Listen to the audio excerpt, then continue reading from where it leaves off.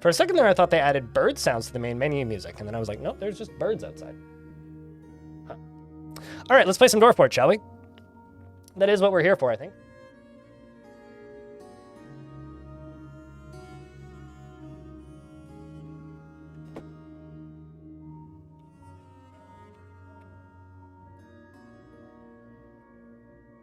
Yeah, I like grays and dark blues, I think are my favorite color palettes, but most of the time I just default to light mode.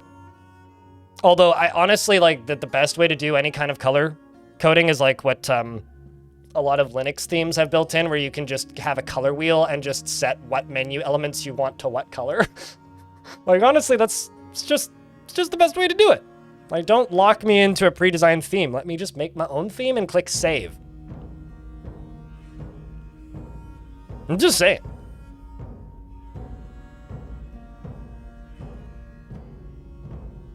Just like, you know, custom fonts for everybody.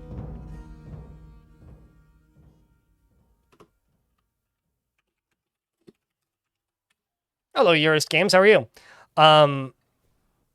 So, you might notice that we are chopping down trees. Who cares about monetizing? Oh, Marion. Seriously.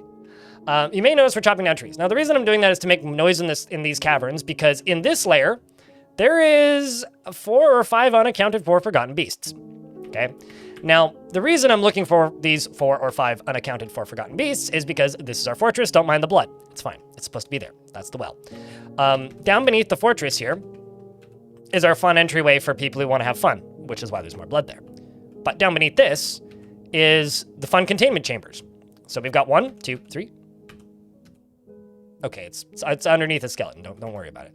We got 1, 2, 3, 4, 5, 6, 7, 8, 9, 10, 11 goat. Soon to be 12. We've got 11 forgotten beasts. Like 10, 1, 11. And soon to be 12, soon to be 13, 14, etc. And a goat. Don't worry about the goat. The goat's bait for the next one. The goat's the goat, okay? It's our bait. Down here, we're just slowly going further. And the goal, or a goal, I guess, of this fortress is to catch forgotten beasts until all of these containment chambers are full, which is 50. When all these containment chambers are full, I'm going to go invade hell. When we invade hell, I'm going to make the beasts fight them. I'm going to try and build an arena for hell monsters and my beasts. And ideally, we'll have the beasts cleanly fight the hell monsters. Sound good? That's the plan and shtick for this fort. Currently in the fort, we have Havoc, who somehow is still alive, who's also my captain of the guard and the only original remaining member of the Founding Seven. We've got YouTube chat, who isn't dead, unlike Twitch chat. We got Bastet, and we got B-Lug, and we got Manopiece 420. Who else is still alive? We got Romanite Troll, who raided us today. Thank you very much for that again. We've got Hilmar. We got Origin64, who was like as pissed off as possible and is now like ecstatically happy with her life, so that's great. Like, she kept tantruming for a while there and then she stopped. We got Blue Ice. We got Enter Bunny. We got Hashtastrophe. We got Journey. We got Demonster, who's grown up, was a child and is now an adult. We've got Big Baz from North FC. We've got Wolfist Wolf. We've got Bone Doll II, the sequel to the original Bone Doll. We got Mathalic. I think I need to enable the Dwarf Redemptions. Mods, if you could do that, that'd be great. Otherwise, I'll do it. We got Nate. We got Nestor. Justin TV, who's, you know, was born when Twitch TV died. Who also is the Holy Gorge, which is a religious figure. We got Kartok, the Terrible. We got Leo R. We've got Raikalu. We've got Theo S. Probably Jody. Probably. Not confirmed or denied. Thanks for the reset at the beginning, by the way. We've got George II. We got Red Fogel II. We've got Swagging Castle. We've got Freeways the First, who's felling the twee. We've got V, Anon 4, Crane the Third, Donut, and Zalvi II. We got Bolter, who fired a bolt in one shot at Forgotten Beast, which is pretty great. We've got Ibram. Am I missing anybody? Flame Thief, who stole a flamey beast, also with a bolt. We got Josh the 123. We got Keyfry, who's kind of pissed. We've got Corpse Man, who's killed 6 people. Kept tantruming. He has since stopped, though, killing people and tantruming. We got Sharpshooter, a kid who killed a Forgotten Beast with a minecart. We've got Tapioke, who's just a kid who's happy. We got Bioactive, who's another kid. We got Magukome. And scrolling down, I think that's everybody.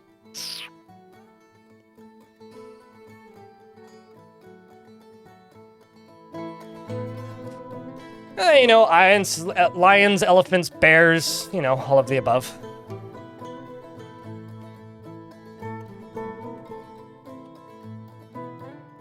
What do you mean, Zalvi?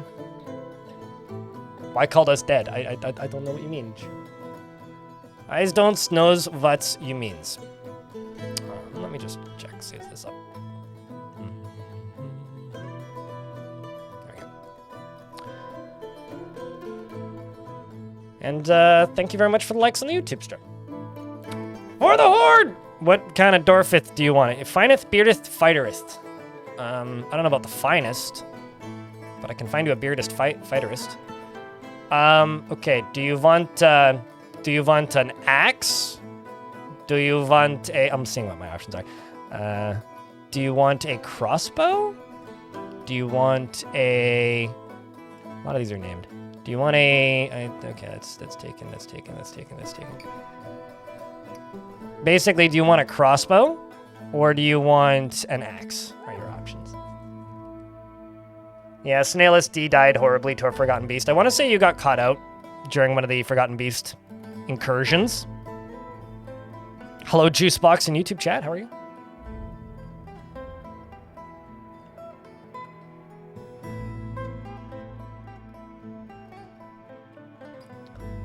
Apparently, you're a very rusty expert axe dwarf.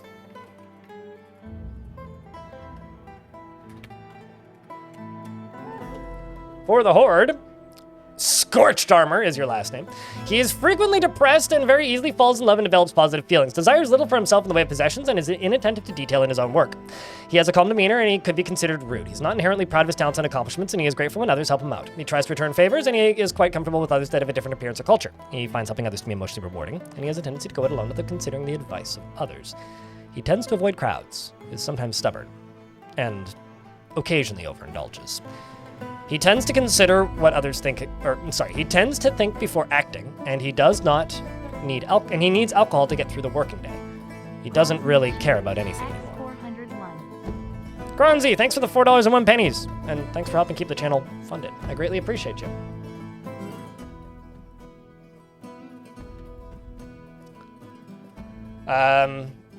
You know what? Actually, I'm just gonna do this.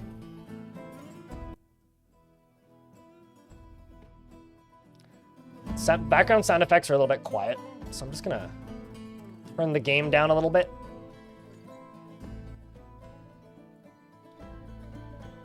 And then do this.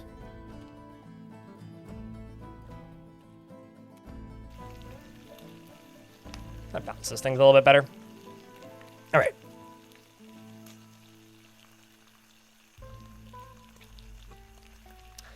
Dreams of creating a great work of art in this dream was realized. Personally would have the world operate in complete harmony without the least bit of strife or disorder, and finds those that sacrifice for others to be deeply respected. Values independence, finds maintaining decorum a silly fumbling waste of time, values tranquility and a peaceful day, and doesn't strongly feel about the law. Doesn't feel strongly about the law. Doesn't care if others take the time, doesn't care about family one way or another, and dreams of creating a great work of art in this dream was realized. Likes pewter, jasper, opal, and crystal glass. Squids for their ability to spray ink, and when possible prefers to consume giant leopard gecko. White mullet beer, and can't stand rats. Is married to Flame Thief, one of my Mark's dwarves, and is a member of the Ashen Cult, the less popular sect of the religion focused around the god of death. I like the crab that shoots webs, is probably my favorite beastie that we've caught so far. I'm actually gonna get my military training again because they all rusty.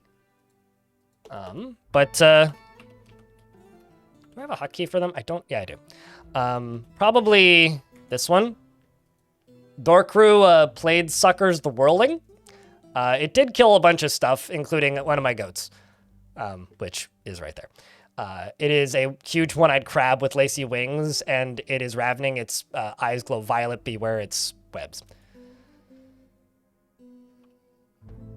There is a mist generator in one of the rooms, yeah. But another one that's like a big threat. Is it this one?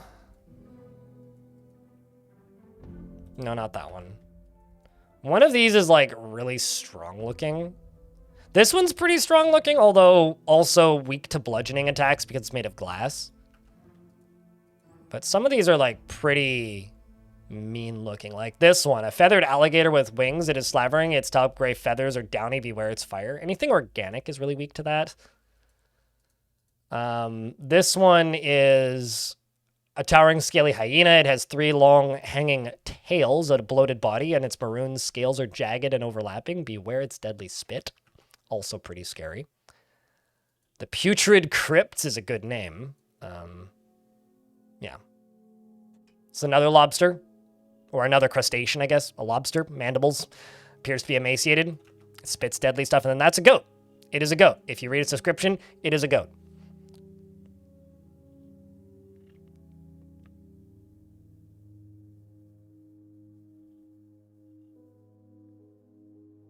You're over here as well? Well, hello. You're doing the double Twitch YouTube? Oh, are you Juicebox Hero and Juicebox? Makes sense. Yeah, I mean, there's a non-zero number of people that are like on Twitch chat on their phones, but like watching on a TV. Because like Twitch apps for TVs and stuff are kind of not great. Like Twitch is a really good desktop experience and an okay phone app. I reinstalled the app for the phone. I think it's okay. Because I think their on-screen overlay stuff is actually pretty good. But the process of getting to the stream you want to watch sucks. Like, it sucks. That's what I don't like about the Twitch app, is just, like, getting to the thing you want to watch. On YouTube, you just accidentally end up watching stuff you didn't intend to click on. At least that's my experience. Formed pineapple. What have you formed the pineapple into? If I can ask. Are you like a banana-shaped pineapple? Because that would be kind of wild. Or are you like in Japan where they make square fruits? Like or just a square pineapple? Because, you know, it is hip to be square. It would randomly black screen, so that's not great. Oof. I mean, that's just... I think that's more just a status of like mobile phones, you know, especially old phones. Also, Juicebox Hero, I can't say her name in any like line aside from just Juicebox Hero. Sorry, I got Jukebox Hero flashbanged the other day because there's this guy that drives up and down my street on a bicycle with a giant fucking studio monitor sized speaker on the back of a bicycle, blaring things at like concert volumes. And he does it at like random hours of the day. It was like 2 p.m. yesterday. I just suddenly hear Jukebox Hero going up the street. I'm like, And then at like, again at around 11:30 at night, he rode by playing Love, Sex, Magic by the Red Hot Chili Peppers, I think is the name of that song. Where he's screaming sex magic really loud. Anyway. Thanks, guy. I think he busks downtown, actually, because he's always heading downtown, and he has, like, this giant speaker blasting music real loudly, plus, like, 4 guitars and an extra bicycle. So I think, I'm pretty sure he's going downtown to busk, because there's a lot of buskers out there. Blood Sugar Sex Magic. Is that really what it's called? My God. Okay. I'm not a Chili Peppers fan at all. So for this fort, we have, this is kind of the primary layer on the sort of front door thingy right now. This might move. We have our hospital and then our doctor's guild, the Lazy Healer, which that was a random name. I didn't come up with that. That was just too funny. This is our very unfinished artifact hall. We've got our library down here, which is very... That's not it. We got our library down here, which is very small. You know, any 20 shaming books, but it's just doing okay. We got some bedrooms. We got some more bedrooms. We got some more bedrooms and some permanent bedrooms. We've got, you know, our 2 food storages for our slightly overstocked food supply. Perfect number of drinks currently. We've also got our lovely, lovely, lovely little hospital. And somebody was commenting on the VODs and saying that me making stuff out of like green materials like olivine makes it look like it's colored vomit. Have you never seen a salad? Or olives? That's all. Anyway, over here we do have 2 rocks. Unfortunately, they're not a breeding pair. Maybe one day they will be. We're not doing much off-site raiding right now because I'm just trying to catch forgotten beasts. If we start doing off-site raiding, I will assign these as war animals if we don't get a breeding pair. We've got a very big pile of rocks right next to the cage that has rocks in it. So, you know, there's a joke there somewhere.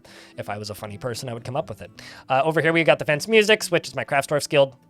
We've got Temple, shitty temple, but still a temple.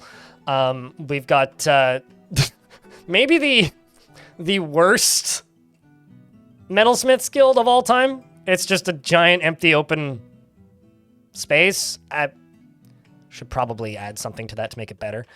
There's some Impala blood over there for some reason. I don't know why. We got a couple tombs. This fort's kind of old. Like, if I actually go to Havoc,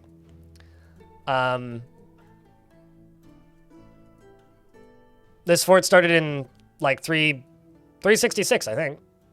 Yeah. So this fort's been around since 366. We're now up to 385. So this fort's getting pretty old. You could have sworn those plump helmets were bookshelves. Big ass bookshelves, man.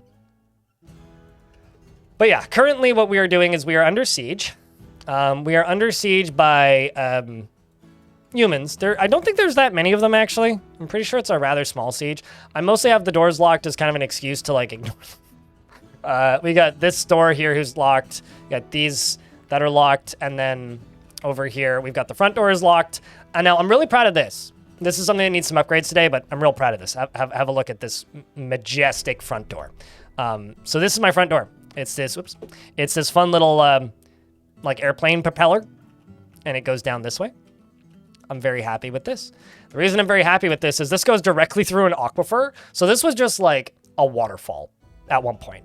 And we've sorted that. It took like all day the last stream. So aquifer, aquifer, aquifer, aquifer, aquifer, aquifer, aquifer, aquifer, aquifer. Yeah, that took a long time to get through. But we're through it now. So now we just need to, you know, this is all the mud from said aquifer. And then this is all mostly stuff that was like dropped by traders that kept like getting toppled while trying to leave. So I'm going to pave all of this, and I'm thinking about maybe moving trading potentially up here. Potentially. And what I might also do is go down to about here and make a new front door that just enters the fort from this angle somehow. And then not use this one as much. Use this as like an emergency side door or something. Or maybe like go from like, oopsies, over here into here and then down and then down and then down and then over to here and then popping up here. Might do that. Because over here we've got this, which goes down to here, here, here, here, here, here. And then this enters here, which takes you to the railgun and the automatic cleaning system, which makes things burn real quick. It's pretty good. We also have 2 forms of drainage for that cleaning system, which is these, and then soon to be this, which will be connected to a different lever right next to this. So we got this lever right here, and I will remember where the button is. Place that there, and then connect to this, and then soon, in a moment when I click place, we're going to place another one right south of it. And then I guess another one south of that. I should have clicked the repeat button. But yeah, that's the kind of, I guess, quick version tour of the fort. Any questions?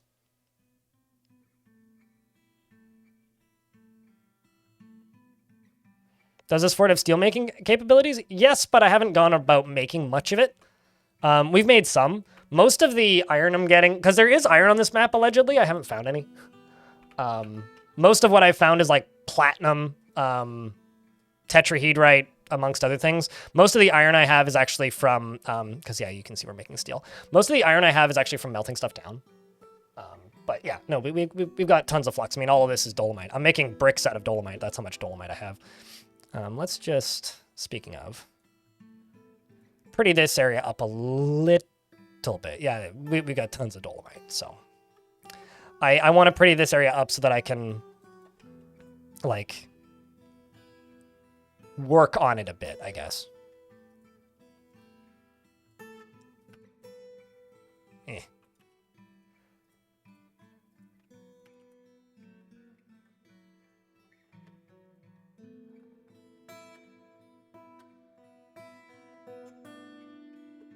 All right, well, that'll be a little bit of an improvement.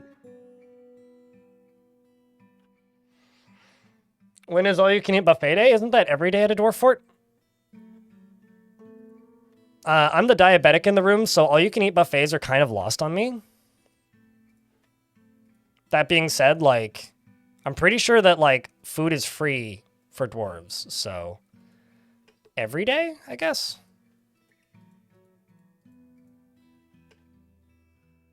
Every day.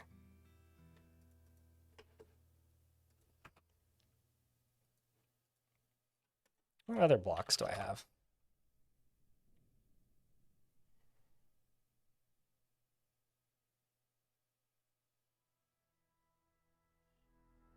Let's just do diorite for this.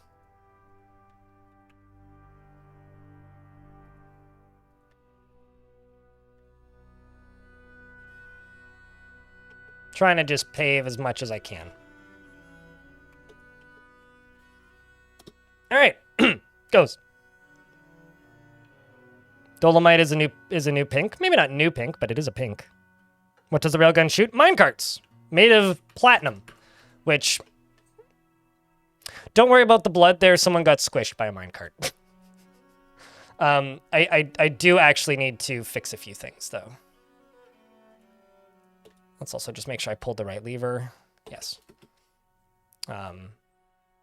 Few things I need to fix. No, they didn't live for very long. Trust me, about 4 dwarves worth of blood came out of that one dwarf. But anyway, I need to make more platinum minecarts because I don't have enough. As you can see, my minecart routes are kind of a mess. Yeah, they're kind of a mess. I do have apparently some spare minecarts sitting around. But like, yeah, I need to make more platinum minecarts. I've got 2 platinum bars. So... Also, apparently has some platinum statues. So yeah, we need to mine more platinum. I could make... Actually, how many bars do I have? Any neat artifact weapons?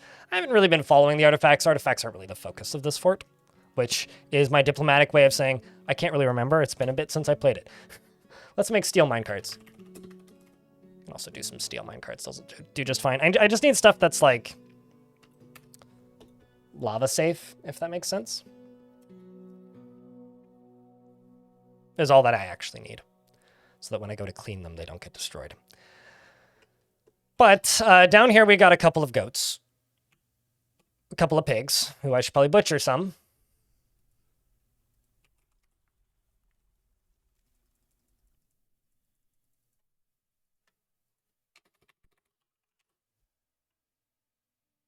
I don't know. I don't really care.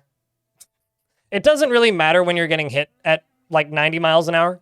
Like when something hits you hard enough to make your upper body explode, it doesn't really matter how heavy it is. Like I was doing platinum because heavier is better, but trust me, steel is more than enough. It's kind of a situation where, yeah, they should be heavier, and yeah, it'll be more effective if they're heavier. But in the grand scheme of things, it doesn't really matter. If I have the metal, I'll just use it. As far as artifact weapons go, like I said, I'm not really focusing on those too much. Yeah, we got some clothing that I can't see, some rings, some other stuff. What else do we have? Anything off the top of my head that I'm going to spot? Yeah, no, not really. That was brought by a monster. I want to say that's a bone hammer. I do have some pale metal spears. I don't know. I'm not really, like, sometimes I specifically make forts around artifact weapons. In order to get, like, artifact weapons, you need a lot of armor smiths, and because that wasn't really the focus of my early guilds, like, I don't have a single weaponsmith, or specifically weaponsmith, so, yeah, we're not really getting many of those.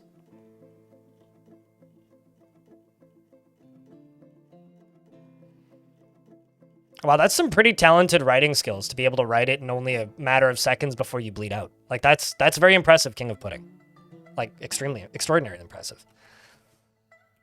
Okay, so, another thing I want to do is I want to make these wells safer, because they're a little bit, how do I put this? Not safe currently, so let's actually just, like, embiggen this space a wee bit. Oh yeah, I should probably tell the story about how I locked myself in my bathroom. So when I moved into this apartment, one of the first things I noticed is that the lock on the bathroom was kind of fucked, is like a polite way of putting it. It like was just sticky in a way where you're like, this isn't safe for a person to use. And so I just kind of like made a pact with myself that I wouldn't use that lock, and I haven't been. So whenever I go into the bathroom, I just wouldn't lock the door. And I've told guests and anybody who's come over since to just don't lock the door. It doesn't like you and wants to trap you forever. I went in there yesterday because I was actually going to change the door handle, and I closed it, used the toilet, and the door wouldn't open. And the screws to unscrew it were on the other side.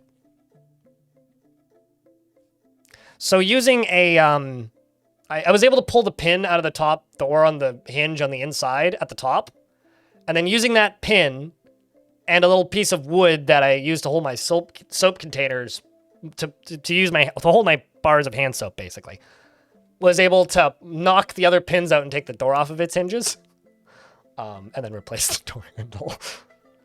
It's kind of terrifying. The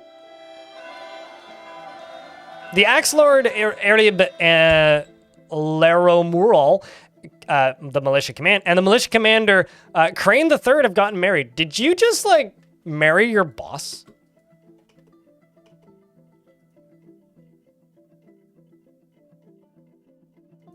Yeah, you did. Oh no. Okay, well you're in different squads. I'm new to Dwarf Fortress and trying to make worlds and see what they look like. I'm giving your first fort. You're having your first go at Fortress month later, and properly follow your tutorials step by step. Don't follow them too closely. Like the tutorials are just trying to get you through the base level of mechanics, and they don't need to be done in a particular order, right? Like I do things in a certain order in those tutorials because I'm just trying to explain like the things that you need to kind of pay attention to. Especially like in the getting started guides, but just do know that like you can just completely forgo the build order. You don't need to do anything in a particular order. The only things that your dwarves need is food, beds, and beer, and a place to socialize. But it's good to have you. Lockpicking lawyer would be proud of me. I mean, I kind of used lockpicking lawyer's wife's technique, you know, like where he locked the Haagen-Dazs shut and then she just like cut the bottom off. Like that's honestly where, you know, the way I did it. I didn't pick the lock. I just removed the door.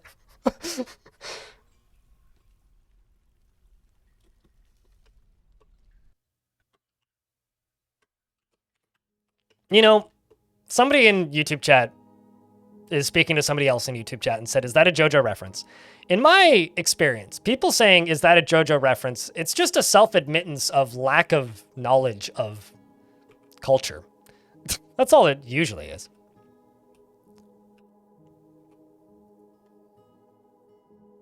Dwarven lockpicking. Work smarter, not harder. See, no, I agree with this. See, no, exactly. Absolutely. I'm working smarter, not harder. Totally. 100%. How many more dwarves still need bedrooms? A lot. Shit. Right, we should do that today, too. Lots of stuff to do today. Your mom is a JoJo reference.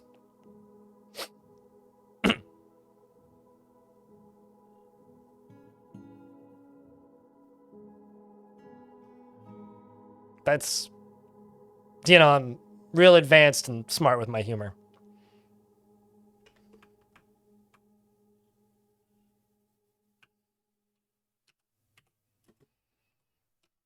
She's a bizarre adventure. You know, that actually kind of works a little bit, just like in the context of your mom joke. Anyway, I think I'm gonna do bedrooms up here. I think that's what I'm gonna do. Maybe some down here too. So let's just like knock out this wall.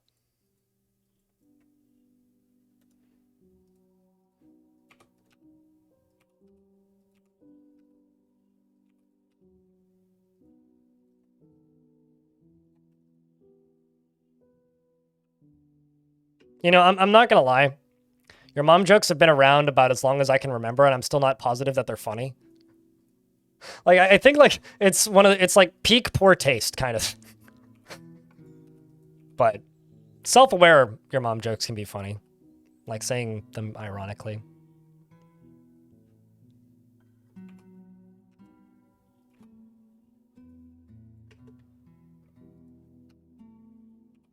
But then again, I think a lot of humor is just being self-aware. It's like kind of like a intentionally being awkward type of humor, I guess. Am I building bedrooms? Yes. Well, I'm digging bedrooms. Uppers and downers.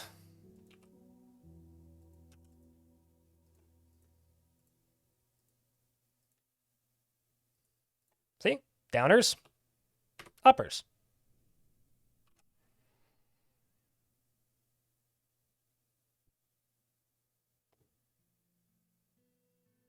To make people squirm is your response. I think that's kind of what it is, you know, like, it's one of those, like, just context. Just make sure, as long as you're around the right group of people, they can certainly be fun jokes.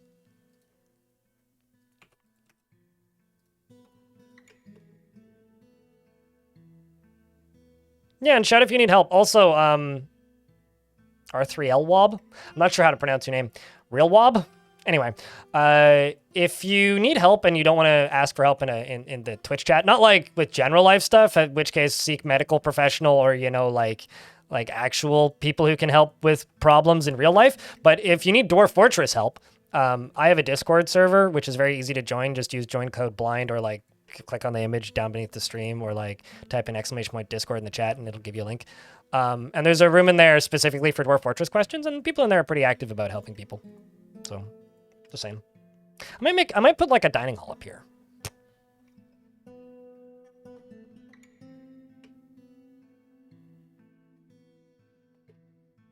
Yeah, I mean, yeah, I can't like when it's being used around family, it can certainly be funny. Okay, we'll let them take that. My miners are very busy currently.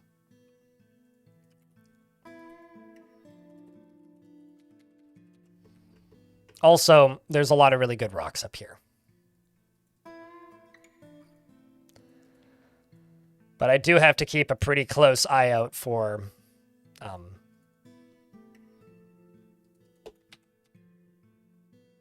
there's more tetrahedrite, more tetrahedrite. I do have to keep a pretty close eye out for forgotten beasts down here. Why'd these get forbidden? I wonder.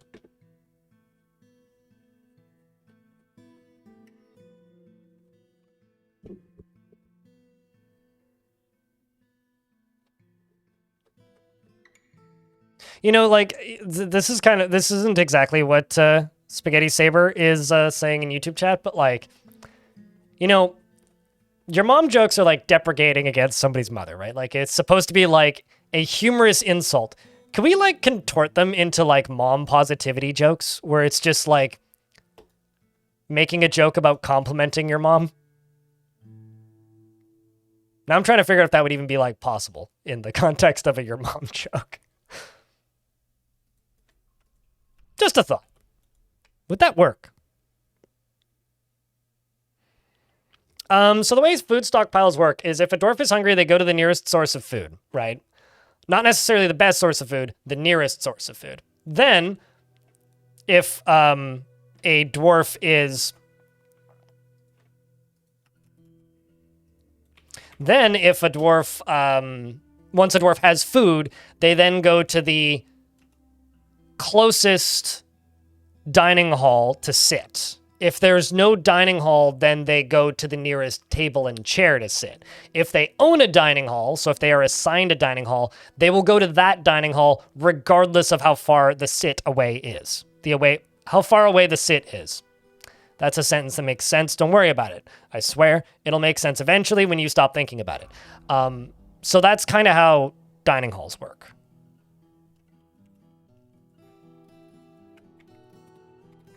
So if you put a food stockpile in an undesignated dining hall, they will use that the most. And the richer the dining hall, the happier the thoughts they get about going to the... It's like when they go to bed. If they don't sleep in their own bedroom, they'll just be like, I'm sleeping alone. But if they sleep in their bedroom, the nicer their bedroom, then the better the thought they get from sleeping in their bedroom.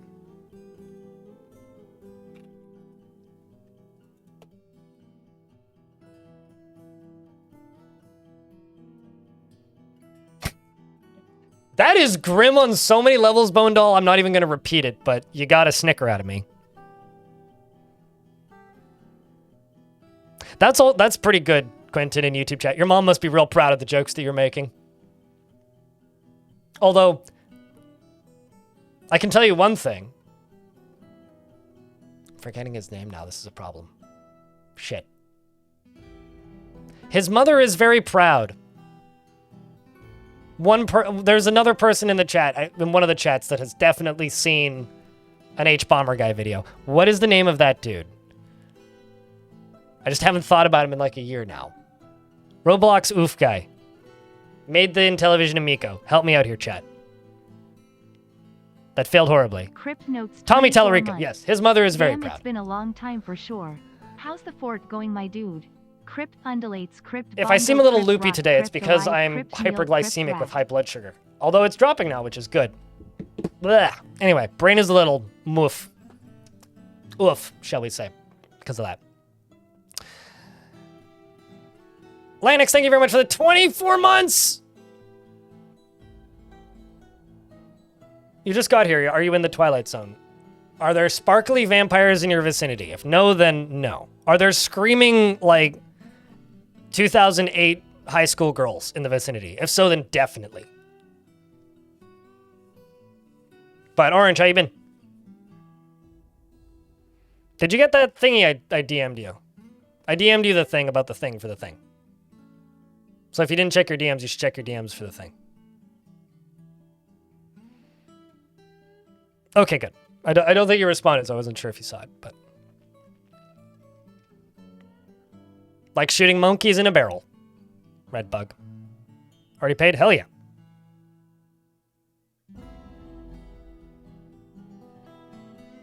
Ideally, buffalo sauce. Darius.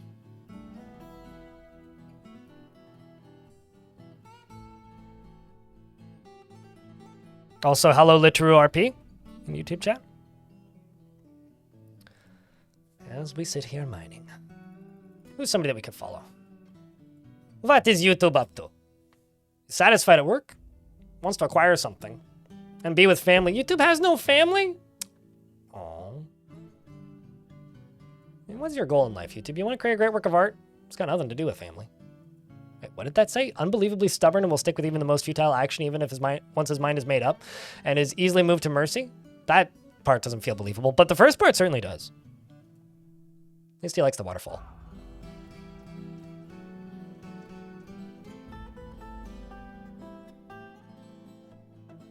So I'm type 1 diabetic. Hyperglycemia isn't a constant. It means I fucked up, my meds went bad, or I miscounted something or forgot an injection. And then usually takes the better part of half a day to fix. I don't like sweets, which is why when people tell me to rate sweet things, I just kind of go, eh.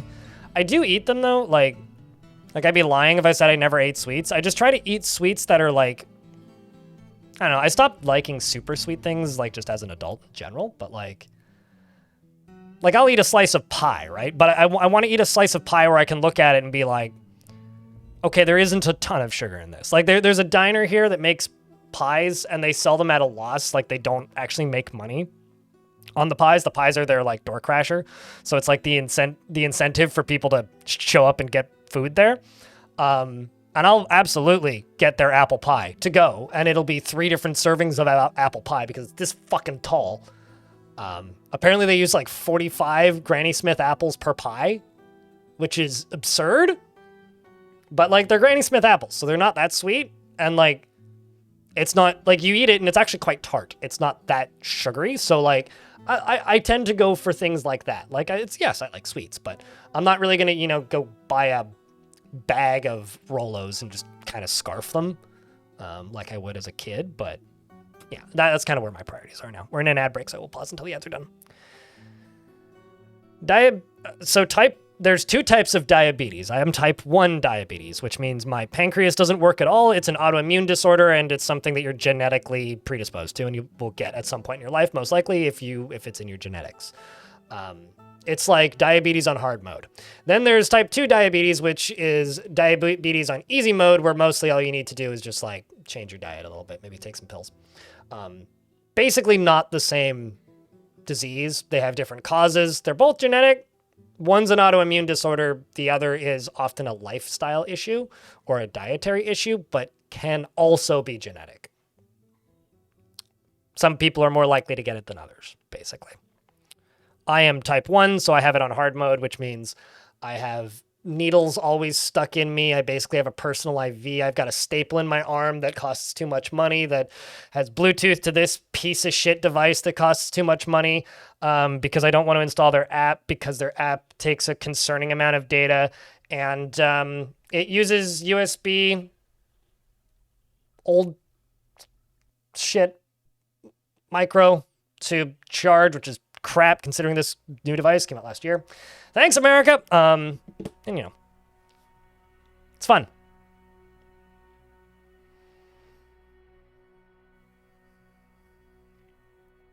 A good not too sweet pie or cake. Yeah. It's more like I don't like artificial sweeteners. By artificial, I mean just like, if the only flavor you have in your cake or pie is sugar, you fucked your pie up and you need to make a better pie. I've definitely told people to not make jokes about diabetes or referring to just being overweight as having diabetes, but I've never really tried telling the diabetes to just stop. Maybe one day it will. And also because, like, unfortunately, being old man that screams at cloud, I find is not actually that effective of a method of doing much aside from just mildly frustrating yourself.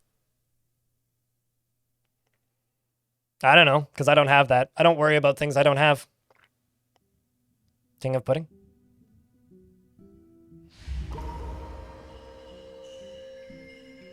Was that ridiculously over loud, or was that a good sound level of the plonk? Because I think there was like a rebalance of volume levels in Dwarf recently.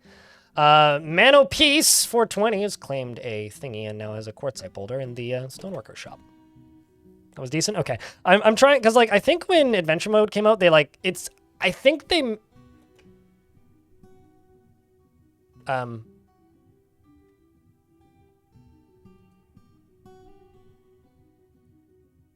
Okay, well, that was all first of spring.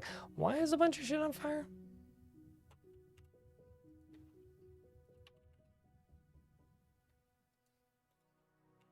Wait, hold on. 1, 2, 3, 4, 5, 6, 7, 8, 9, 10, 11. You know what? I'm just going to do a thing. Real quick.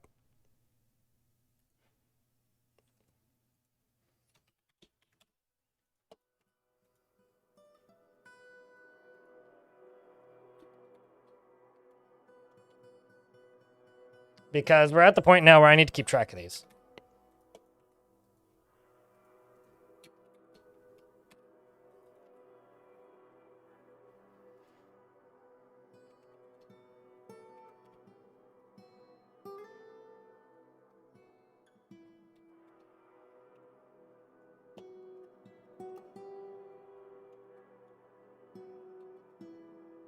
Was that FP8?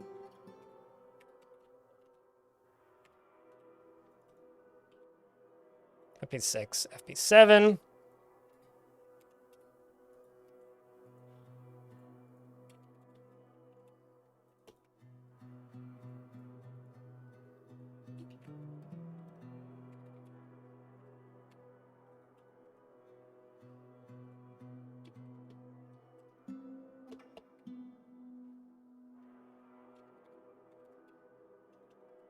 Okay, so now if I go here and I type in beast, it should show up empty. And if I go here and I type in FB, you can see them all. I don't know why things are on fire, but things are on fire. That is all. That's all I got. I do not know why there is fire, but there is fire. So I think we're okay. I've also made those minecarts. Let's actually just pop up to here.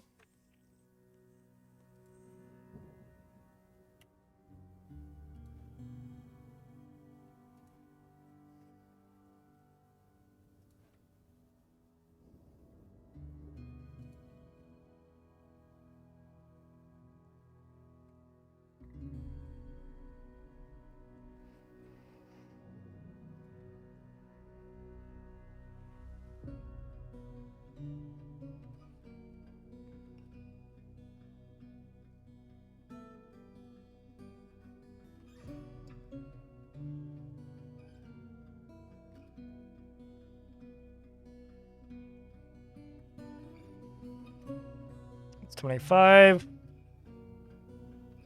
26, 27, so many, 28,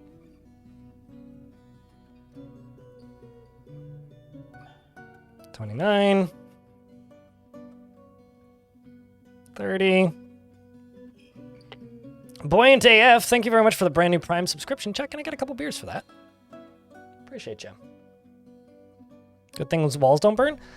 Wooden walls can burn, but only in extreme situations. I've also seen wooden floors burn too, although not in a while because I don't tend to make wooden walls nor floors.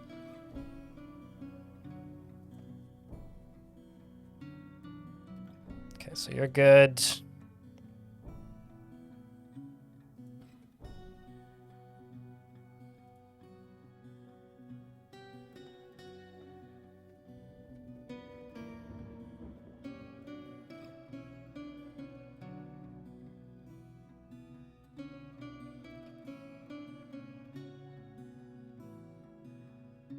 Okay. Let's see what that does. Because a bunch of minecarts should be filled in here in a sec. Oh, there is no rollers there right now, which I can fix.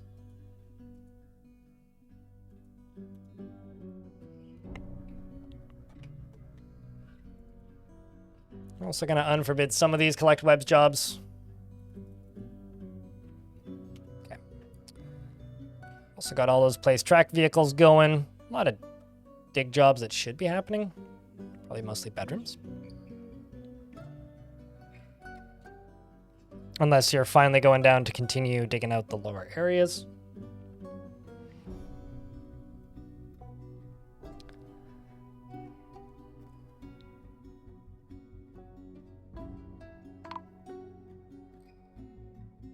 I feel like that reading your description of this, Soki, that very much sounds like a precursor to Type 2. As an example, I don't know why we're talking about diabetes. Type 1 is your pancreas doesn't work anymore, right? It's like heart failure, but for your pancreas, it just ceases to function entirely and is essentially just a pointless organ that just exists. Type 2 is you're still producing insulin. In a lot of cases, as much as you normally would. But your body resists it. So essentially, your body just refuses to accept it. And what insulin is it's what takes carbohydrates that are just sitting in your body and turns that into energy.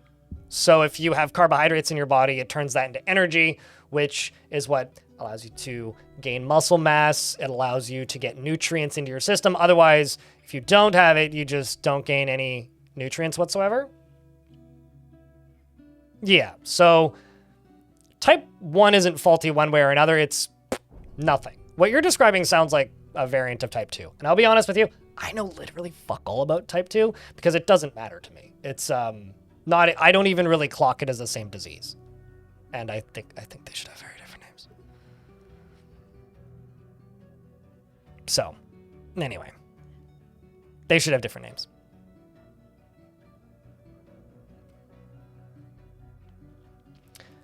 Anyways, the elves are here to trade, and they have no way into the fort, so I should let them in.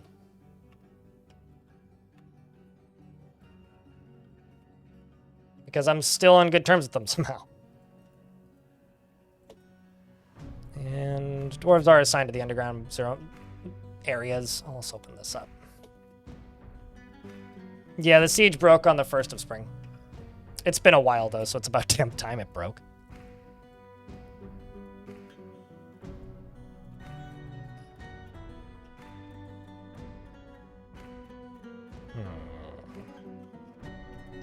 Let's do these guys. They look pretty.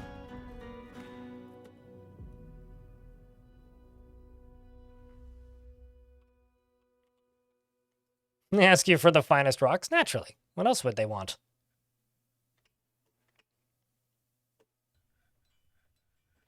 Problem is, I don't actually have much I can sell them because everything in this fortress more or less is made out of some form of animal product, so it's actually kind of difficult to trade with them right now. But it's doable. We can make it work. Because I do have lots of cut gems, thankfully.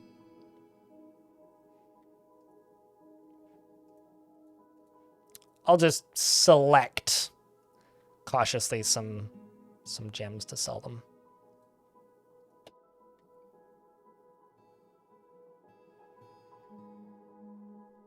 Yeah, they really are. And I don't really want to fight them above ground, Soki, because they, these dwarves spend so much time underground, they are pretty cave adapted at this point. Blood sugar's finally coming down, as it should.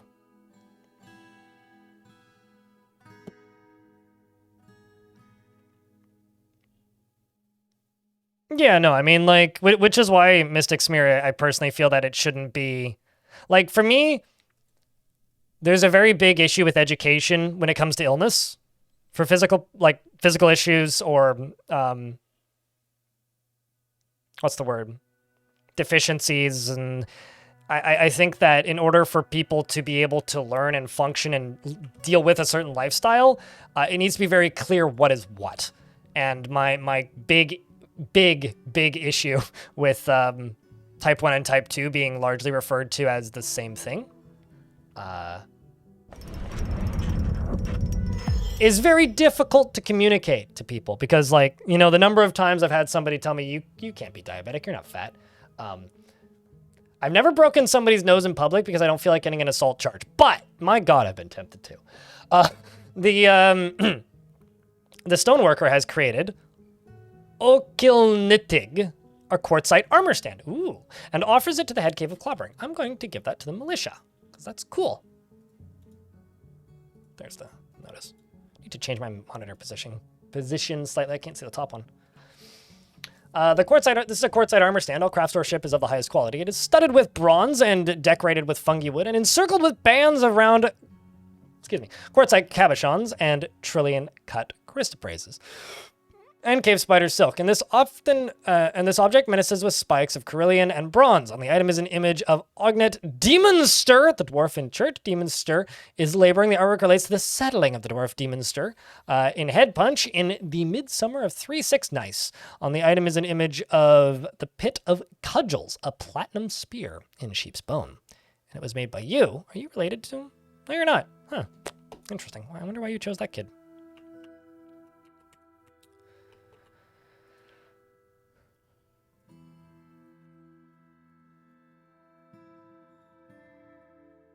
There it goes. Nice. And then it goes right next to my artifact weapon rack. Flaccid Yam Can you be someone crafty? Beard or no beard, Flaccid? And what kind of crafty do you want to be? I mean, we got stone crafty, we got blacksmithy crafty, we got metal workers, metal crafters. We've also got clothers and crafts dwarfs. And somebody with beard, sure. How about a metal crafter? Somebody like this.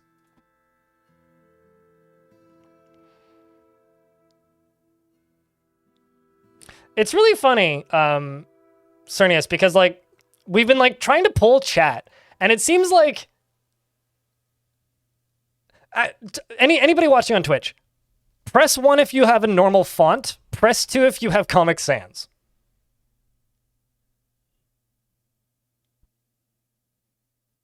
I mean, that's literally what they are, right? Also, they should be called pancreatic failure and insulin resistance. But no, unless you're diabetic, you're not going to know the difference between insulin insulin resistance and like lack of insulin production. Like I don't know. This is a bigger topic, probably too big for this stream. Yeah, it seems to be like half to less than half of the audience. Yeah, it's like, it's really weird. I want to know why. My theory is this. And this is a big brain dumb theory. I feel like Twitch has just kept a database over the last year of anybody who's talked shit about Comic Sans. That's my theory. But I don't know. Like,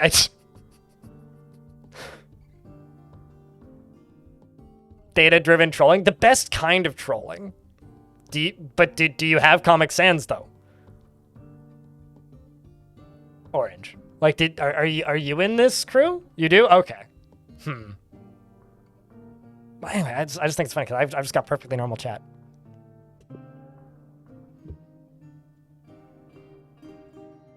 Meanwhile, Orifice Horse in YouTube chat says that they are using wingdings. Well, I'm not big on Giga Chat memes, but everybody can just be like, man, why am I suddenly stuck in this font? You're just like, I've been using wingdings for the last 25 years.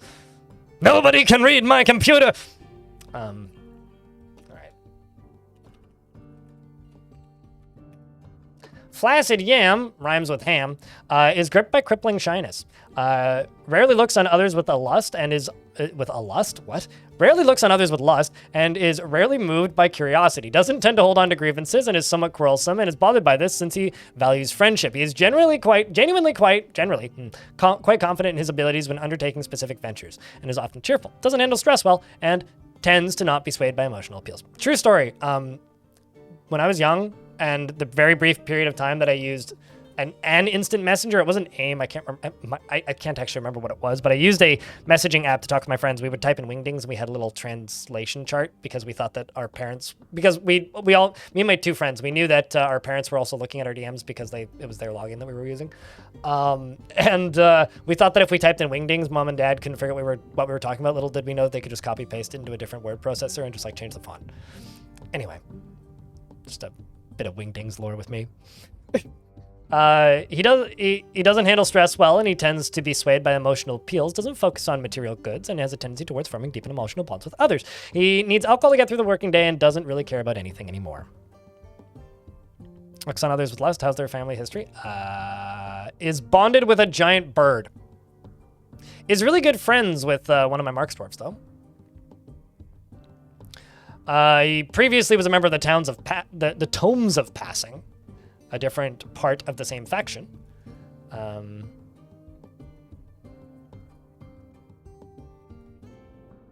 hair is dry. He's got scars.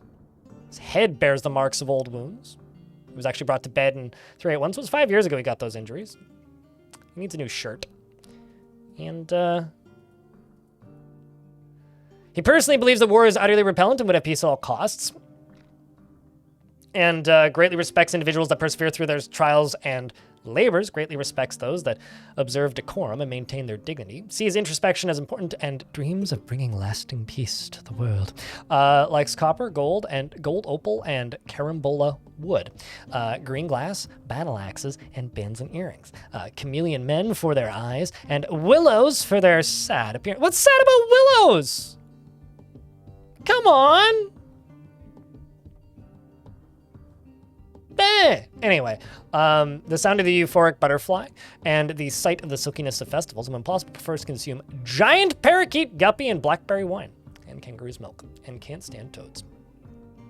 They're weeping? No, they're not. They're not. That's not crying. It's like they're sagging. They're drooping. I don't know. I find them calming. And that's a flaccid yam for you.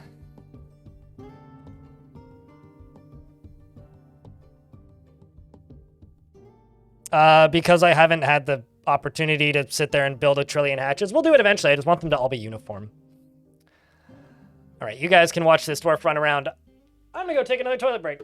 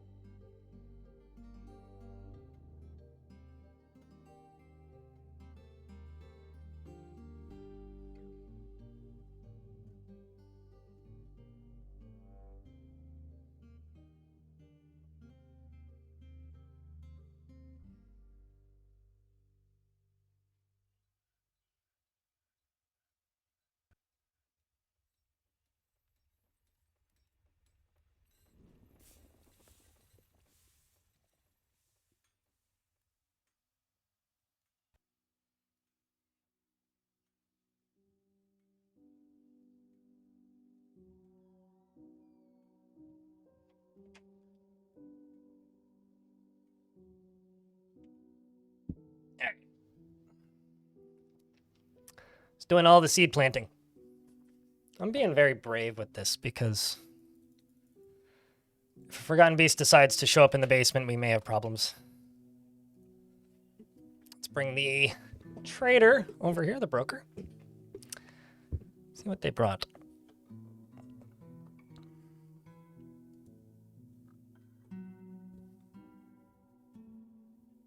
Am I farming turtle eggs? I am indeed breeding giant tortoises.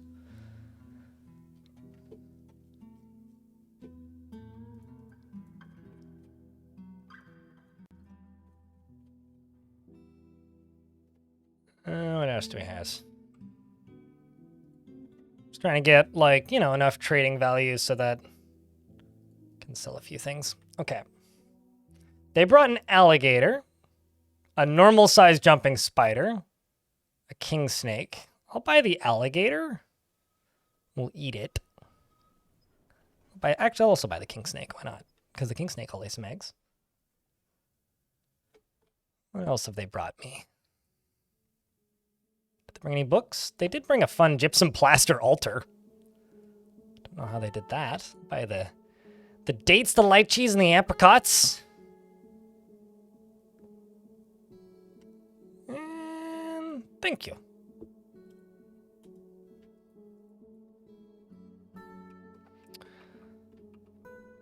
And I will go down to here real quick and, oops, nope, that's not the thing I'm going for. Ah. Out of food storage items again. Actually, let's just check bars. How much copper am I sitting on? 63, wow, I've actually worked through quite a lot of that. The question is, do I have stuff I can melt?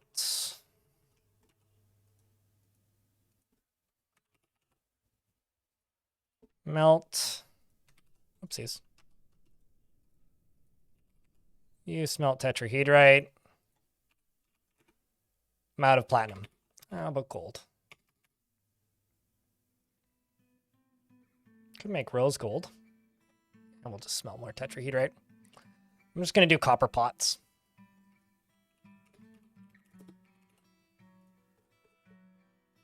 Let's do 50.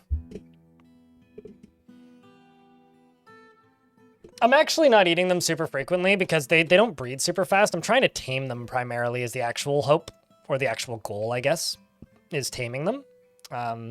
But if I end up, you know, breeding them, that's, you know, fine side opportunity to that needs to get chopped down.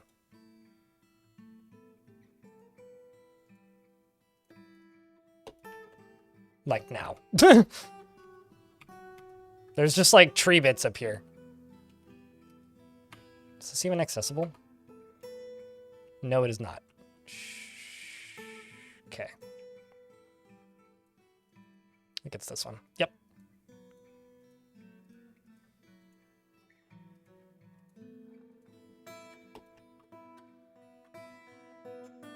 And some migrants have arrived. Bloodthorn fireproof? No, it's not.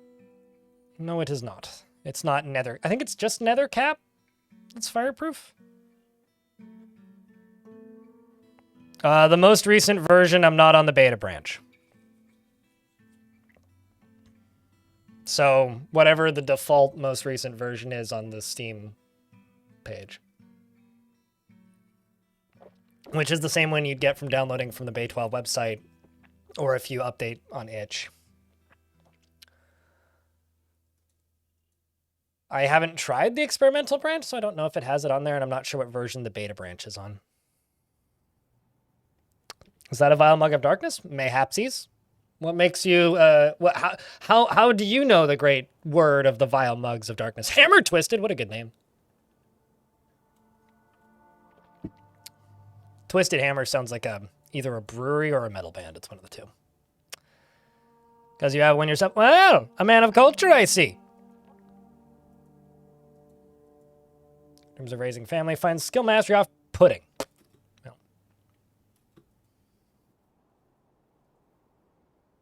Dreams of crafting master to work someday. Slow to anger.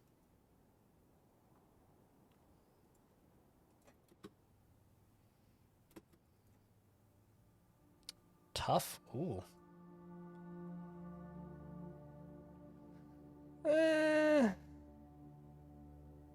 The narrow focus on the current activity needs alcohol to get through the working day and likes working outdoors.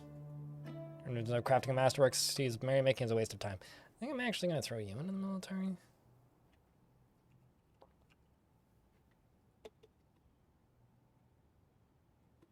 Just scanning for dwarves that would do okay in the military. Wait, hold on a second. Incredibly calm demeanor. Sometimes acts with... She has a sense of duty, a stubborn gem cutter. This one. Animal trainer. Ooh, disdains skill. Uh-huh. Well, good luck. Ooh. Novice hammer derf. Dreams of mastering a skill.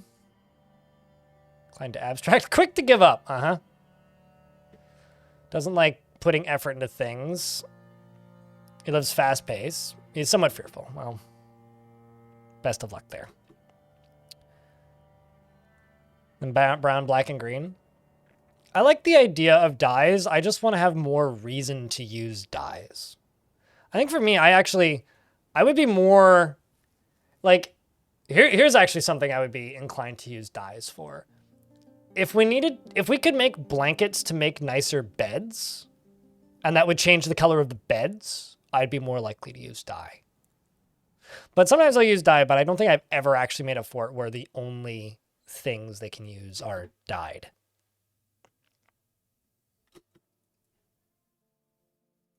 You have a spouse? It's a big family.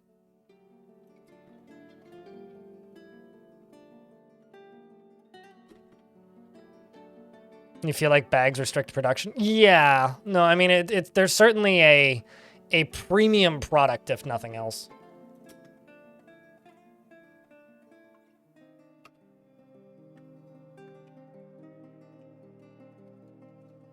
Let's go down to here.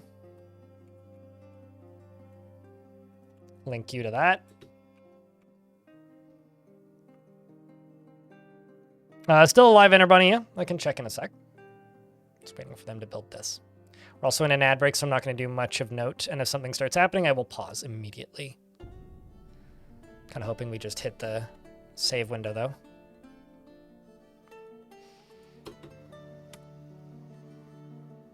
Was worth the silver die for the Gothbar? I mean, if you have an abundance of it, Odin abundance, you would know about this.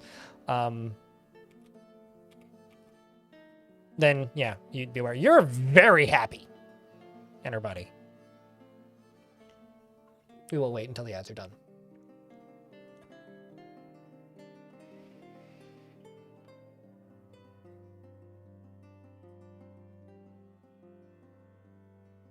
Something else I did this past weekend, chat, for those of you who aren't in the ad, is I went and bought 125 liters of dirt from Rona and started all my gardening for the year.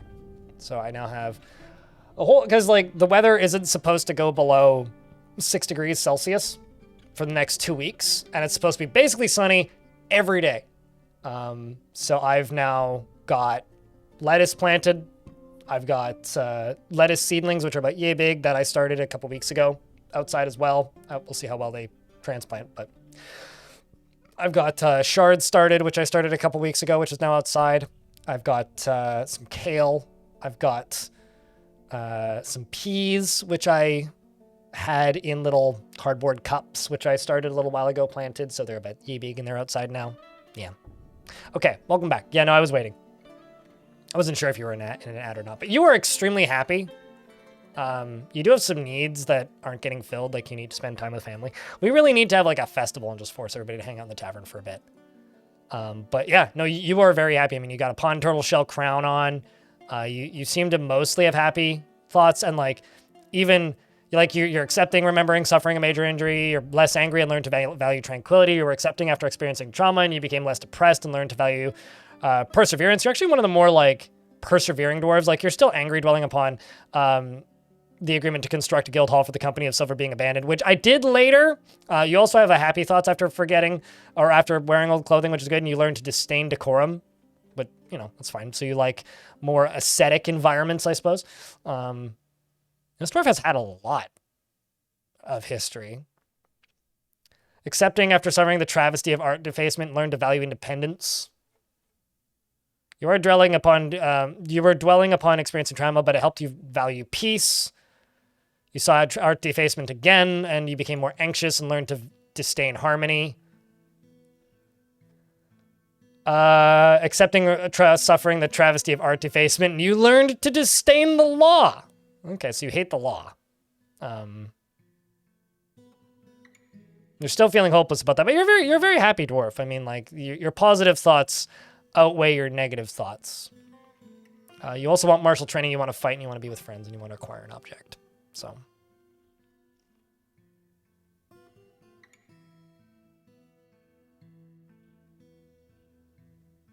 In YouTube chat, I've got my onions and brassicas hardening off on the porch today. Peppers and tomatoes are moving along in your growing room. Yeah, I've got tomatoes indoors still. I put them by the window while the sun shines through, so they get some natural light, and then they get an extra 4 or so hours worth of artificial light in my closet. I have 6 tomato plants. I wasn't expecting to get 6. I planted 6. I was expecting to get like 4, and I got all 6. So I've got more tomatoes than I need, but I'm not complaining. So 3x3 or smaller. These are my fields. They're a little on the big side, but they're kind of prepped because the population cap for this fortress is like 350. We just haven't actually really had the opportunity to hit it yet. So whenever we do hit it, I'll be kind of prepared for that, ideally. It's kind of the hope. Let's do rock salt, because rock salt looks good.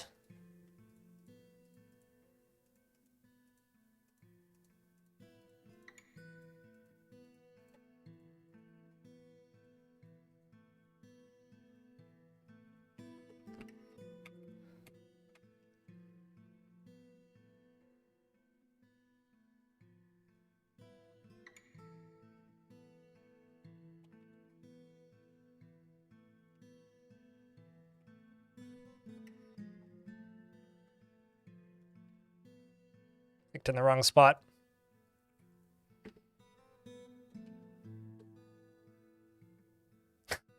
You meant real life fields. They're a collection of pots that are sitting on my porch. They're not huge. It's significantly smaller than the 20 by 20 plots I had last year. I had 2 actually where I used to live. So they are significantly smaller than that, but they'll get me by.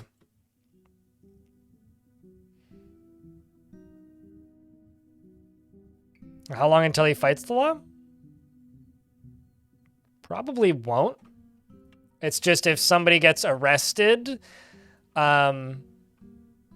illegitimately, that'll probably give them a negative thought. Basically, they're more... Generally, dwarves I find that are annoyed by the law are just more susceptible to crimes committed by the law, if that makes sense. Where there are some dwarves who just like won't get a negative thought regardless of what the cops do, which I think is kind of an interesting mechanic in a way, actually.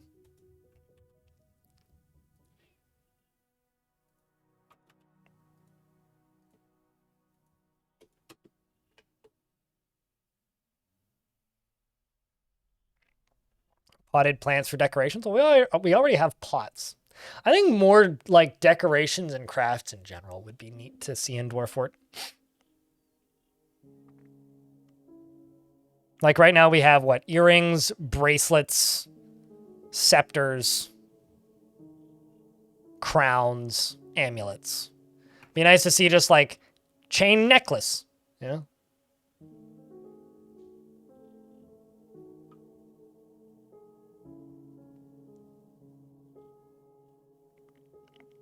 Need to make an indoor starting in YouTube chat. I need to make an indoor starting area, otherwise you're gambling with your garden.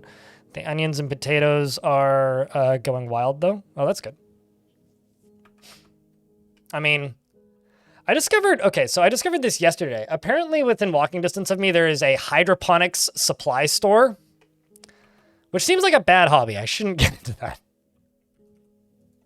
I feel like that's maybe a very easy way for me to spend way too much money on stuff I really don't need. Also, I don't really have the space for. But it's neat to know that it exists. I'm sure they have a lot of really good fertilizer and stuff in there. Although the place is like maybe the most hippie looking business I've ever seen. Like it's literally just like a shack, like with a broken window out front. And like if you told me that the building was built around a shipping container, I'd believe you. It's kind of a funny looking spot. But I'm sure it's not a bad store to live close to. Your suggestion for fertilizer? If you're going to say pee on your plants, that's not a good idea. Don't do that. But sure. What's your suggestion? I don't really need your suggestion because I already have a solution for that, but I already have liquid fertilizer.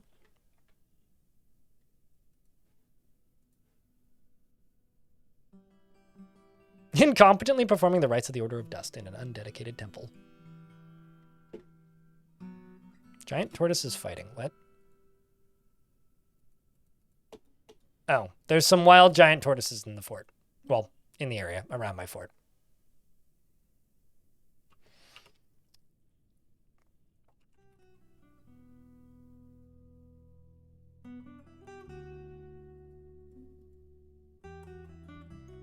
Okay, and then the other thing I gotta do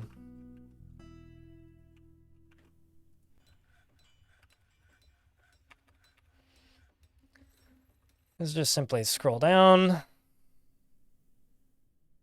I apparently have an alpaca. Didn't know.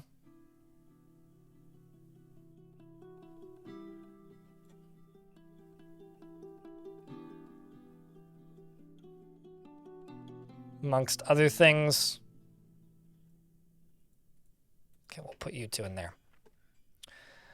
And I'm also going to go here and type in cage. Viral. There's definitely some dwarves that just entered the fort that are not in the burrow. So since they're not in the burrow, they're going to be my guinea pigs for reacquiring these cages, because I don't know when I'm going to get sieged again. I hate this.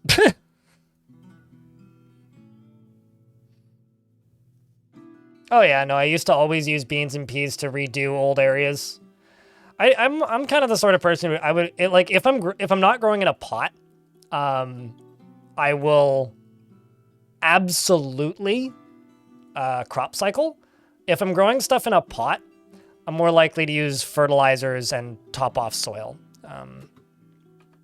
It highly depends on like the area that I am growing stuff in. And that will vary pretty wildly. Because it entirely just depends on the area that I'm, doing gardening in. If it's an area that, I actually have dirt, then yeah, I will cycle crops annually and try and keep the soil healthy that way. Otherwise, if it's in a pot, then I generally go to more additives, I guess.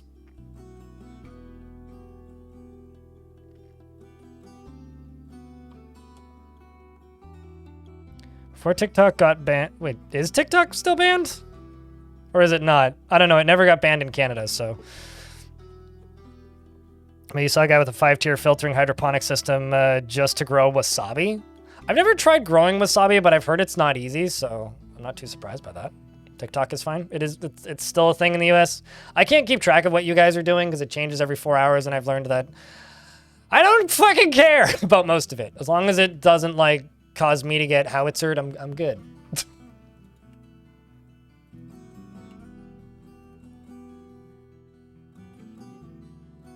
Pigeon manure. I feel like if I were to go put pigeon manure, or any kind of manure for that fact, in my tiny little pots on my patio, my neighbor below me might complain, because that stuff smells. Smells real bad. And also, I wouldn't use that indoors. I also have to keep it indoors. So I'm gonna stick with my liquid fertilizer and my potting soil, I think. I do live in an apartment, remember, and I'm not growing in a garden plot in dirt right now. I'm just growing on my patio. Right, Flaccid, I get you. It's like, as long as I don't need to leave the country or whatever, then you're probably okay. But remember, protect your neighbors. That's all I'll say.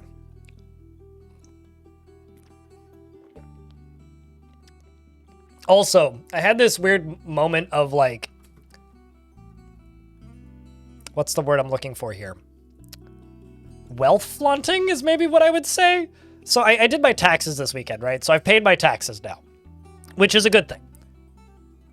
However, because I had to have them done by the end of the month, and I got them done 2 days ago. So happy with that. I went to my old tax lady, who is a ferry ride away. But the reason I went to my old tax lady to do my taxes instead of finding a new one where I live now is because it dawned on me that if I take an airplane to the mainland where I used to live and do my taxes there, that's a tax deduction. Because I need to find new travel expenses. Because currently, my travel expenses are basically zero because I've canceled every single one of my trips to the US this year, more or less. I probably won't go to PAX for the first time in a really long time, just as an example. And so I got on a frickin' plane and flew, a float plane, I should clarify, and flew to go do my taxes. Because I need travel expenses.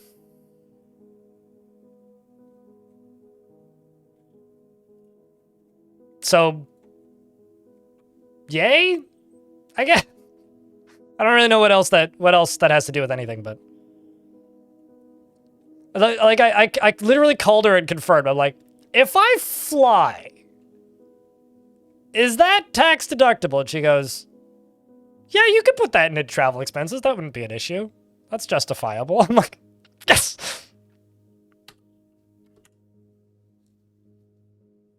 I can buy you trips and count them as a... You know, ironically, when I used to go to TwitchCon every year with Stoned Hobo, I would pay for accommodations and he would pay me back because I could write it off as my stay accommodations. Because we never get, like, super crazy things or anything. Like, there was one year we ended up in an Airbnb that was literally a trailer in somebody's backyard. It was pretty nice. There was chickens outside and everything. It was great.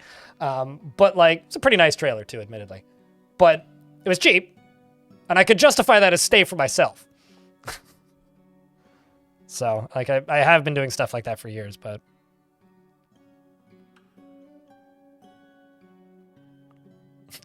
I like how you didn't finish that sentence, Orifice. It's just, which is... Yeah, it's hard to keep up with. It's terrifying. Anyway, let's butcher those caged animals. Because we're probably clearing them pretty quickly.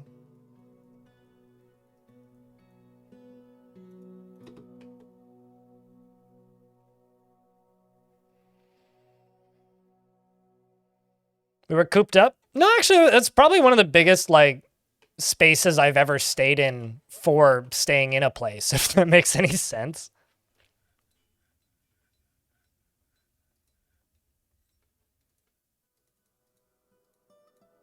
I don't actually know how many hatch covers I have, but apparently I've got quite a few green glass hatch covers. So might as well start filling those in.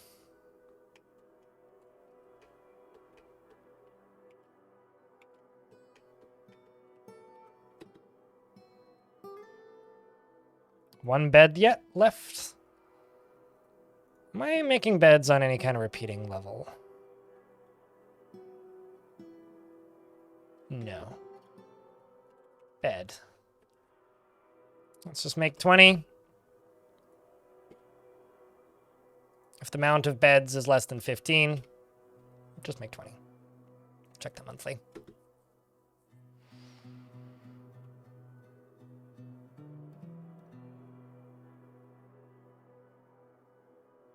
Did I miss a pun? I'm sorry. TwitchCon Canada when? I don't think there's enough... Like, they don't have a TwitchCon Australia. I feel like that would happen first. Because there's a lot of regions in that area that it's really hard to get into to TwitchCon. Like, even to TwitchCon Europe. So I feel like a TwitchCon Australia is more likely than TwitchCon Canada. I'd take it, though. Although I probably wouldn't go at this point. I kind of came to terms with this. Like, from 2016 until pandemic, I went to every TwitchCon. And then after pandemic, I went to the one in Vegas. With the exceptions of the ones in Europe. I don't think I'm going to go to TwitchCon anymore. Like, TwitchCon was extremely important early on in my time doing this. It was a very, very, very valuable networking event. I met a lot of people. I think I actually owe a lot of the success that I've had as a streamer and on YouTube as well to going to TwitchCon and networking at TwitchCon. But something changed during the pandemic where the demographic of the people who are at TwitchCon and actively networking at TwitchCon isn't my demographic anymore. This is kind of a really polite way of saying TwitchCon makes me feel old. Because it kind of does. Essentially, like, me going to TwitchCon now,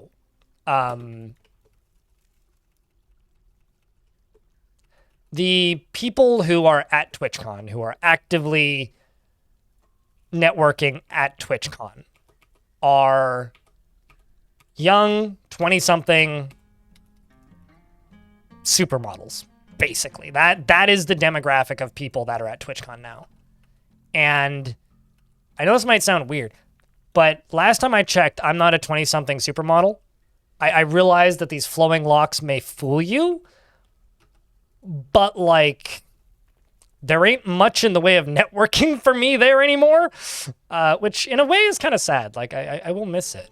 I definitely got a lot of very useful opportunity from that event. It's not me anymore. And I don't even think it's that I'm old. It's also like what I stream primarily, right? Like there's certainly people who fit that niche that are at TwitchCon, right? But it's the people that are doing a lot of IRL streaming, the mainstream variety streaming. It's the, the dudes who 40% of your stream time or 70% of your stream time is just chatting, right? Like that is the demographic. And when people talk to me and they're like, oh, like, what do you stream? It's always, regardless of the era, it's always been some varying level of blank stare that I would get in response. Because back in the day, it was always, oh, modded PC games. Okay, well, what games? Roller Coaster Tycoon. And then I would just get a blank stare. There was a brief period there where I streamed a lot of RimWorld. And I think that networking was a lot more useful for me at TwitchCon. But even that, it now just kind of gets you a blank stare. And at this point, like, realistically, there's kind of nothing left at TwitchCon for me. And it does kind of hurt to say that, I guess admit that to myself. But it's the reality.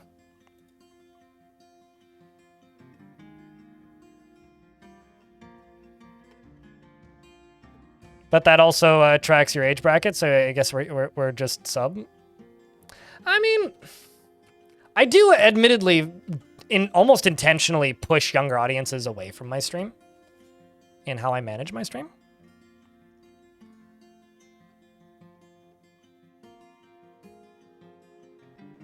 Hang in there, YouTube chat. You guys will be okay eventually. TwitchCon always seemed overrated to you? Is things stated in YouTube chat. TwitchCon isn't, and has never really been a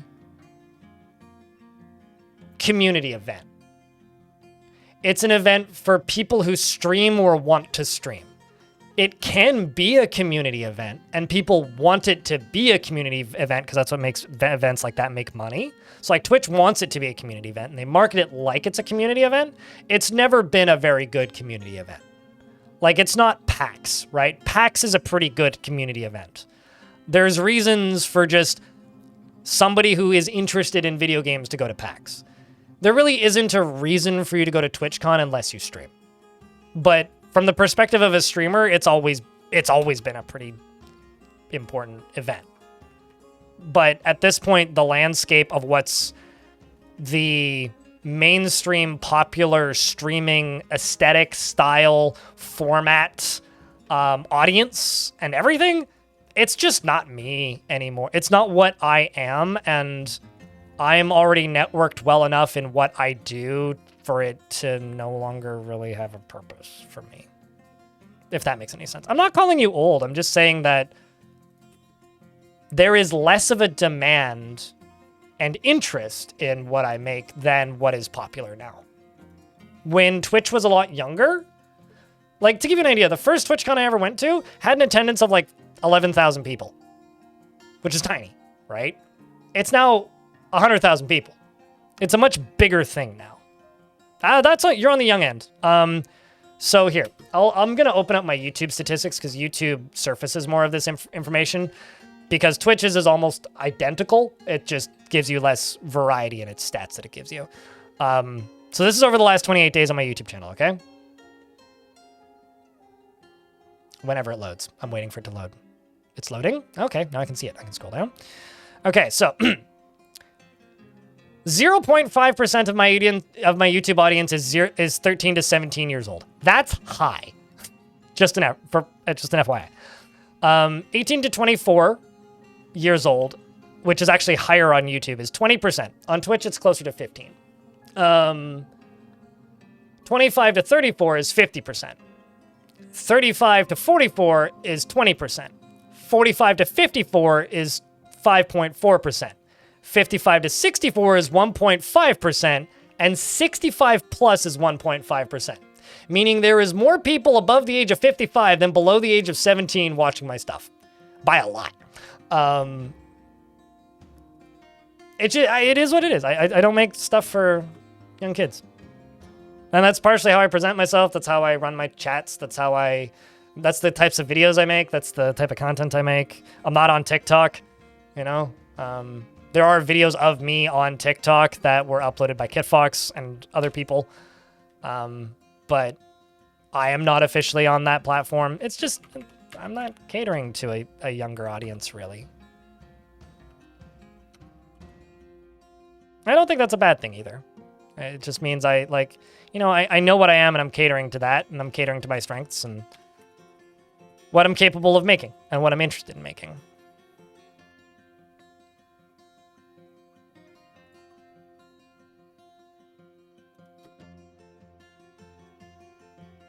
Here's the thing. I'm not telling you to tell me how old you are, so don't worry about that. But I need more Skibidi Toilet. Is Skibidi Toilet still the thing? To those of you out there with kids, is that still a thing that is a going concern? I've watched like the first 30 parts of Skibidi Toilet because one day while admittedly quite stoned, because I was like, this is just machinima, right? You know what? It's very inoffensive machinima. That's all it is. It's literally just machinima.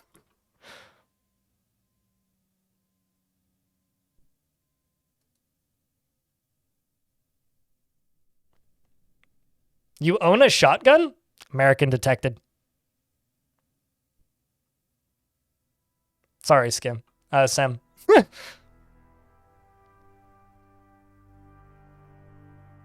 Your kid says yes and it's annoying. Well, at least the kids get it. It's okay. The kids are all right. The kids are all right, man. Still saying what I'm saying, Sam. It's an airsoft soft shotgun. Oh, well, you should have specified. Then I would have presumed you're Japanese.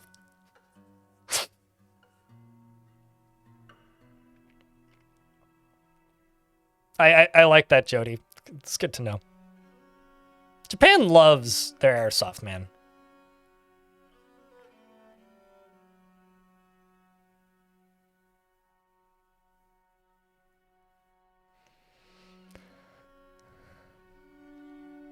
Fuck me, I must show up as a necromancer from before time. Benjamin Jones in the 65 plus category confirmed? Is that what this is? The stat that YouTube has that I think is really funny versus the stat on Twitch is, according to Twitch, 15% of my audience is female or user specified. According to YouTube, 96% of my audience is male. I don't think that's accurate. I think YouTube's sexist. Or makes a lot of assumptions about people. Because, like, from meeting people at conventions like PAX and TwitchCon who watch my stuff, and from my Twitch stats, it really makes it look like the YouTube stat there is wrong. It really, really, really does. Like, I'm sorry, Googs, but I don't trust your stats. 23, okay. Okay. 100% of your viewers are men? This is why you gotta get them Manscaped ads on your stuff, Bone Doll, I'm telling you.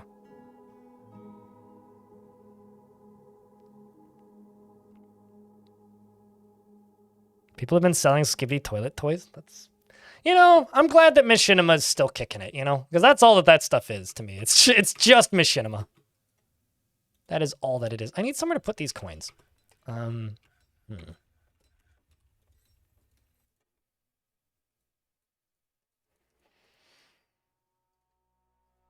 hope that no fights ever break out in here. Otherwise, because if they do, there's just going to be coin carnage everywhere. Actually, isn't there a specific thing for coins? Yeah, there is. Let's just say 3.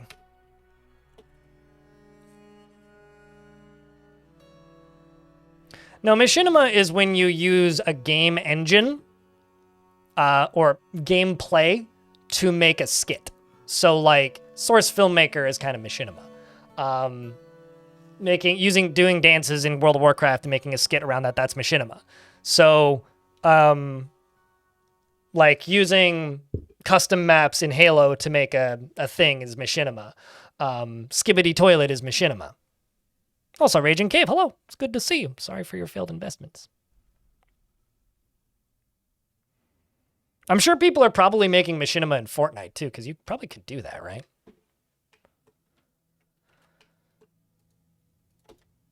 But I don't know. My take on Skibbity Toilet is it's less obnoxious and less horrifically rude than a lot of the machinima I watched when I was a kid, so I don't know. I don't think it's that bad. I get it, parents are annoyed by it, but parents were annoyed by Red versus Blue too, and that shit was way worse than a lot of... Go watch some old Red versus Blue and like tell me with a straight face that shit's good, because I don't know about that.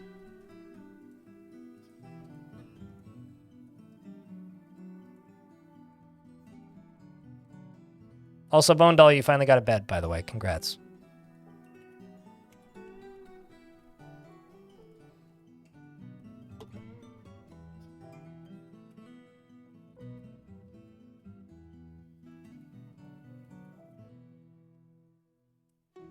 We are in an ad break. I will not do anything aside from assigning bedrooms until ads is done. I will queue up a bunch of cabinets and stuff to be put away. Oh, because I can.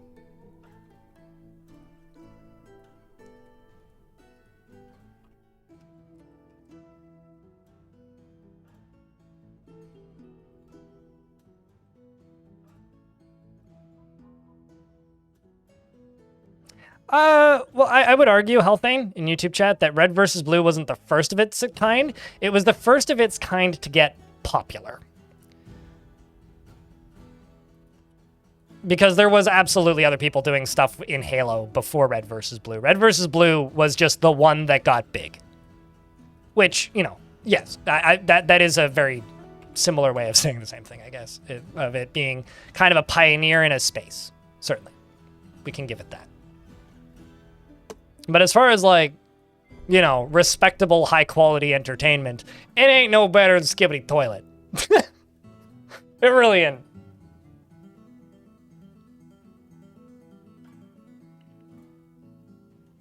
You weren't sleeping in the mud. We do have a 2 dormitories in this fortress.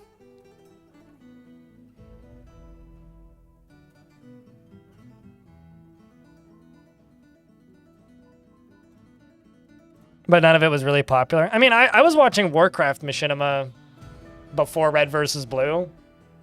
I never even played World of Warcraft.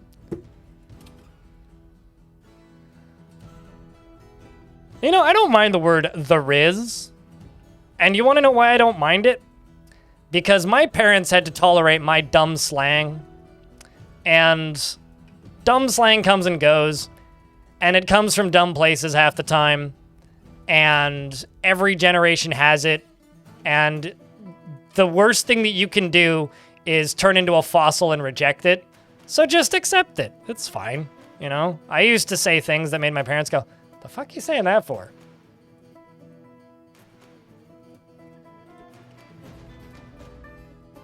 Wow, Machinima was peak? Mm-hmm.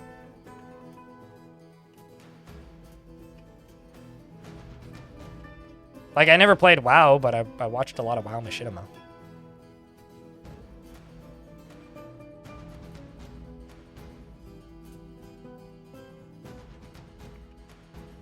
Just looking for stuff that I can smooth. To increase the value slightly.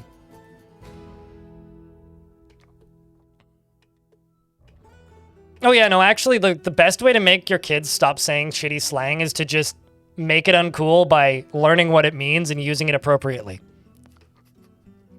There's nothing less cool than a parent successfully pulling off kid slang. So they figured out the codes. We must get new ones.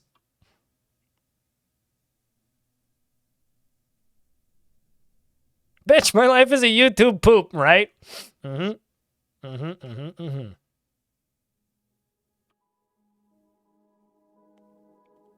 They embraced you? Well, then you just develop a better relationship with your kids. Nothing wrong with that either. Everybody wins when slang is accepted. This is my platform. Vote blind. for high school president. Please don't. That would be weird.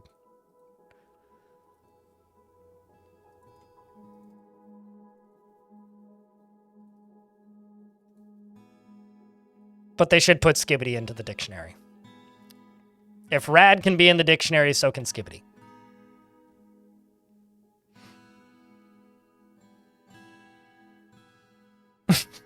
Accurate. Ode in abundance. You'd be too busy smoking by the dumpsters to do it. You know what? Same.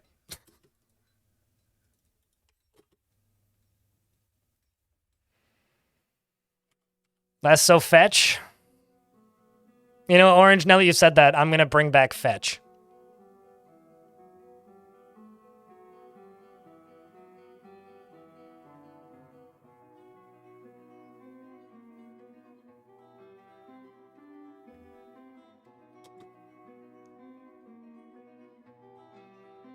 So this is being taken from YouTube chat, so I'm taking it on its face value that it's real. And if this is real, can somebody please try and find it?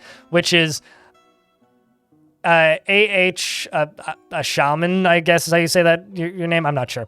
In YouTube chat says, I read somewhere that some people made a Shakespeare movie in Grand Theft Auto 5 and entered it in a movie festival somewhere. If that's real, I want to know what play they did, what movie festival they entered it into, and is that available to watch somewhere? That's real? Wow. That's incredible. Like, A+.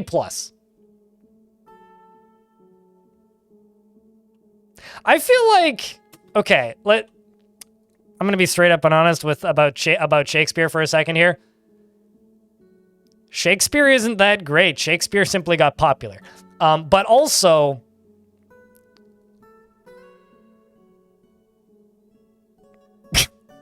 is it actually called Grand Theft Hamlet? That's amazing. It was a pandemic project? Oh, that's cool, actually. Like, you know how there are things that are good and then there's things that are just popular? I am of the opinion that, like, you know, there was other playwrights at the time. Hamlet's just the one that people remember because Hamlet's the one that all the normies liked. I hope this isn't too hot of a take, but it's been my take for a minute.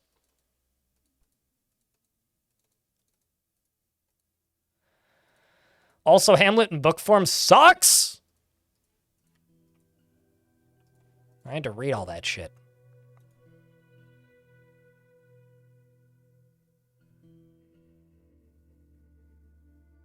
Grand Theft Othello? Wait, why am I giving your wife an aneurysm by saying Grand Theft Hamlet? What's wrong with that? Excuse me. Apologies to your wife, but also, I want to get that checked by a doctor. It's been a good time. Hmm? Here's to many more. Good time. Happy to help. Thank you, Drakensoul, for the 19th month. Welcome back.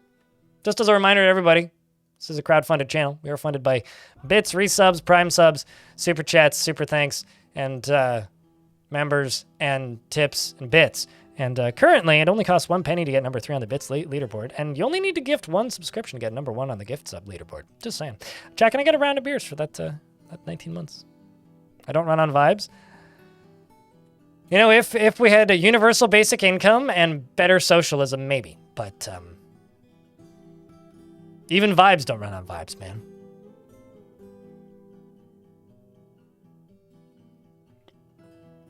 I mean, well-performed Shakespeare is great, right? Like I've been to a number of I've been dragged to a number of Shakespeare productions as a kid, because in Vancouver we have this thing called Bard on the Beach, which is just, you know, live performances of Shakespeare. And as a child, I was dragged to a lot of those not willingly and didn't enjoy any of them. As an adult, I've gone to a couple of them willingly, and they've been pretty great, right? Like, cheers. They can be quite entertaining. Doc Randall, thanks for the 18th month. Welcome back. So they certainly can be entertaining if performed well, but I'd say that's more talented acting, not talented writing. Here I am throwing shade at Shakespeare. Shade spear, if you know what I'm saying. I still can't get over Grand Theft Hamlet. How did I miss that?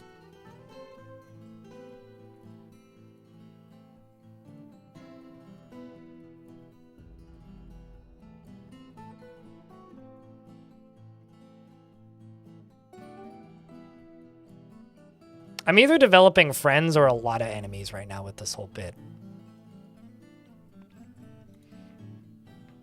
Is drunk Shakespeare? I feel like that's traditional Shakespeare, though.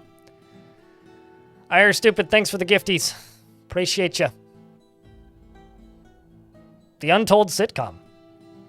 Enjoy the sub. Courtesy of Irish Stupid. Orange, thanks for $2. The Twoony, if you will. Orange_TJ. It's actually 20 and then some. X200.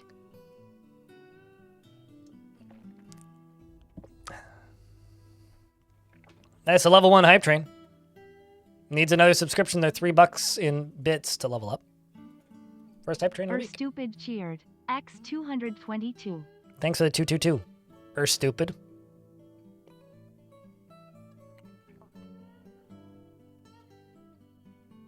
Juice Box Hero. Thanks for the gift sub. Appreciate you.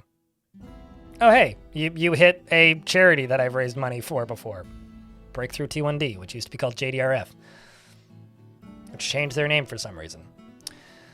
Merlin Buff. Thank you very much for the 28th month. It says 27 on this, but it says 28 over there. I don't know who to trust. My timeline says 27. The Twitch chat says 28. I'm getting mixed messages here. I'll just go with the 28. Thanks for the 28th month. Appreciate you, man. It's originated from Turkey, and they mostly add festival and art movies.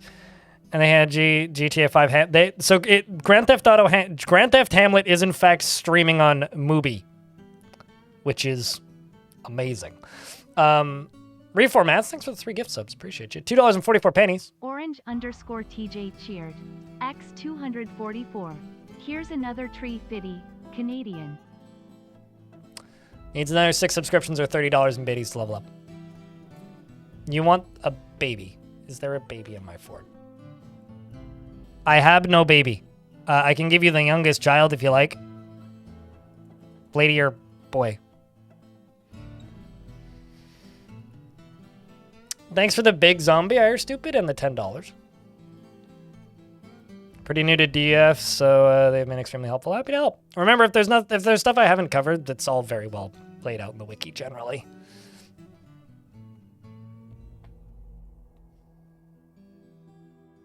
Who is my favorite playwriter? Can I just say refuse to comply because I'm not big on plays? It's not a format of thing that I tend to gravitate towards in general. Stupid cheered. X278. You'd like the boy dwarf? Dishmavit B. You are a 7-year-old.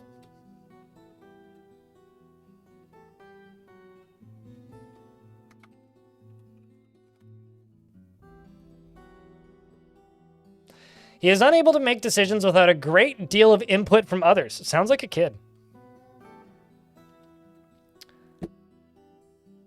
He is very friendly and always tries to say nice things to others. He is a perfectionist and is confident under pressure. He has a sense of duty and rarely feels discouraged. He does not have a great sense of duty and rarely feels discouraged. He tends to not go out of his way to help others and is often nervous. He isn't given to flights of fancy, and he is very humble. He isn't particularly curious about the world and is quite comfortable with others that have a different appearance or culture. He has a greedy streak and he needs alcohol to get through the working day. How are you supposed to learn this game? Formed Pineapple, weren't you here earlier? Hello again. How are you supposed to learn this game? By reading or watching a video. How do you learn any game? I don't really know how to answer that question. The same way you learn anything.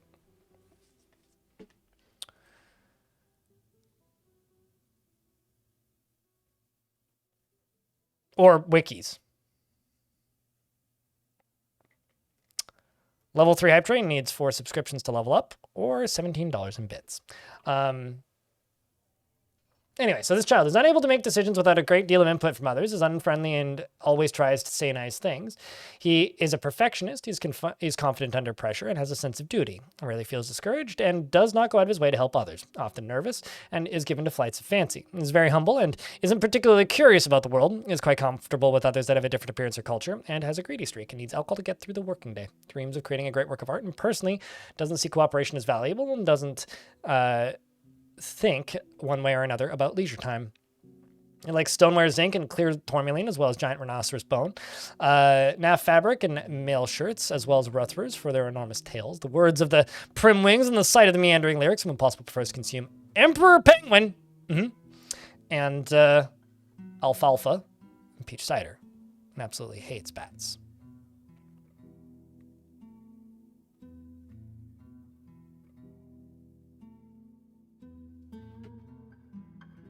Exactly, pseudo-shaman. He's a member of the Order of Dust, hasn't killed anybody, has a full set of clothing. Mom and dad are both alive, same with his younger sister. And worships the god of death. And that's everything. Subbing so you can say that I'm wrong about Shakespeare a little louder. That's fine. We all have opinions. I think it's fun to make fun of Shakespeare.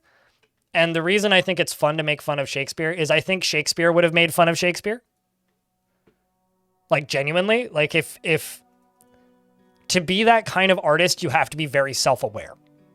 To be a fan of that kind of art, you also need to be very self-aware. And I feel like Shakespeare was probably pretty self-aware.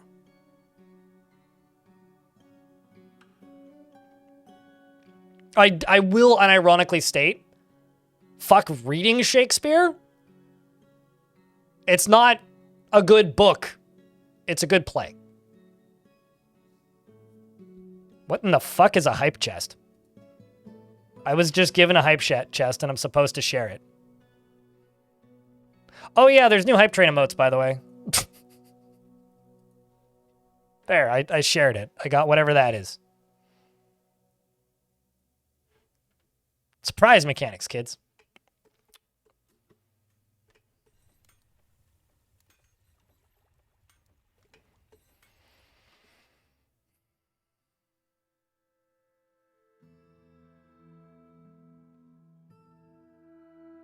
But thank you for giving me money to tell me I'm wrong. That is the correct way to tell me that I'm wrong. You could also just tell me that I'm wrong. It's fine. I'm an adult. I'm not that petty most of the time.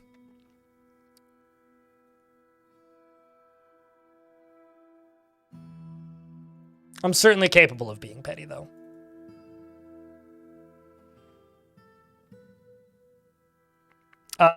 I would watch the Getting Started guide, and then the quick tutorials are for specific topics.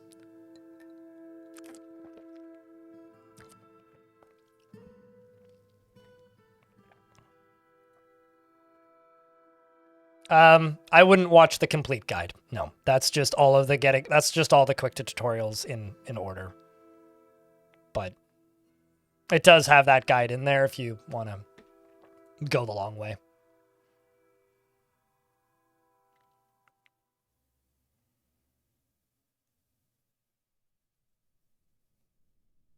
I uploaded that more as a joke than anything. Personally, as somebody who has been to several Shakespeare plays in the past, the ones I've enjoyed are the ones that are not the original script. The ones that are just one-to-one original as it was intended are significantly less enjoyable. So I think interpretations of story structure from from Shakespeare is more entertaining than the original writing taken whole cloth. Like, I think interpretations of Shakespeare, for me, are almost always better than the script as it was written.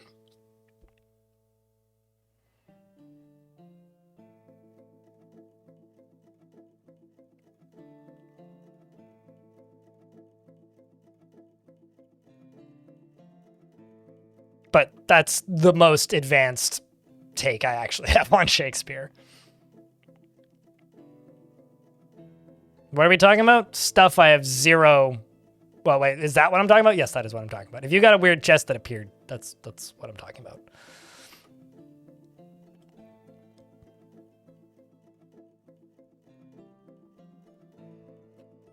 No, what I'm saying is I don't like reading Shakespeare, was actually the beginning of this Spartan Hedgehog. Like, the entire basis of this discussion is Shakespeare is a shitty book.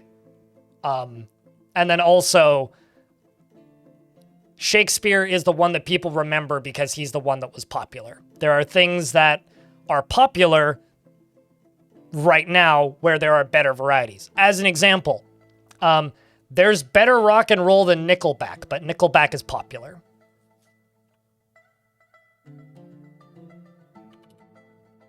That is a take based on nothing that I have based on a hunch. Which is, there were probably better writers than Shakespeare. Shakespeare is just the one people remember.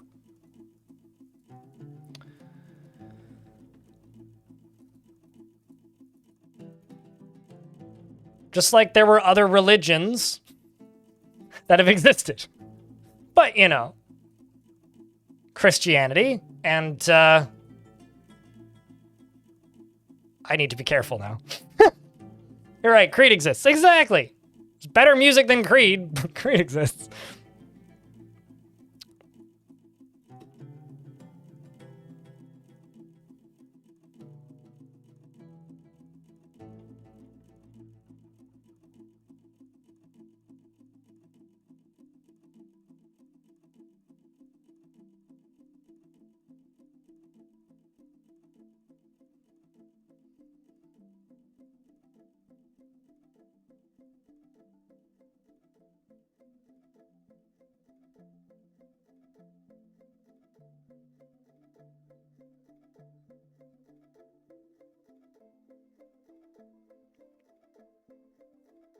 I'm just like skimming YouTube chat to see if I missed anything important.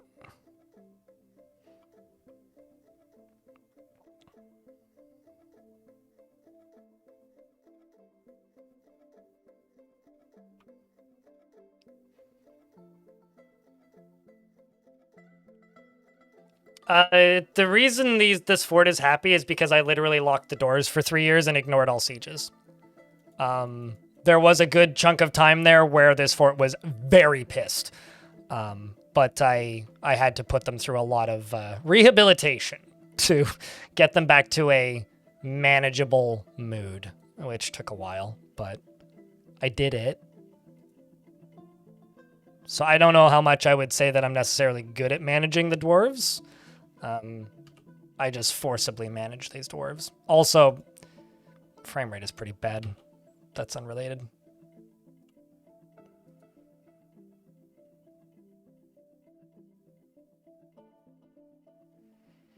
Also, disposing of bodies with lava has certainly helped.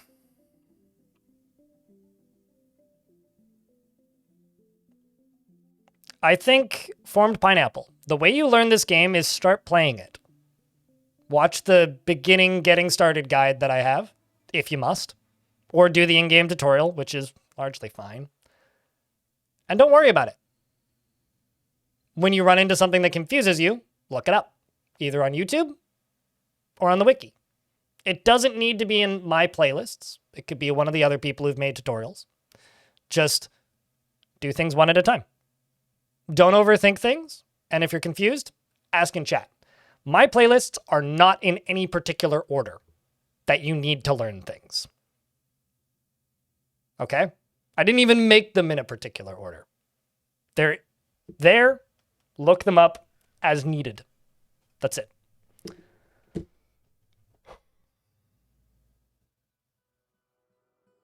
They don't see the dead bodies, right? So like the way I was disposing of bodies previously was they would walk into this room, dump the stuff down here, and then every so often I would pull a lever which would crush the bodies. But now it's going directly into lava. The benefit of it going directly into lava is the scary body die and then gets thrown into lava and then immediately go bye-bye. That's the benefit. And now that stuff just goes directly into the lava right there and disappears immediately, they don't see the dead body every time they go into the room. That's the benefit. Yes, and then also this area, which is, you know, where all the dead bodies happen after fights. After fight, I dump lava on it. So instead of seeing the dead bodies after the fight, I dump lava on it, and then they just go clean up a bunch of magically appearing armor that appeared there for some reason, somehow. That came from somewhere, and I don't know where it came from, and neither do the dwarves, so it's best for everybody.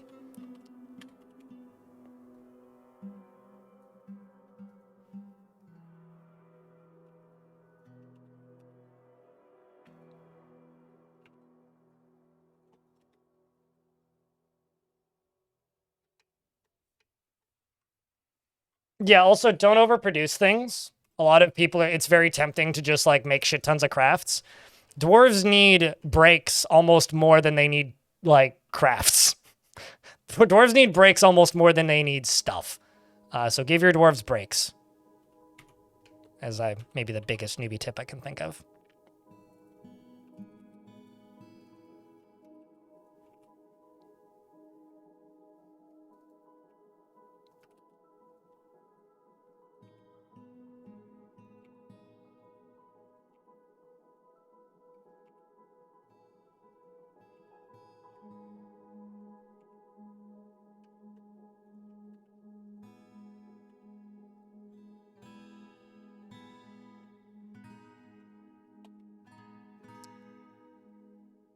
Okay.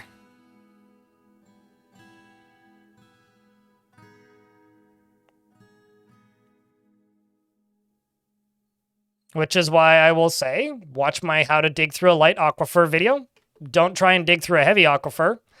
And all you need is to worry about is food, beer, alcohol, doesn't matter, and a place to socialize, and beds. That's all you need to worry about at your level. Period. Settle somewhere calm, too. And if you can't figure out how to get through the aquifer, don't get through the aquifer. Just dig around in the dirt. You'll get there. No, you don't need to worry about military. If you live long enough to need the military, then worry about the military. First, just worry about living long enough to need the military, because on default settings, you don't actually... Oh, yeah. Also, if you hit the caves, or even before, literally just go to your difficulty settings, hit custom, scroll down to where you see Cavern Dweller, and just set those numbers to 0, because those need a rebalance, even for experienced players. Like, just do that, and you'll have to do that on every fort. Does it end at some depth? Well, everything has a bottom, right?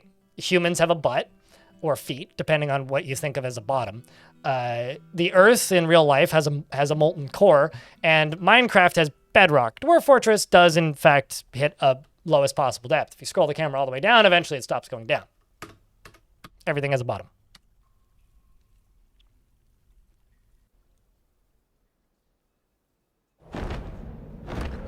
Oh.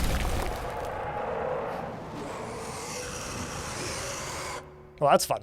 The Wear monitor, I guess it's 4K probably, backs Baksog has come, a monitor twisted into humanoid form.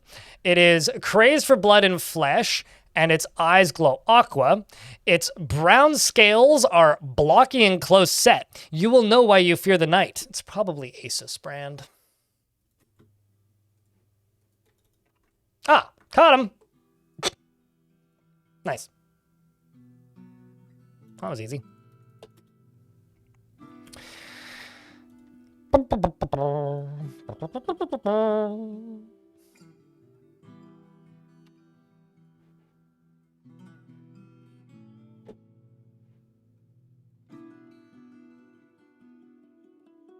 Come on, 60 doesn't hurt that bad.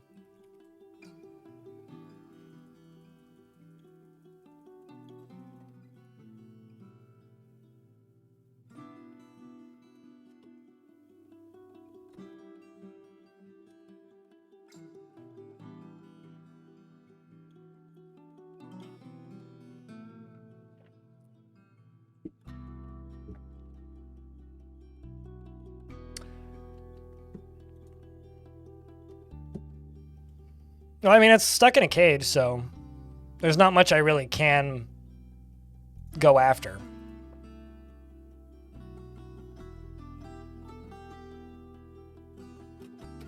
How do you get to that setting? When you're in-game in Fortress mode, hit Settings, click Difficulty, click Custom.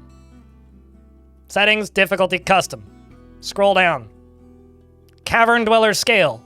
Cavern Dweller Maximum Attackers. Set those to 0. Clip this.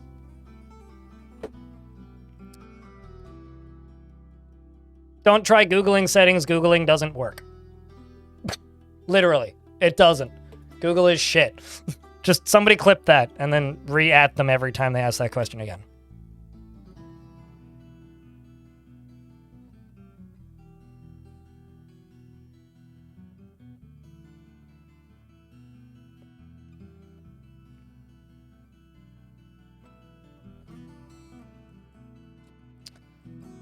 I think also another important thing to remember is it doesn't matter if some dwarves are pissed.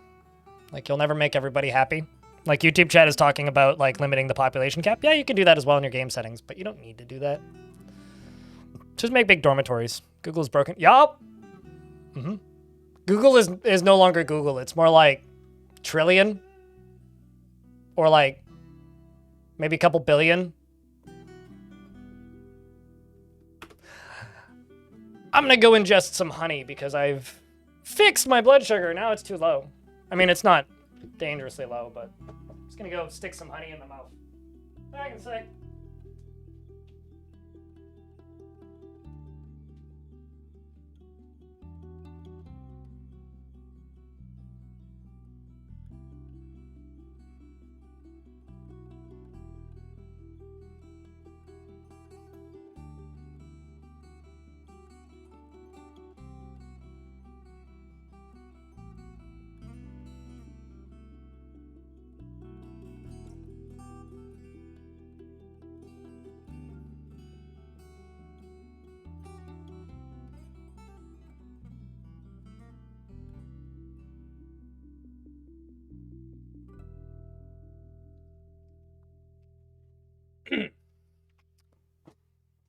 What are you linking? Orange? Oops, wrong link. Abort, abort.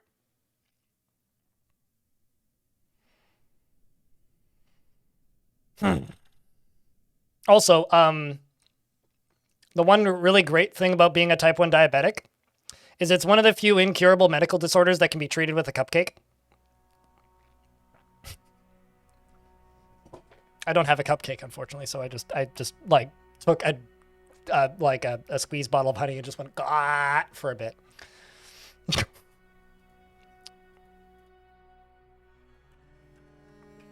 Okay, so that's all rock salt.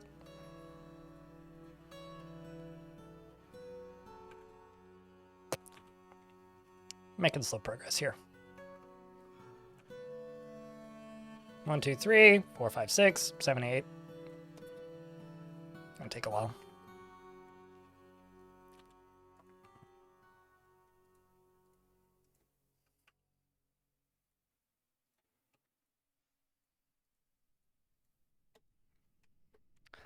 Slow progress.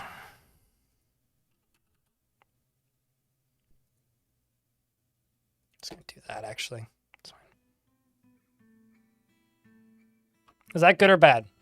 Necromancers are perfectly normal members of society with exceptionally weird hobbies that involve raising the dead.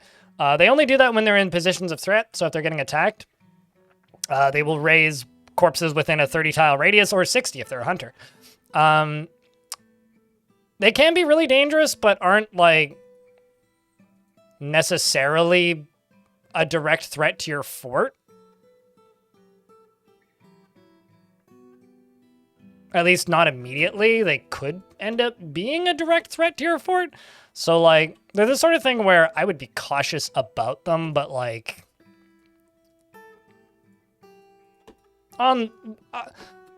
necromancers in and of themselves aren't a threat. But they could be a threat.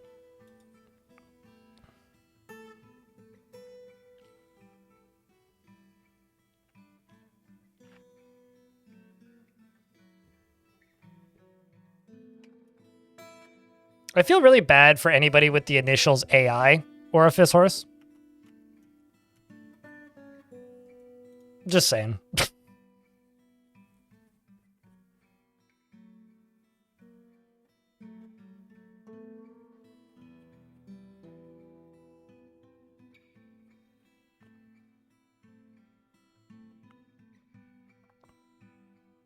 How is it dwarving today? It's dwarving pretty good. Pretty good? What did I say? Certainly wasn't good. Goo? Anyway, it's been pretty good. No complaints. Things have been pretty calm in the fort thus far. Military's practicing. You know. Dwarven goo. Yes.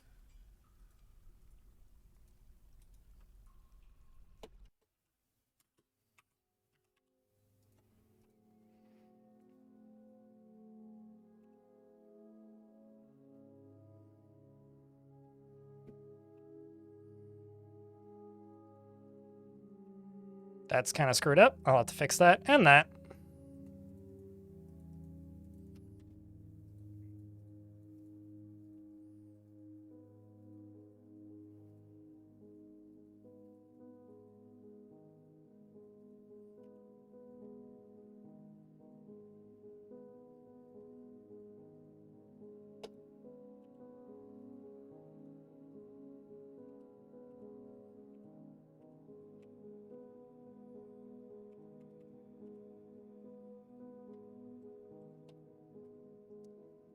Then go down to here and do this. And I'll say green glass.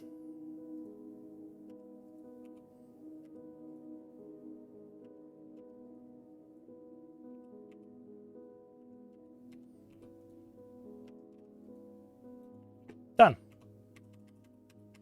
Got a bunch of stuff queued up. Aesthetic.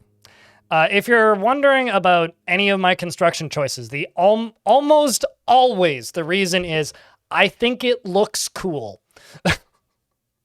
Unless I'm making bridges out of specific materials or mechanisms out of specific materials. Fashion Fortress is a... Are those storage rooms? They're a form of storage. Sure. Containment is another word. Entrapment is another word. Dwarves can get over cave adaptation. It's just very difficult to get them over cave adaptation because apparently floors now block sunlight.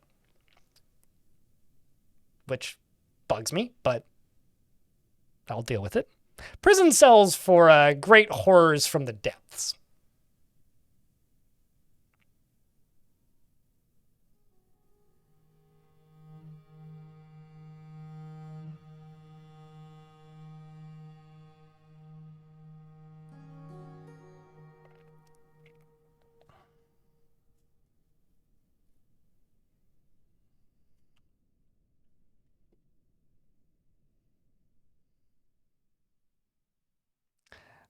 Allow me to reiterate. Floors block sunlight. Floors.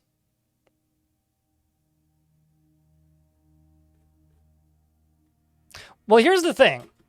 This doesn't count for growing. So, this is where it gets weird. If you expose land to sunlight in Dwarf Fortress, it's considered lit. If a tile is considered lit, then it changes what it is permanently, so you can grow stuff underground. But it does block sunlight for cave adaptation. I don't know exactly what the checks are, but it's kind of a pain, shall we say.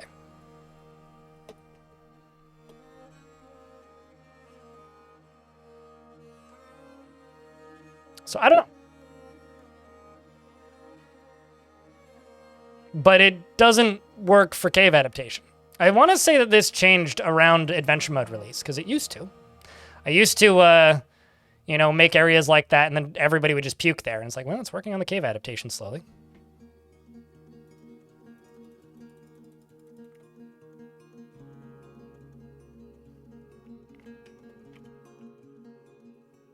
But it certainly used to be the case that you used to be able to just like do this and dig like a bunch of floors over layers like that. and sun would transfer down to here. But that doesn't seem to happen anymore. Admittedly, it was a pretty buggy exploit, so it's probably for the best.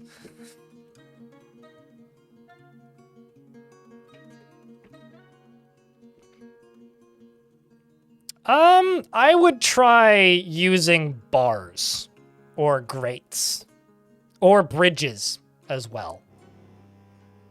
Oh. Well, time to test my new constructions, me suppose. Hold on. Vile Force of Dankness has arrived. Seems to be a small one.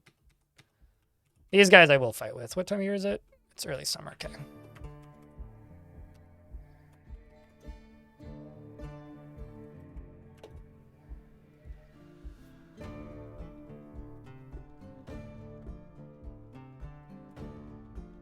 Who's ready for some fights, chat?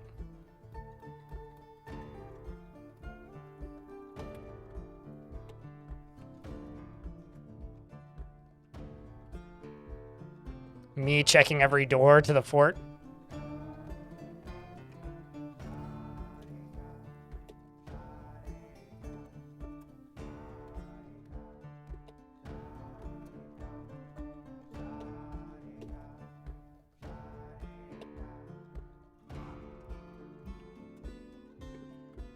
I do hope you make it inside there, Dwarf.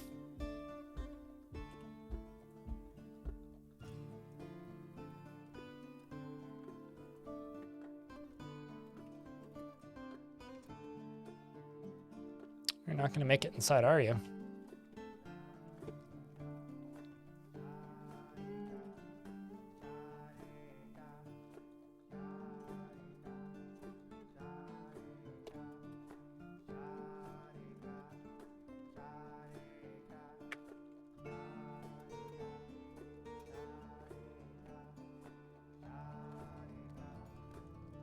You should walk quickly here, Dwarf. Quickly you should walk.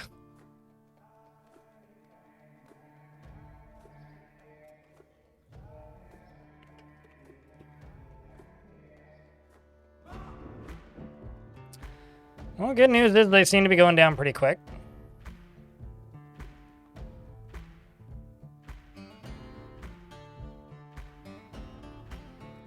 Man, this just seems like it goes forever. Uh-oh. A snatcher, protect the children.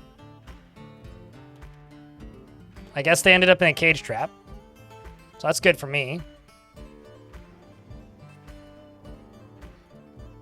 Why did I play the siege sound a second time?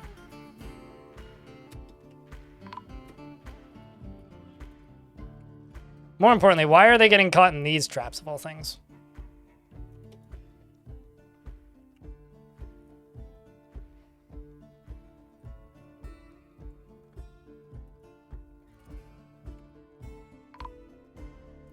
Where'd you end up? Ah, well, you're going the direction you're supposed to be going in. Naughty Steels, what a perfect last name for a child snatcher. Like, seriously.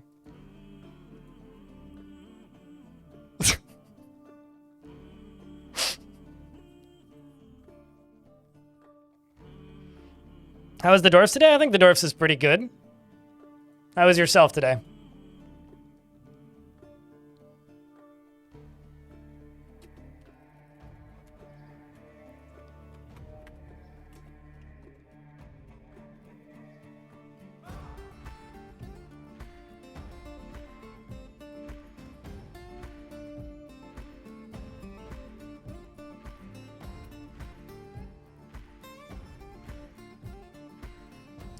Kinda want them to just go this way if they can.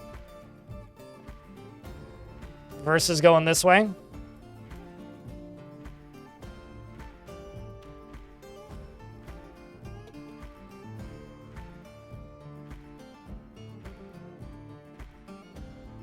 Comes all the dwarves heading inside.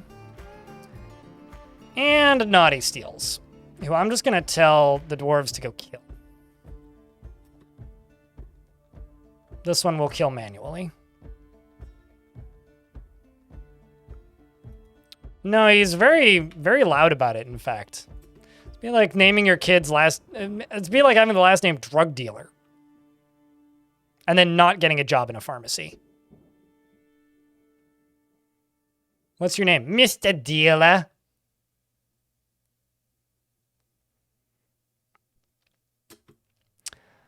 You got a dwarf with no skills, mine a tile of rough-hewn malachite, and does that mean that you need to have your dwarf needs to have a mining? A dwarf with no skills, mine a tile of rough-hewn malachite. Does that mean I need my dwarf to have mining skill to get resources out of the mineral they dig? There is a % chance that you will get resources out of any materials you dig in.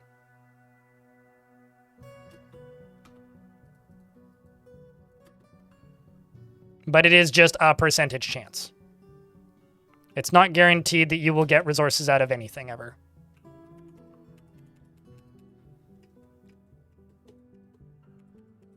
I want to say it's like a 1 in 3. Where the heck are the rest of the goblins? Man, these fuckers moving slowly. Oh. Well, that's not good.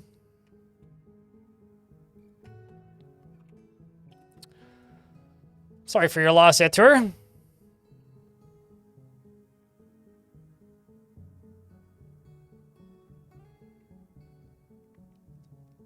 Nothing seems to happen. Dwarves will not murder civilians for no reason. Civilians are neutral. So if the population is 10 and nothing seems to happen, the population is neutral to your faction and are not soldiers. So if you want to take over the site, grab one dwarf, they don't need to have combat skill, although that is preferred, and tell them to go capture and take over the site. Because dwarves will not just slaughter innocents.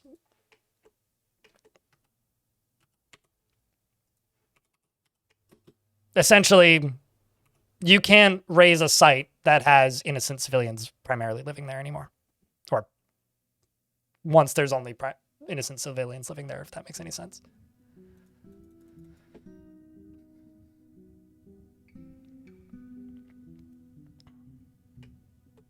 Thank you, Doc Randall.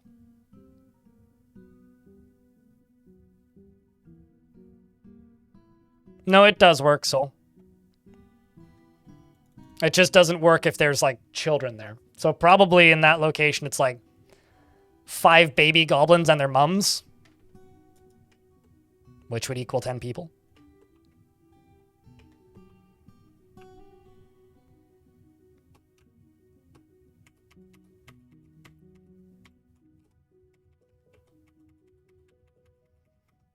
Oh, that broke the siege, too. Well, would you look at that? Magical.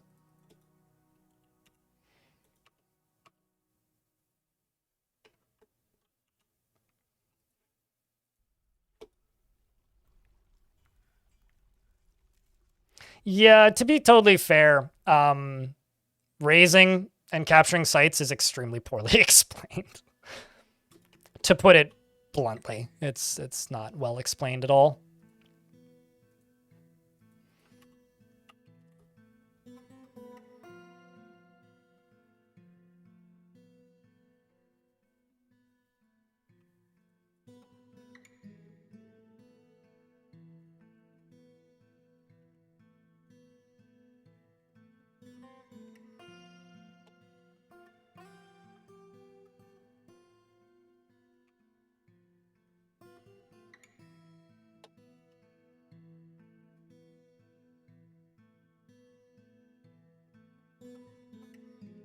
On who would make a good Baron? Not a dwarf who likes ballista arrows or traction benches. Anybody else would probably be fine. Do I ever stream new fortresses from scratch? I've never once streamed a new fortress from scratch. I play the first round of my fortress off stream, and then after I'm about 30 hours in, I start streaming it like a normal person. But of course I do. What? What kind of question is that? It has been about a month because I've been playing a bigger project, but yes, I stream my fortresses from end to end. From beginning to end. Do you ever wake up in the morning or do you just get up in the afternoon? I personally only become conscious 8 hours into my day, so. Even though allegedly my body wakes up, my mortal coil doesn't take full shape until until my body has been moving for 4 hours. It's called having depression. My current Duke just wants you to make 2-3 scepters, which feels very, what feels like every couple months, and band exporting them. I would just schedule, make 3 rock scepters quarterly. It's about every 3 months they'll request them. And that'll do it. Yeah. Just put him in bins until he dies. There are some questions where I don't know how to answer them without being a little bit sassy. I mean, come on. How am I supposed to answer that? Like, genuinely, how am I supposed to answer that question without being sassy?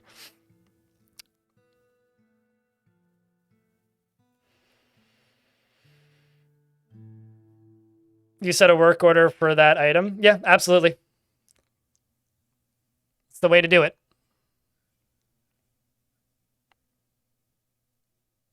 You're just doing chores and cackling.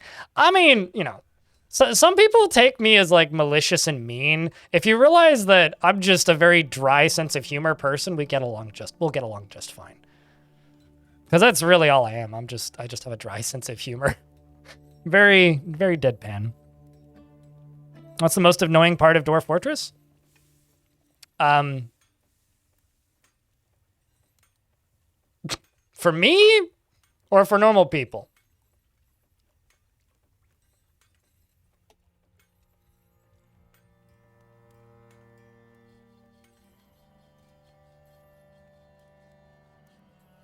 Probably the UI for normal people, or learning the game, I guess. For me, people asking, like, where to... Actually, for me, the biggest annoyance with Dwarf Fortress is RimWorld fans.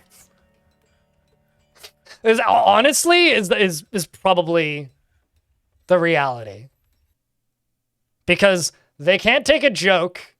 They get offended way easier than they think they do. And they think they're playing a game that they're not playing. But for normal people, I would say probably just learning the game.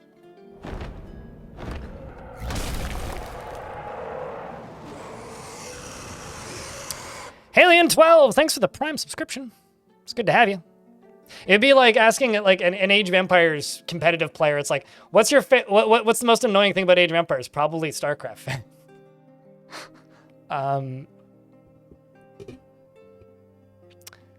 That's not totally true. The Baron can cry on a religious figure for a religion they take part in.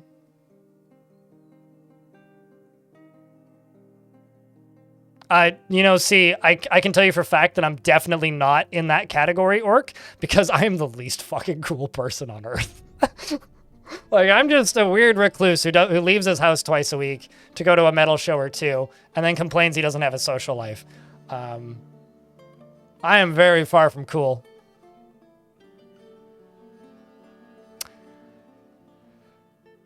The Butts is a Cody. A Cody is...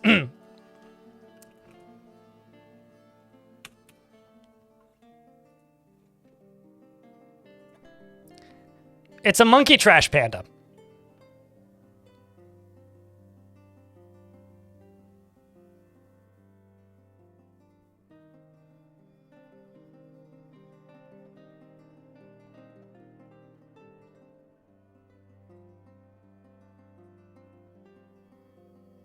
I would say the second most annoying thing is people complaining about elves.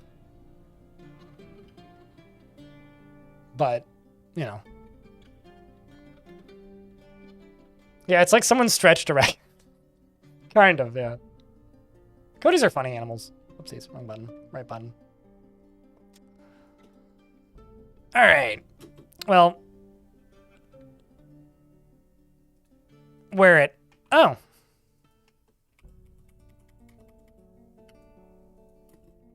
I need to give this thing access.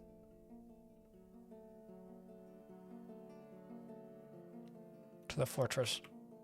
Because currently I don't think it do.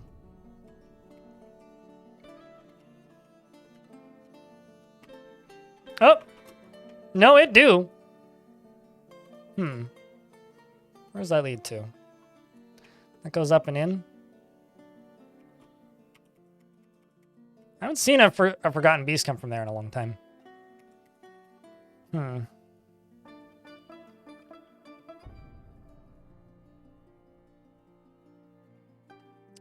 Okay, so let's actually just go down to here and plug this. Wait, what?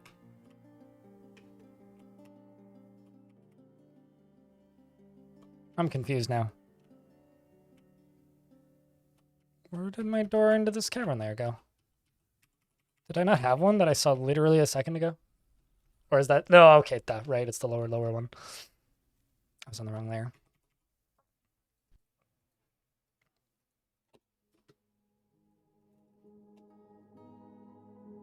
I need to give it access, but not through my staircase.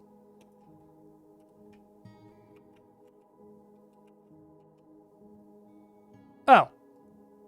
Well, found Darksand's body.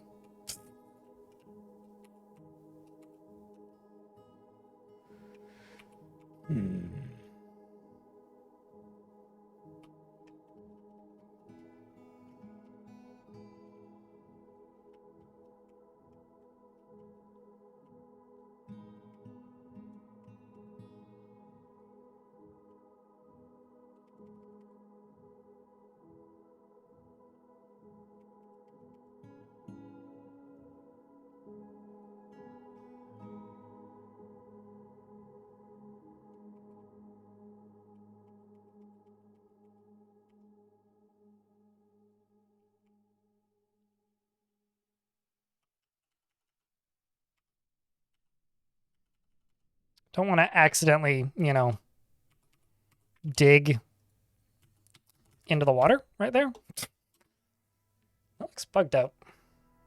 That looks weird because it looks like the sprite should continue. Wait, that's a diorite wall? What the fuck is happening here?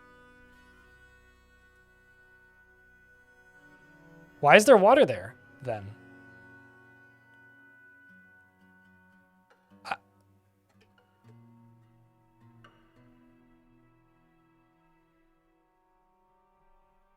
Huh? Okay, well that's new. I've never seen that happen. How the fuck? I'm so confused. What the heck is going on? I'm just gonna priority number 1 right there and just see what the fuck's happening.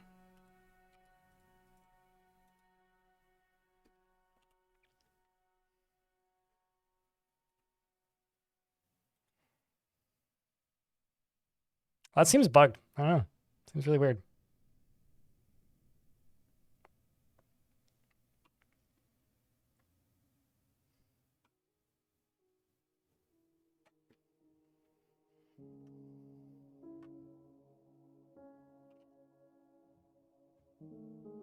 Yeah, no, there's definitely a wall there. That's weird. Huh. Odd. You do have a dwarf, Jody. Am I gifting it to YouTube chat or Twitch chat? Or do you want to choose somebody?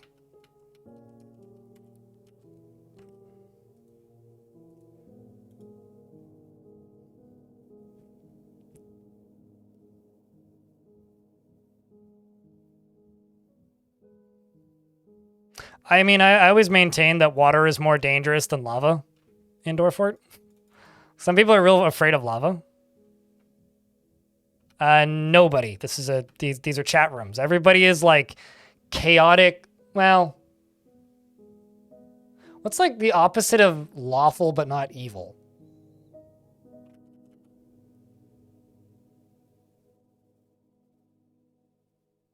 Lava Bernie. It's not scary.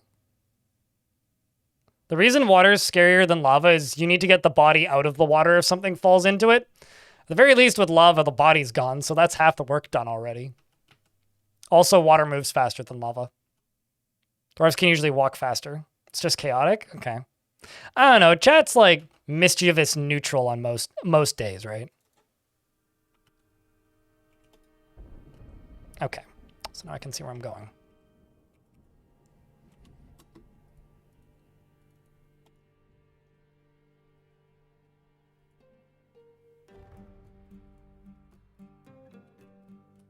Okay,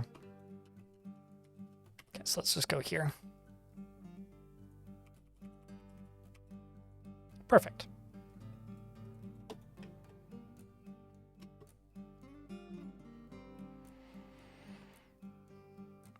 If you're brand new, don't worry about it. Farm and pineapple. Worry about what I said earlier. Beds, beer, brewski. Well, beds, beer, and biscuits. Food, beer, beds, place to socialize.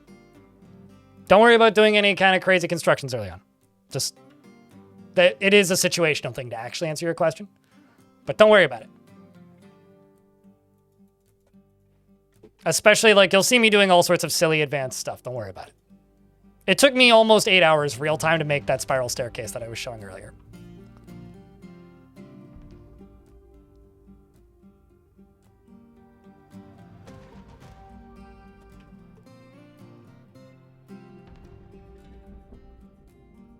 We're also above 200 dwarves. Yay!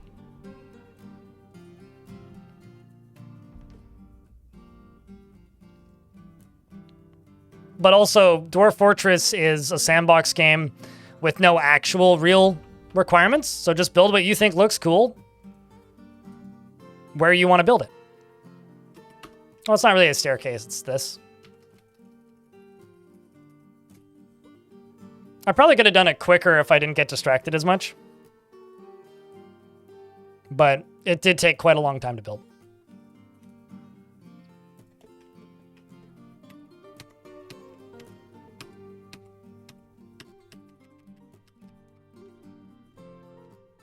But the reason it took so long was the materials used, the distance the dwarves had to travel, and the fact that there was a 7-level aquifer in there. That's why it took so long.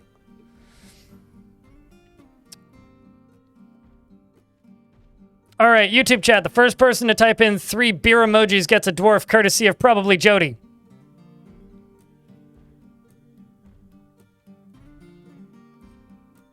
This is an awareness test. Let's see how many of them heard me. No food 36. What kind of dwarf do you want? Do you want a dwarf with a beard, a dwarf without a beard? Do you want a dwarf that has a particular job or role? I will fulfill it as possible.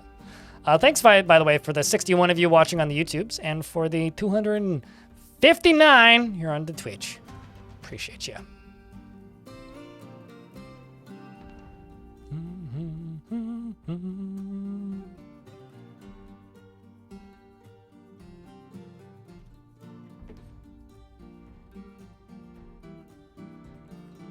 Oh, I did say in YouTube chat, which is why I said this is an awareness test. Some farmer with a beard. Okay.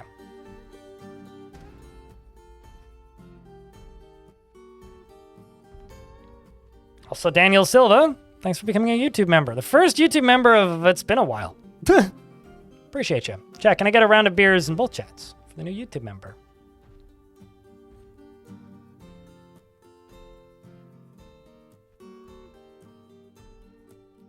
How about... What do you think? Olan or Dovar? No food. Which one looks better to you? Do you want a white beard or a brown beard? Or even like a black beard? Got several options. Want Dovar? Dobar? This one? Walk Paints is your last name. Needs to go grocery shopping, I think. He's a high master shearer. Currently hanging out in the library. Is made deeply uncomfortable by differences in appearance or culture. Doesn't mind a little tumult and discord in day-to-day living and likes a little excitement now and then. Has an active sense of humor and likes to take it easy. He is slow to anger. He is not particularly interested in what others think of him. And he needs alcohol to get through the working day and does not mind being outdoors at least for a time. He doesn't really care about anything anymore. He dreams of mastering a skill and personally values good craftsmanship and respects perseverance and dreams of mastering a skill. And likes alabaster, platinum, and red glossier, as well as clear glass and wild boar hoof. The color charcoal and alpacas for their jetting teeth, and when possible prefers to consume pearl mullet beer and hates flies. His hair is straight and his very long beard is neatly combed.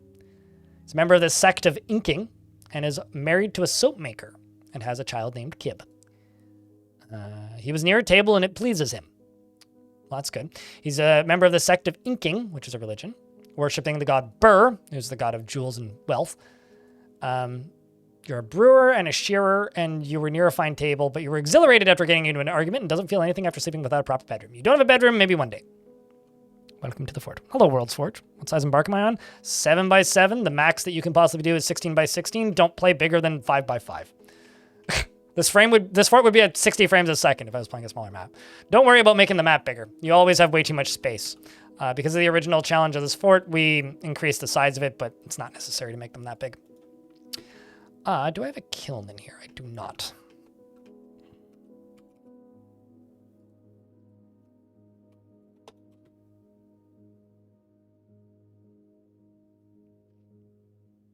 But yeah, my advice is don't make the map bigger than it needs to be.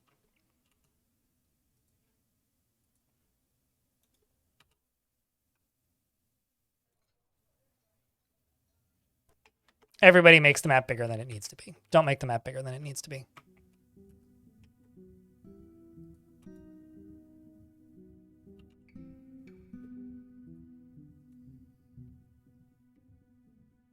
I mean, you literally have to modify your game to be able to make it bigger than 6x6 by default, I think.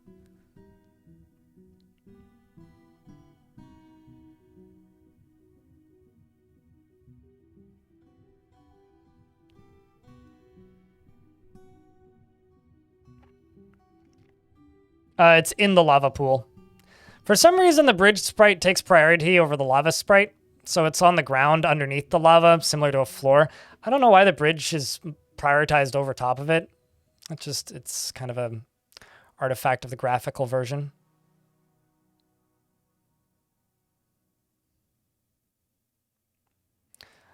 I'm on a 7800 X3D, and let me tell you, don't play unnecessarily large maps. Just don't do it. Just don't do it. You'll have a much better gameplay experience if you don't do it that way.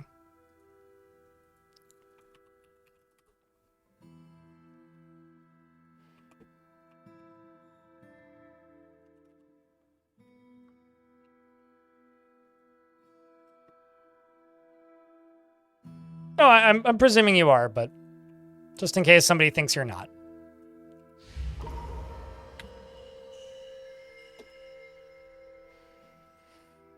A dwarf taken by a fey mood. Olbach the clother.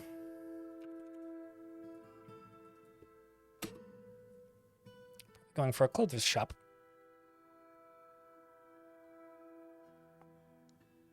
The largest you can do, and I stopped after about 30 minutes because the frame rate was bad with 18 dwarves. Orifice Horus, which is 16x16.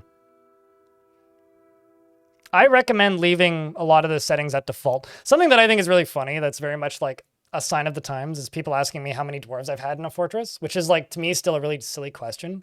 Because like before version 50, when the game came out on Steam, it was literally impossible to have more than like 170 dwarves because the frame rate would just go below 20. Still on this computer to this day on version 47, like on a 4x4 map, like 170 plus dwarves, the game gets like annoyingly slow. But ever since the STL2 switch in version 50 point or whatever, I think it was 50.07, the game, or maybe it was 50.11, I don't know. But the game runs so well now that it's like, oh yeah, no, you can have over 200 dwarves plus like play on slightly larger maps. Like this fort would be at like 15 frames a second if I was playing this same fort like 4 years ago, if that. So. Like, it's not something I really prioritize because to me, like, massive populations doesn't necessarily make the game better. It can certainly make the scale grander, and if that's all that you are chasing, then yeah, you can do that, but I'd rather have a game that's comfortable to play. How's the fort going? Pretty well. Things are pretty calm, pretty smooth. I mean, like, we have several harrowed children, which are fine now. I love that I just keep walking past the Secrets of Life and Death slab and nobody seems to notice. It's just sitting there. It's just chilling. Yeah, no, I mean, things are pretty chill in the fort. Yes, Gamer Cow. Absolutely. My movie vids got you into Dwarf Fort. Happy to help. Which one did you see first, if I can ask? Spartan in YouTube chat.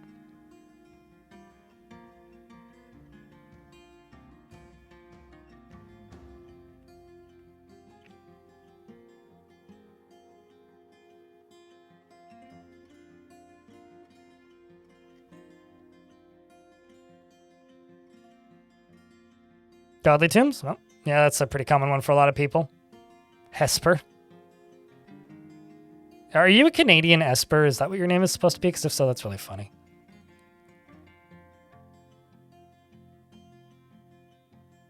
It's Jerry the Slab. just ignore Jerry the Slab. Yeah, that's fine. That's just Jerry. It's normal. He lives there.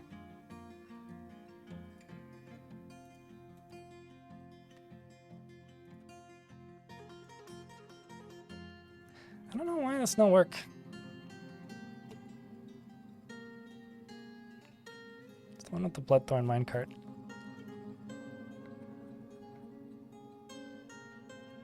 Oh, pfft. Well, that answers that.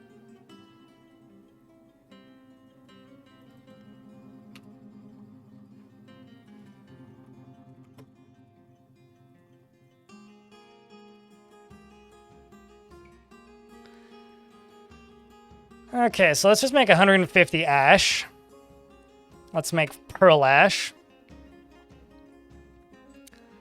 Let's do this seasonally. If ash is less than 50. Pearl ash. Do this seasonally.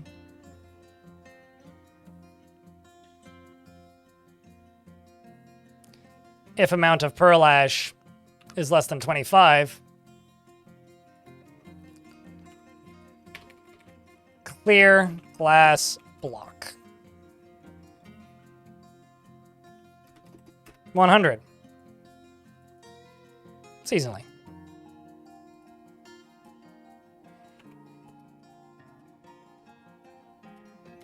Actually,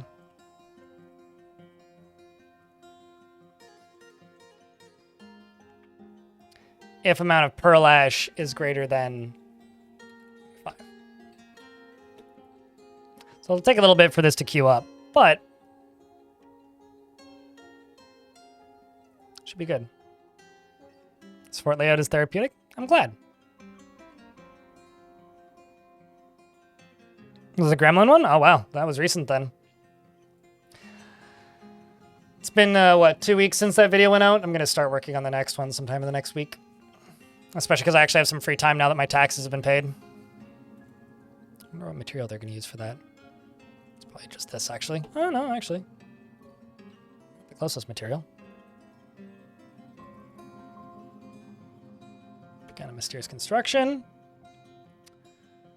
We'll block the clother. Let's grab black bronze, pigtail cloth, gazelle bone, granite blocks, quartzite blocks, gazelle leather. I think we slaughtered a bunch of gazelles recently. Strange.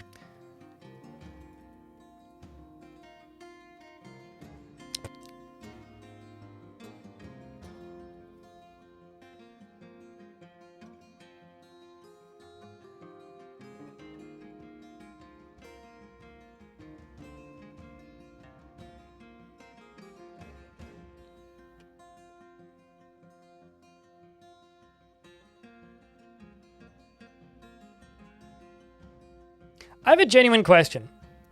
If you are already perceiving something as a hornet's nest, wouldn't bringing it up be stirring the hornet's nest? Like, you can't just be like, I don't want to cause a kerfuffle, but here's a thing that I am pre-presuming would cause a kerfuffle.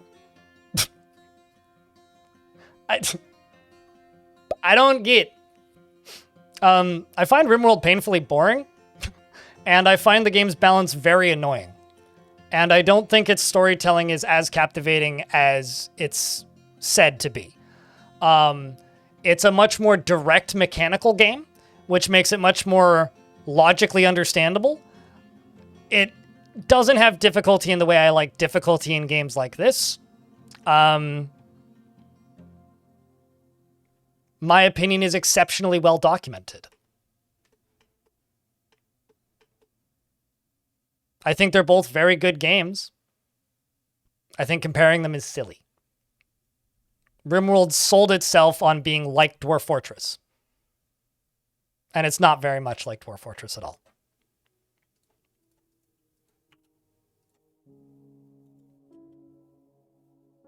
Rabble, rabble. Exactly.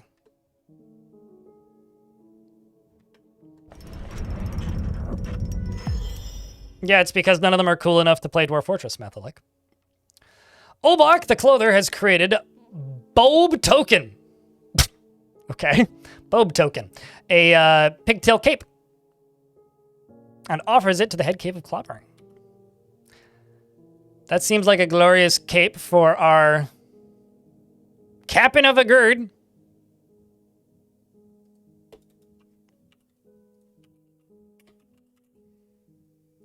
Who's now going to go pick up some equipment. Yeah, I mean, they're both excellent games. I mean, my general dislike of RimWorld is more because I played too much of it and burnt out on it. I've played like 8 times the amount of this game and still love it. So, I don't know. I think that Dwarf Fortress is friendlier to its community too, which I appreciate. I have zero interest in Factorio. I've played Factorio. I don't understand why people like Factorio. It is not even remotely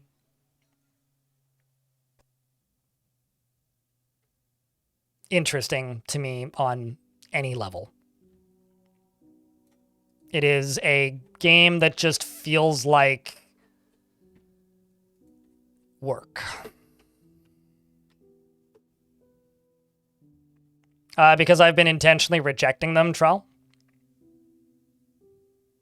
Like, I think that Factorio is a game for a person with a specific type of brain. Because it's repeating the same motion for endless optimization.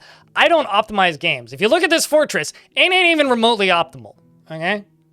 For me, I played when Factorio first was for sale on its website. Somebody, I think one of my mods actually gifted it to me. I played it and was like, okay, so you do this, you do this, you do this, okay. And then it's just like, wait, do the exact same process but on a bigger scale. Okay, so you do it. And then it's like, do the exact same process but 5 times the size, twice the complexity on a bigger scale. I'm like, nah, I'm good. Thanks. And I think I played about 6 or 7 hours of it. And then it launched on Steam and I tried it again. Again, I played about 6 or 7 hours of it. And I was like, I don't want to do this. This is boring. It's just not for me. And I feel the same way about Satisfactory. I did play Satisfactory too. I played more Satisfactory, but I found Satisfactory fun because I could build trampoline networks and fuck around while other people did all the work. But I still I have no desire to really play it. It's just, Rise of Industry was awful. I backed that game on Kickstarter and holy fuck, that game was bad.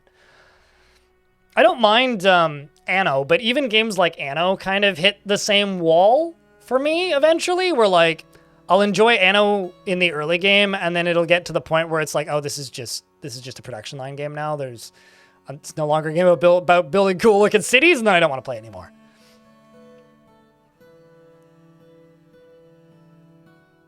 What about Oni? I don't like Oni. It's not for me. It's fine. I like what that game's doing. I think Oni's cool, but I don't like playing it.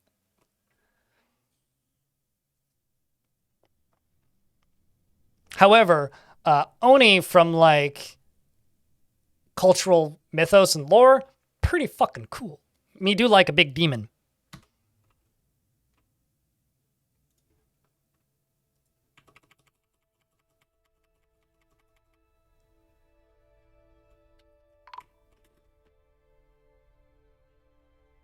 Animal trainer has been missing for a week. Well, that's awkward.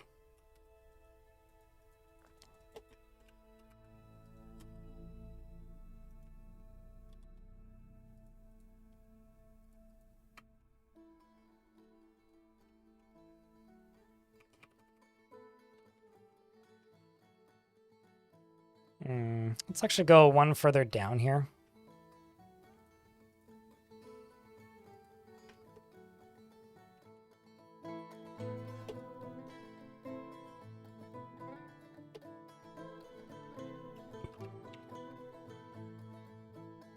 Wait, right, yeah, they did have that, didn't they? I like that Anno exists. This is maybe like the best thing I can say about it.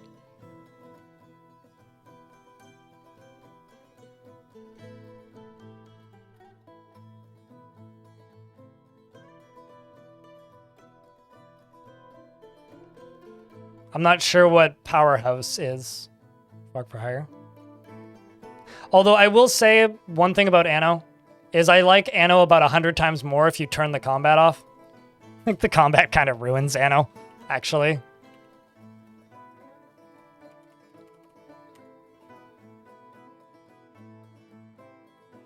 I should actually make those out of conglomerate. I realize this is very convoluted to watch. Don't mind me.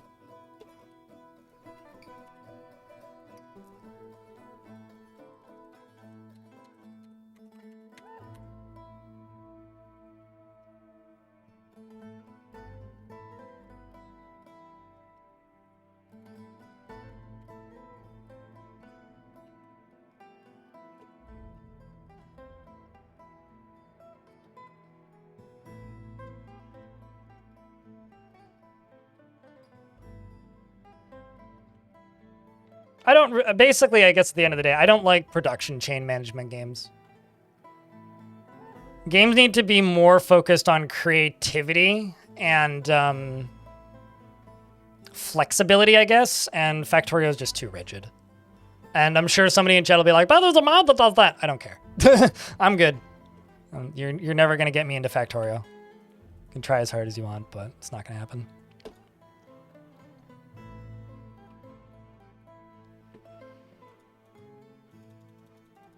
Terra Invicta is one of those games that I will safely respect from a very, very, very, very, very, very, very, very, very far distance and then never play it again. Minecraft, I was a child once. I played it when I was, you know, however old I was in 2009.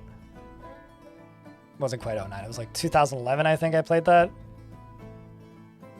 Played Minecraft on and off from like 2011 until about 2014, and I don't think I ever need to play it again. I do own it. Somebody gifted it to me relatively recently. I don't have any interest in Minecraft. I just don't. Like, kind of at all.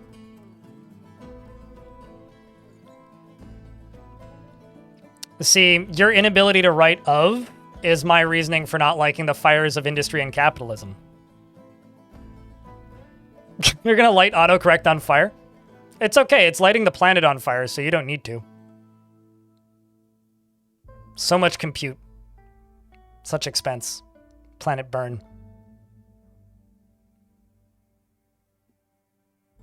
I wonder if someone, although on the topic of Minecraft, I wonder if it would ever be possible to update that old script for OG Minecraft and OG Dwarf Fort to use the XML exports from Dwarf Fort to just plug and play your fortress into Minecraft.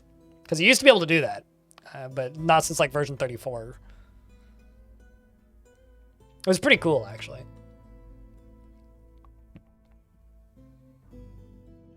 I can tell you already, I do hate most of Paradox's grand strategy games. I've got no interest in them. I find them painfully boring. Colin Arkin.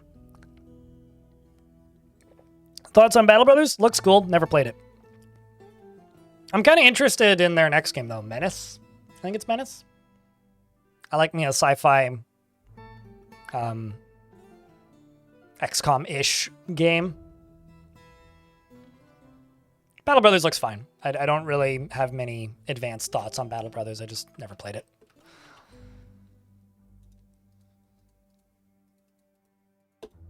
And also, like, I think that there's this other thing at the end of the day where if you stream games and you have a brain that works even remotely similar to mine, you kind of feel like you need to play these games at the very least at a medium to competent or even higher level of competency.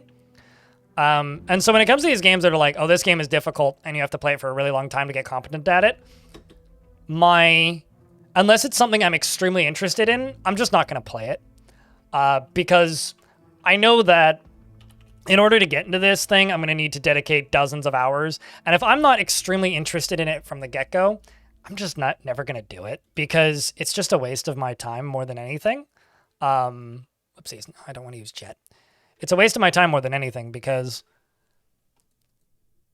A lot of people don't tune into my streams if I'm not playing Dwarf Fortress already.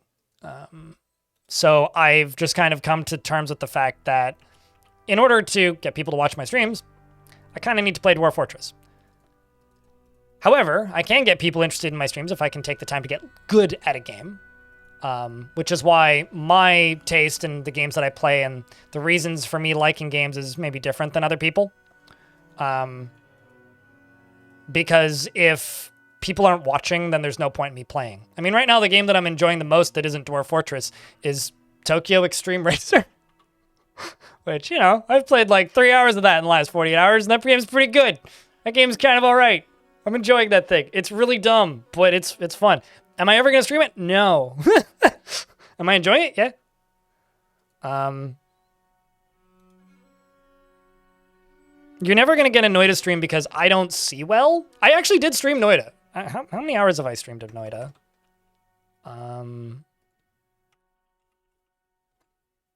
I have 18 hours in Noida. I will never play Noida again because I tried. I really enjoy the theory of what Noida is. It's a really cool gaming concept. I really like the physics. There's a lot of things in Noida that I really like. But an individual pixel can one-shot you, and my username ain't a joke. I'm legally blind, guys. Like, I don't have good in-game awareness of things. And when a single pixel can kill you, that's not even remotely fun. That's made for a game, that's a game that's made for people who can see. I don't see very well. Like, at all. Like, it's probably hysterical for you to watch me play a game like that. I'm not going to write that off. Like, that's probably true. But that is the opposite of fun for me. Like, I like the look of Noida. I like the sound of Noida. It's a solid little run-based wizard game. Or witch game. Which game is that? But that's it. But I genuinely will never play that game again because it's not accessible to me. Here's the thing, though. I don't find it fun, Diamond. I mean, the reason I streamed Noida was because people asked me to stream Noida, and it looked visually cool. But within 5 hours of me playing Noida, I wasn't enjoying my time with Noida, and I stuck with it because chat wanted me to stick with it, and I stopped playing it because I just wasn't having fun. So it's not something that I would play on a second channel. It's just not fun, right? Which is why I will never play, you know... Like, here's an example, right? Risk of Rain is a game that requires good eyesight. But there are some classes that don't require the same level of precision. So I can kind of just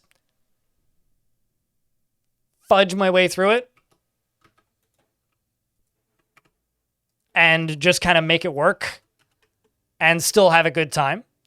But I will never 100% that game because there's like half the classes in the game require that level of precision. Risk of Rain 2 is worse than Risk of Rain 1 in its demands physically of the player. But it's doable. Noida isn't doable. It's not.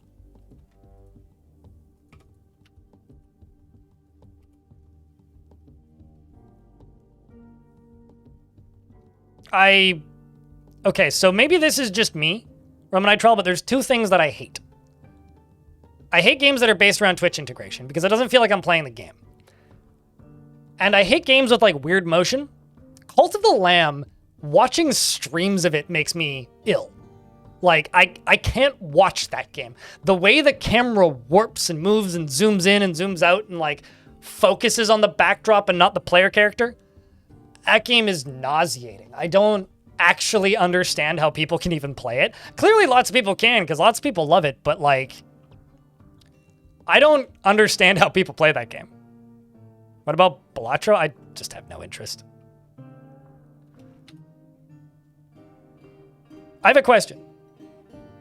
I stream Dwarf Fortress because I like Dwarf Fortress a lot, and not many other people stream Dwarf Fortress, right? Generally, people come to my streams for Dwarf Fortress. Why are you all so interested in me playing things that aren't Dwarf Fortress? Because most of you don't tune in when I stream games that aren't Dwarf Fortress. It's odd to me. Like, we have these conversations quite consistently, but everybody's like, would you stream this? Would you stream this? Would you stream this? Are you interested in playing this? And it's like, some of these games, sure. I know none of you will watch if I do. But like, why are you guys so good at tricking me into playing other games and then not tuning in? I really like my niche. I would love to be able to do more variety. I've just learned over years of doing this that, yeah, most of you ain't tuning in if I'm not playing Dwarf Fort. Especially on YouTube. YouTube even, like, is to the point where if I'm not starting new forts, half the people will tune in. Like, folks on YouTube, 2 weeks ago, or 3 weeks ago now, when I started this fortress, there was about 350 people watching. There's about 70 right now, unless it's updated drastically in the last 20 minutes because I haven't looked. But like, folks watching in the YouTube chat probably know exactly what I'm talking about. Like, significantly smaller crowds of people tune in if it's not a new fort. And that's like almost an order of magnitude worse if it's a different game. Like the worst turnout that I've had for a stream in the past like month and a half was on Friday when I played Norland. Which is like, all right. I mean, I'll play some more of that this week because I've been having some fun with it, but I just get to accept that half the people will leave.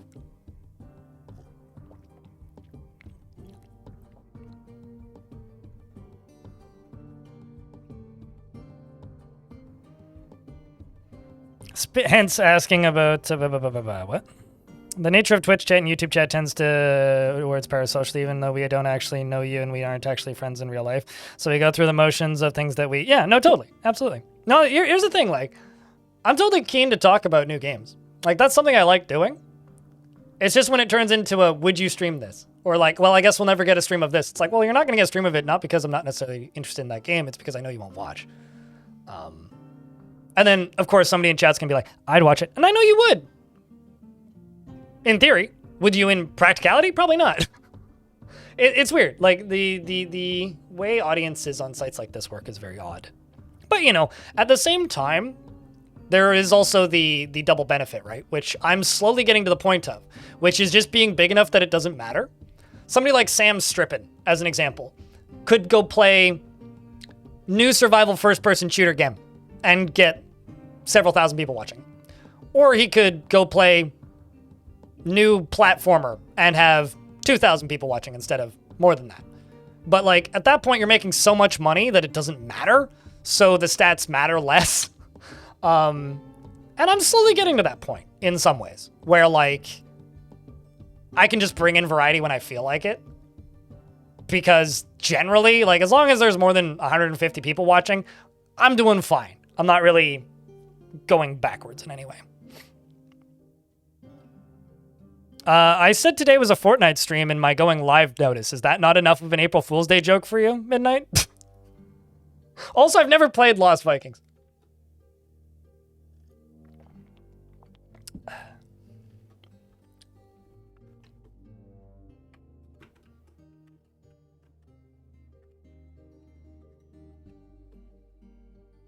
Huh?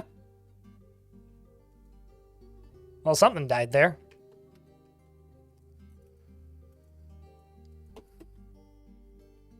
This isn't Fortnite? Yep. No, you've been, oh, hello. You're all injured and rotting? Oh. Buried spurts. You got a rotten beastie. Hasn't killed anything. How are you all injured if you haven't killed anything? What do you do?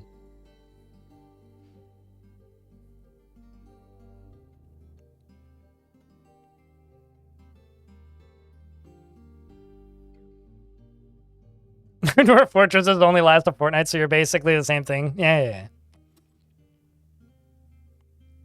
People want to influence the influencers? Yeah.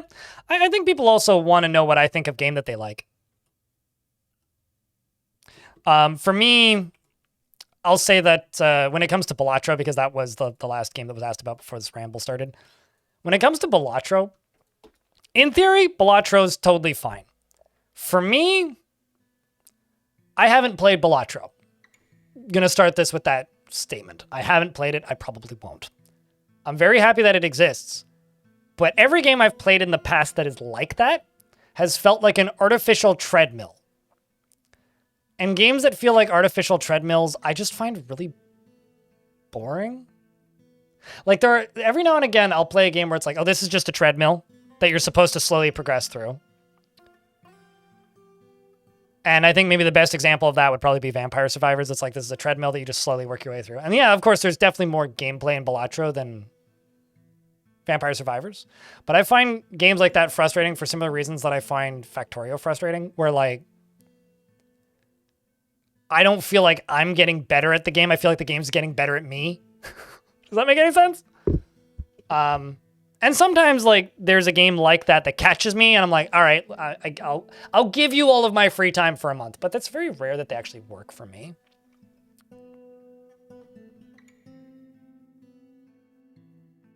Oh, that's pretty cool. Randuso. Magic is in the game already. Perfect. Tarn is getting to it right now. As far as we know, every patch is going to include some sort of magic. If you pay attention to updates, you know what I'm talking about. Rallies, hello, what's up? We have magic weapons in adventure mode, which is the first piece of magic that's worked its way into the game. We're not getting big arcs anymore. That's been talked about for over a year now. We're just going to get little piecemeal additions for new things every time the game is released. I'm not a fucking brony. What the hell are you on about? Come on, Orc with Bow. Get with the program.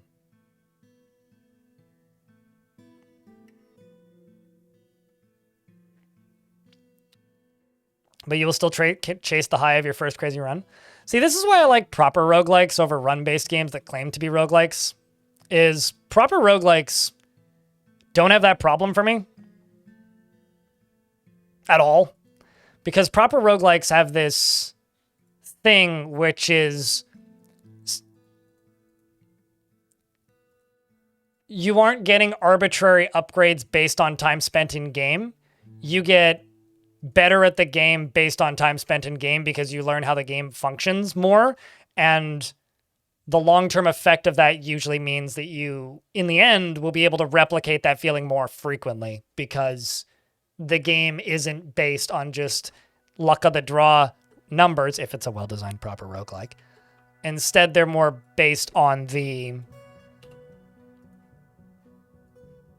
amount of time you've spent reading. And a well-designed roguelike can be beaten every run if you know what you're doing. And I like that. But proper roguelikes. Oh, I feel terrible. I locked the dwarf in here. Well, that explains where that dwarf went. I don't know how they ended up in here, but that alpaca's real well trained. Whoops.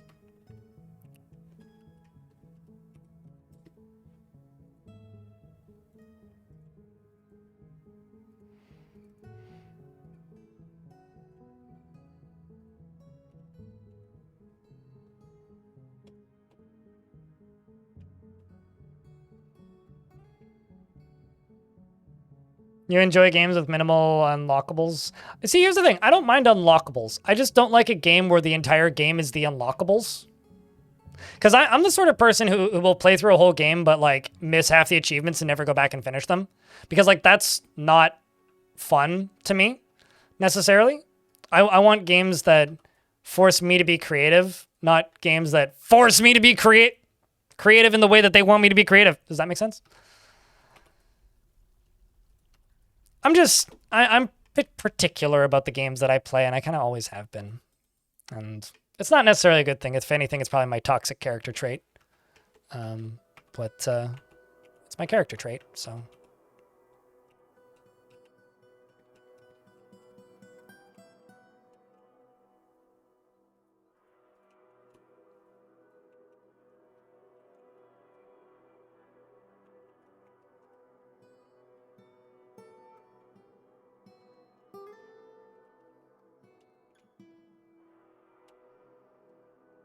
I say run-based instead of roguelite because it doesn't, like, Crypt R Crypt Beer. confuse people because it's not as similar and it's the same number of syllables. So, if you hear me say that word, that's what I mean. Stonecoat, thanks for the 16th month. Welcome back. Is that I would enjoy Outer Wilds? Probably, but the story's been completely spoiled for me by Twitch chat and me reading a Wikipedia page after giving up. So I don't really see the point. Because isn't the whole point of the Outer Wilds the story? And, like, the spaceship mechanics? I mean, I could maybe play it. I don't know. I haven't really tried. Pesky Twitch chat? Is what it is.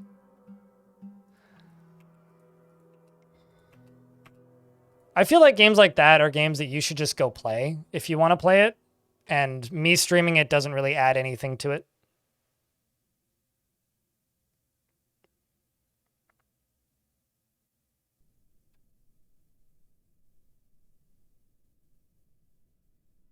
Dwarf is kind of the oddball for your Steam library. Chat, what's the type of game that you gravitate towards the most? And why?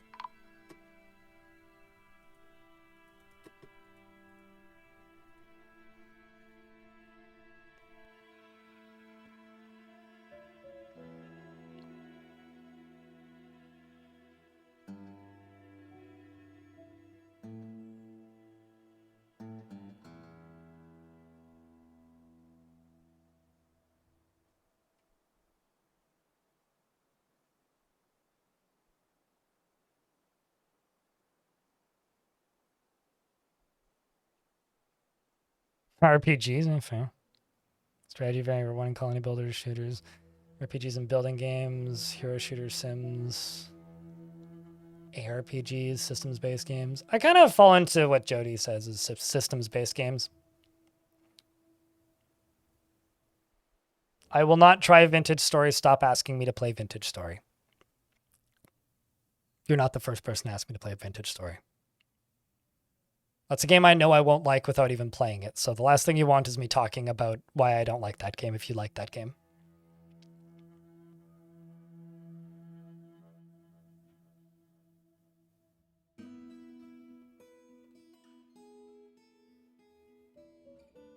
Like, if you like Vintage Story, it's probably because you like Minecraft already, at least a little bit in theory. I fucking hate Minecraft and never want to deal with that garbage piece of shit video game ever again. So, that.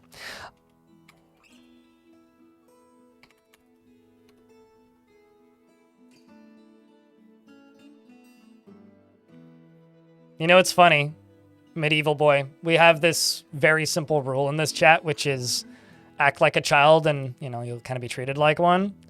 And to be completely direct with you, only children use that term. You're not gonna get banned, you're fine. But, like, adults don't use that word.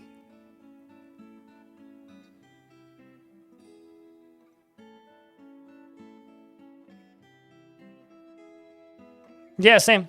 Droven. That would actually be a useful thing for Minecraft. Tell me how you really feel. I don't understand people's obsession with Minecraft. Actually, Minecraft makes me motion sick, is how I really feel. No, I'm just being, how do I put this? An internet entertainer, which is an exaggerated variant of your personality. Do I hate Minecraft? I hate Notch. I don't really hate Minecraft. It's just kind of boring and makes me feel kind of like dizzy after a bit because of the way the camera works and the way the blocks are situated. And Vintage Story is the exact same way. Also, I think the combat's really boring in Minecraft, even after the rework. I did go back and try it after the rework.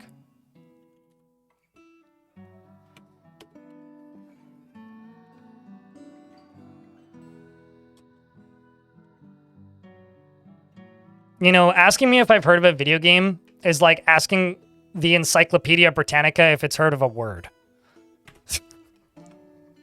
Have you heard of insert name of video game here? Yeah, probably. It's the safe assumption. I have been doing this for too long. It's hard for me to miss the releases of games.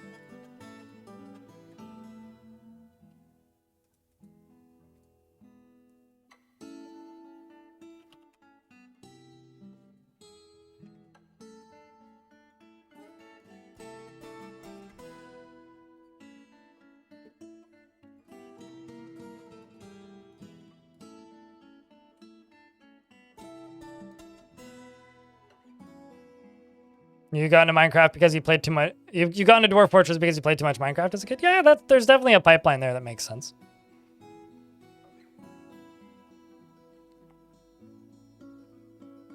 You know, you stating that you think that, Orifice Horus, in YouTube chat, that I might like lobotomy corporations or Library of Ruina, you don't know me very well at all.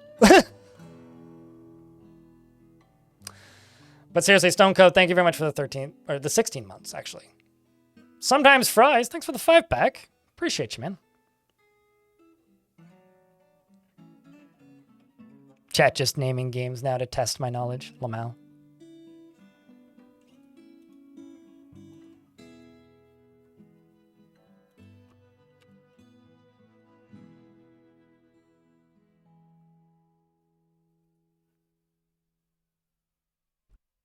Good game. Classic, if you will.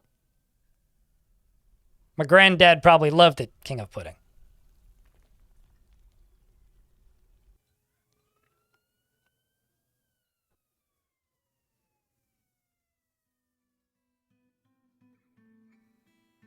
You don't sound like an asshole, Orifice Horus. You just sound like you're making assumptions based on minimal knowledge of a person, which is fair. We all do that. I do that, even. I'm doing that right now, to multiple people in the chat. Both chats, even. So no, you don't sound like an asshole. I just...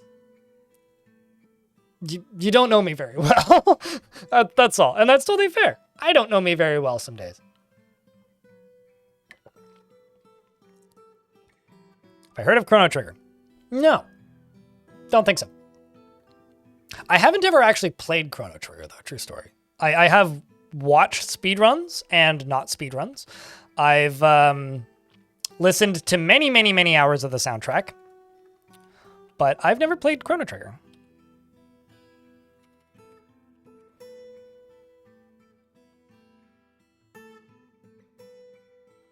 There's more than one copy of the Bible on Steam with achievements. And there is one on Steam, and it's also on speedrun.com for like, and it's like 90 seconds. It's just like, click through everything. And then answer some multiple choice questions, which are the same every time.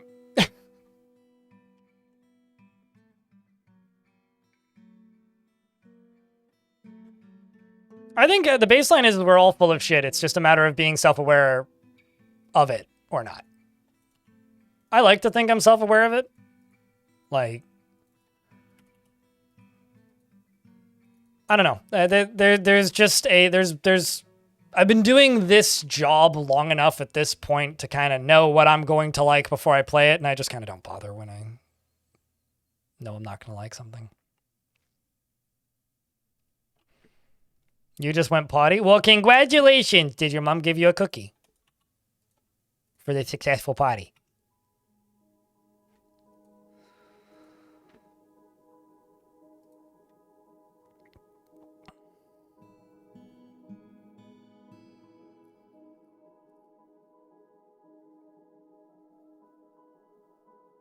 The older you get, you prefer simpler games in terms of graphics? I don't know if I have any idea how to help, but you're the... Whoops. How to help, but you're the Dwarf Fortress guy. You couldn't Google help on this topic, so how do I get Dwarf Fortress, the free version, to run on Linux? Download the Linux version. I know that might sound stupid. You go to this here website, bay12games.com. Okay, you click the Dwarf Fort button, and then you click the Linux button. And then it gives you the Linux install, which is going to be an extract. You download, you click this, you click this, you click this, and then you click drag, and then you launch it. Otherwise, you have to install the correct dependencies. If that doesn't work, go to your search engine of choice and type in Dwarf Fortress Starter Pack.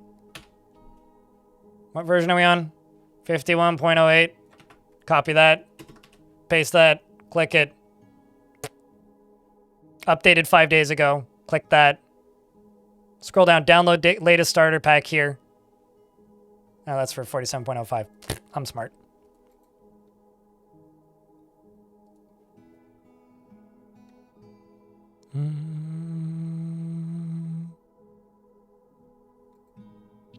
All search engines are getting worse.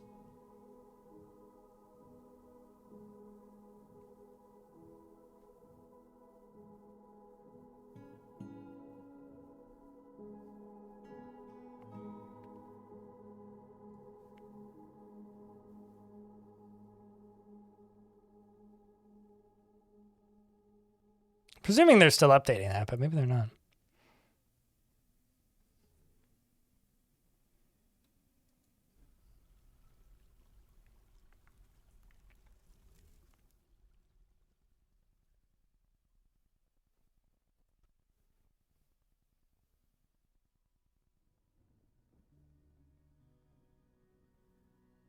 I guess he's not updating it anymore. That's kind of wild to me.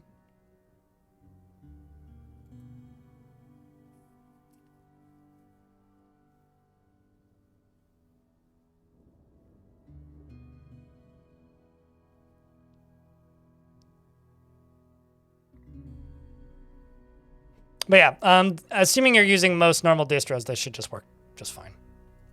Just click, drag, install. If you're using some odd distro, then don't ask me. I think it may also be on Flatpak. Let me check. Although, don't ask me about modding the Flatpak version of Dwarf Fortress.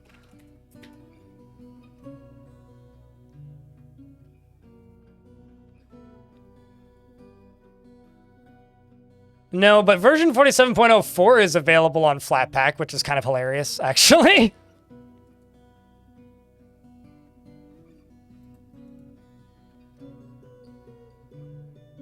Huh.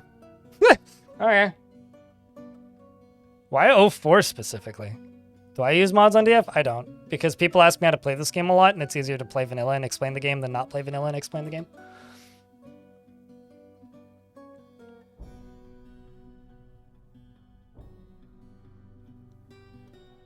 We're just talking about installing Dwarf Fort. What'd you miss? Not much. Mostly just constructions. The fort's been pretty chill today, actually.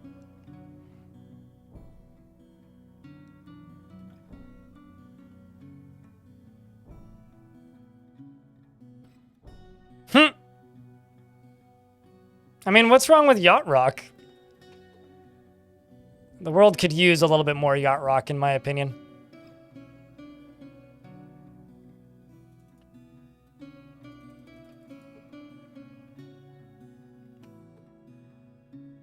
Well, I mean, just because you don't own a boat doesn't mean you can't listen to music that's good on a boat.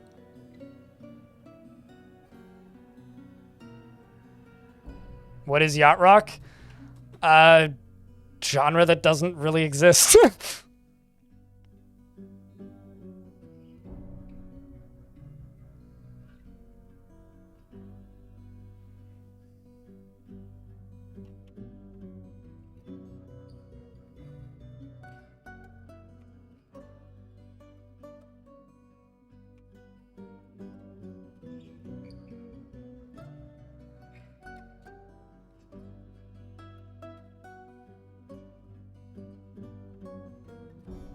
So, like, for clarity, Yacht Rock started off as a joke that a comedian made that then, like, some people started taking seriously, and they committed to the bit so hard that now it's referred to as a genre in some music circles. It's like some Jimmy Buffett is Yacht Rock. Some Al Stewart is Yacht Rock. I'd have to look at, like, a list of artists, but there's a good number of artists that are kind of considered Yacht Rock. And some of them embrace it, and some of them go, fuck that. And that's all there really is to it. You didn't know it actually had lore? It does. It's basically just like very poppy rock and roll that would go well on a beach.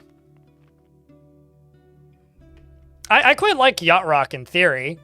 I just, it's something that has been like retroactively placed on a lot of music like 30 years after the fact. So some people really kind of hate it. It is what it is.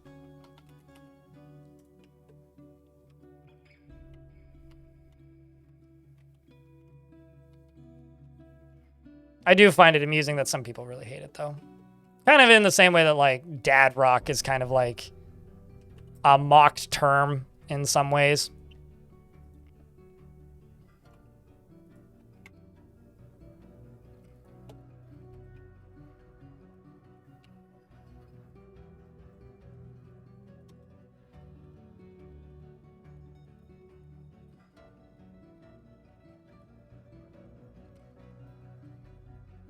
You know, it's funny, Orifice Horus.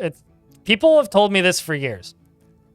I could sound less passive aggressive. This is what they're saying. I'll read their full sentence.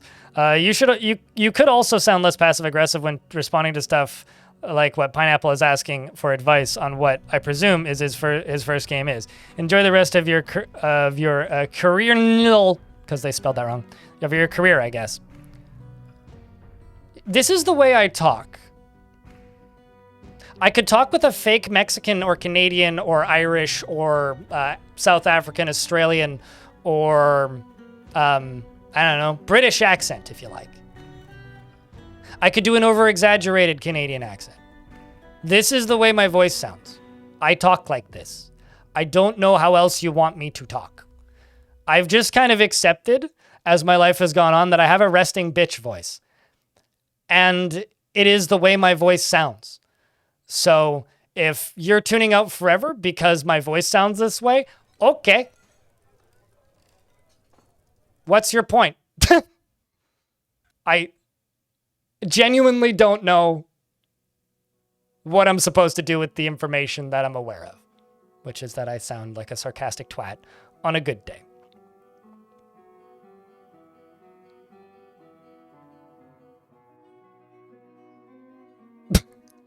You feel like a beach ball at a Nickelback concert. That's a visual. Like, genuinely, like, I've been told this for years, and I'll be honest with you, I don't know how to remedy it. I just sound passive-aggressive all the time. I'm not trying to be, so genuinely, I don't know what to do with this information when people give it to me.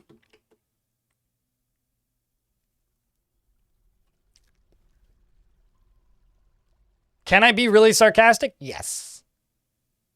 But I generally only do that with people when I'm reading their chat and I can tell that they get that I'm joking. But I'm not ever trying to be passive aggressive. Unless somebody is just like intentionally trying to get a rise out of me, which is pretty obvious usually. So, to quote the guy who was in my chat last week, who said that my numbers are dwindling and my career is going to end because of X thing that I said. Literally, in the last 3 years since Dwarf Fortress released, my numbers took a dip over that first summer, and it's been a slow and steady climb ever since. There's up months and down months. So a lot of people, I guess, understand what I'm trying to communicate when I speak.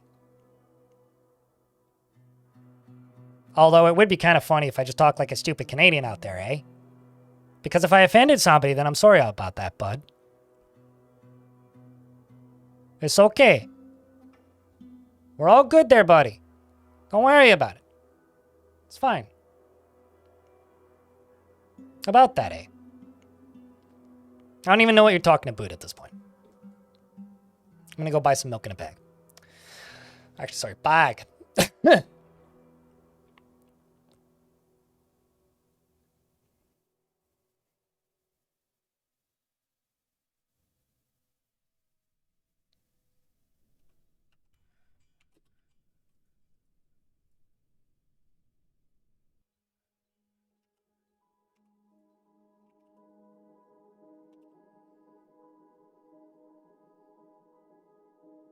You know, I've never seen a single second of Letterkenny, so that would be very difficult for me to replicate something I've never heard before.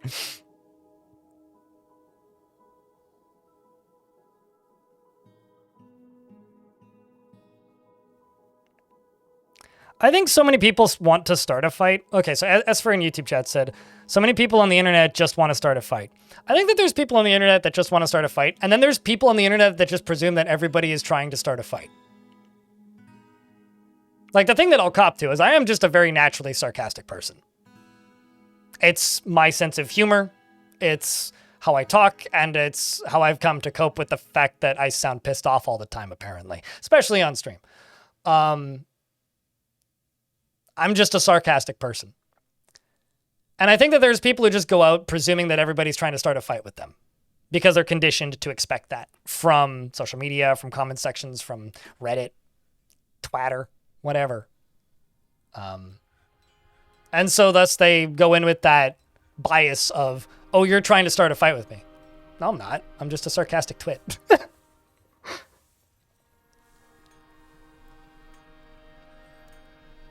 The most accurate, like, Canadian show to where I grew up is probably Corner Gas.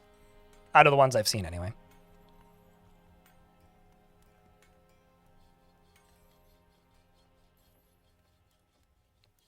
I do also find that my voice is and the way I talk is very much a natural filter.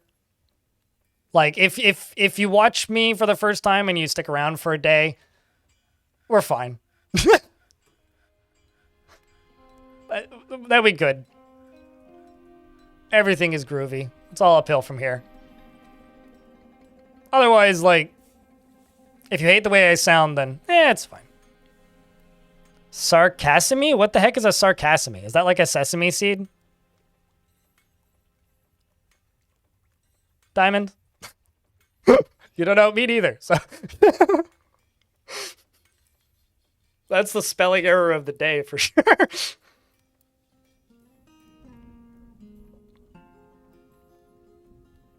I don't even know what that is, Midnight. I never had cable TV, so I was limited to VHSs that I could get from the library. Why no fish? Because water danger.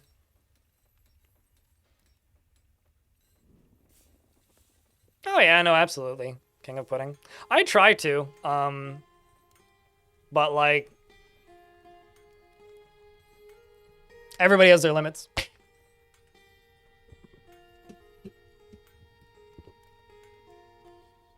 And at the end of the day, like, if I'm angry at you, or if I'm being passive-aggressive with you, I'm not, because you've already been banned. Like, if you're actually bothering me, you're just gone. Because I don't, ain't nobody got time for that, is probably what I would say. Life's too short to be annoyed with somebody that you have to talk to for extended periods of time.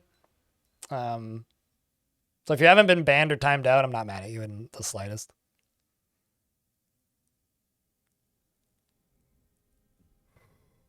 Anyway, I'm just waiting for these ads to end now. All right, let's continue these running. Where are we going with that quartzite? Probably down in that first initial loop area. So few forgotten beasts today, man.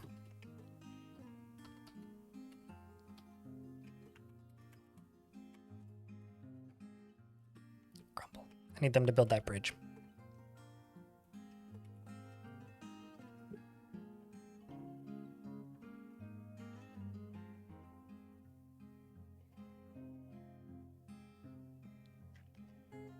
What's up, Wazul?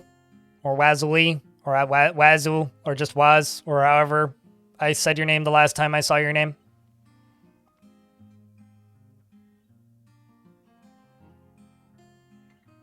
Poor thing will be cursed with bad luck. Same, to be honest. Although with me, it's just bad genetics, maybe not luck.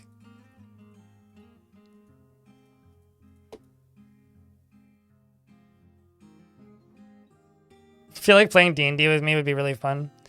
I haven't played D&D in a very long time. Every time I've played D&D has been very much not fun. But I think I'm the problem there, not necessarily the D&D. Although, tabletop is the better term, because the last time I played, I actually played Pathfinder, now that I think about it.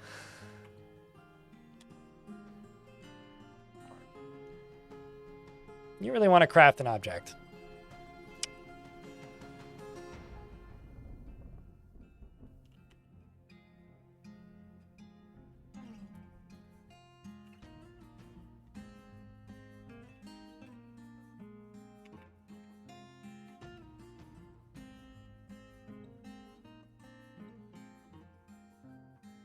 No. King of Pudding. Nor do I play tabletop games. I don't really have the friend group for it. I've never really had the friend group for it. And in the past, when I've had the friend group for it, I haven't enjoyed it. So, no, I don't play D&D.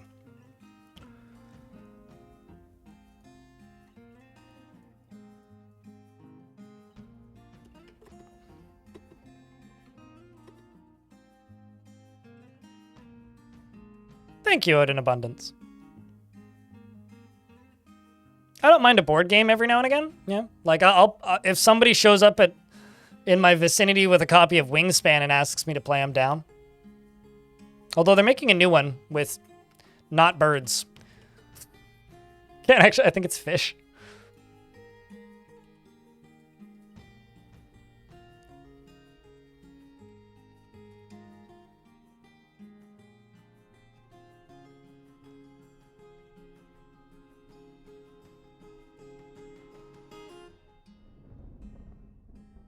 Man, we're getting Cinnabar.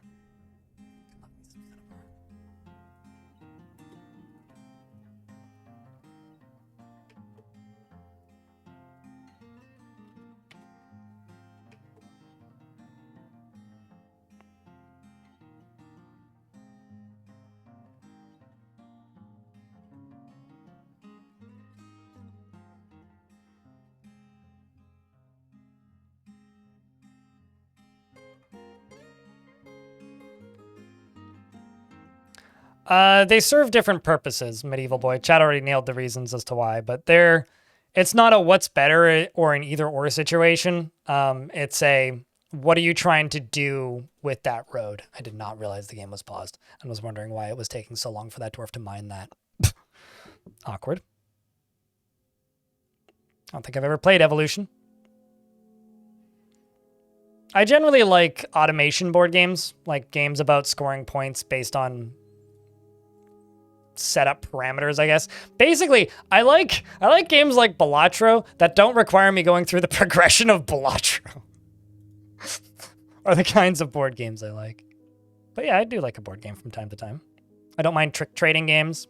I've played a couple of good ones of those. I kind of hate Munchkin. Cheers, King of Pudding. Take care of yourself, too.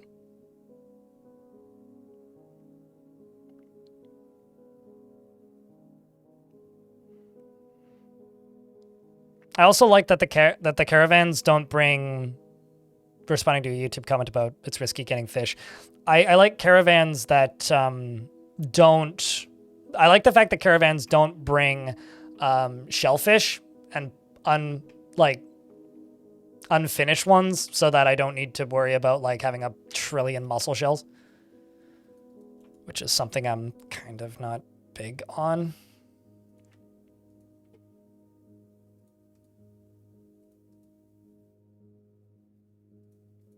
You know, I'll actually let them go out of these burrows. To acquire items if they need to.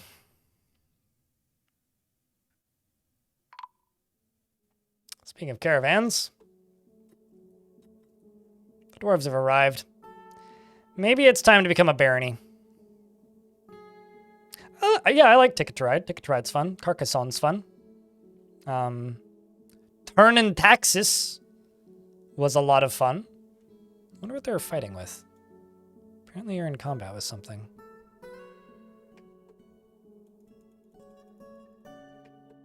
Kind of looks like you're leaving, too.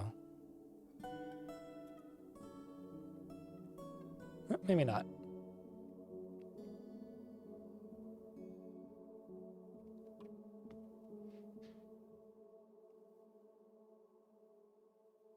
Seemed like Celtic Catan, but it's a drafting board game about dice or much RNG. It's extreme. Or much RNG? Oh, without dice or much RNG, I see. It's extremely strategic. And actually, I like Catan and Catan is a fun board game to play with people who've never played complicated board games before, but I don't think it's a very good board game.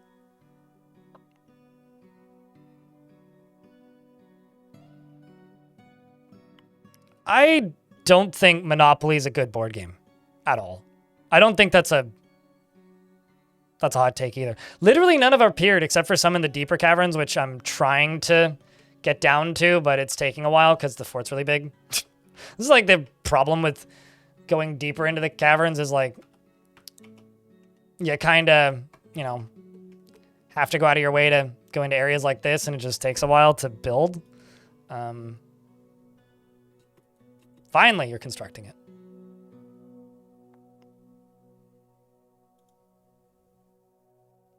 I would say Monopoly is a teaching tool to explain why our economic system is broken.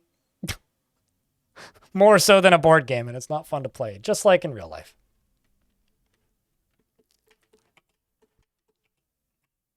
I think that the history of Monopoly is more interesting than Monopoly. And that isn't a hot take at all.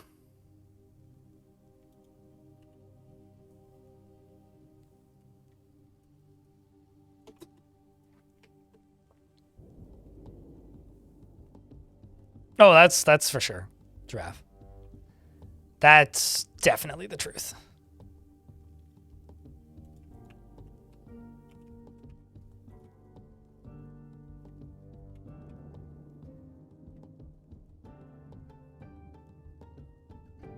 This is going to take a while to get everything, but we'll do what we can.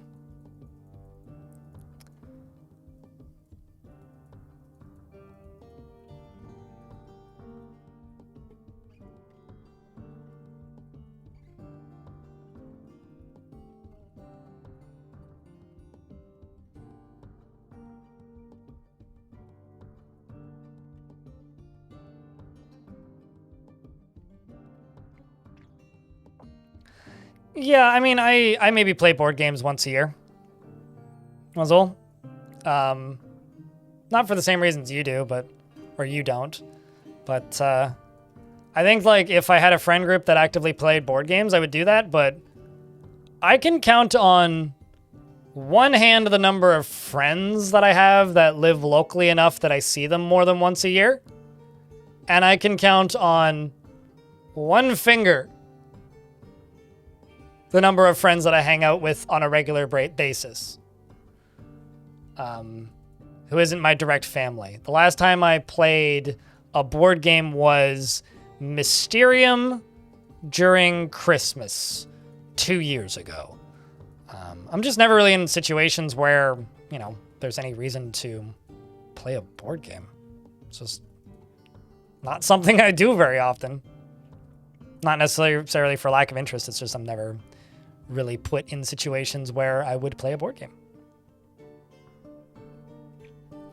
And also, you know, this is something that I think people who envy this line of work don't realize.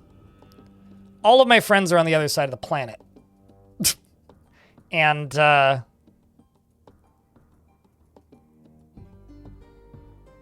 don't really have many local friends because getting to know people locally is fucking annoying. Because the reality of it is, I don't really get put into many positions where I would find people to hang out with.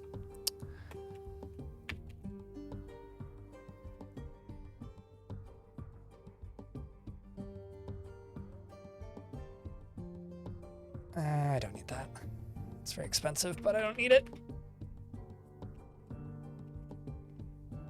Yeah, I'm good. I don't need kids. But yeah, I mean, hobbies are how you find friends, right? Most people meet people through work. I don't really get that.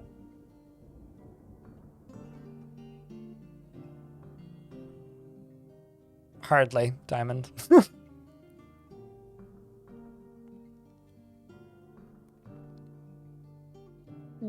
You know, honestly, Shy Pandemonium, same.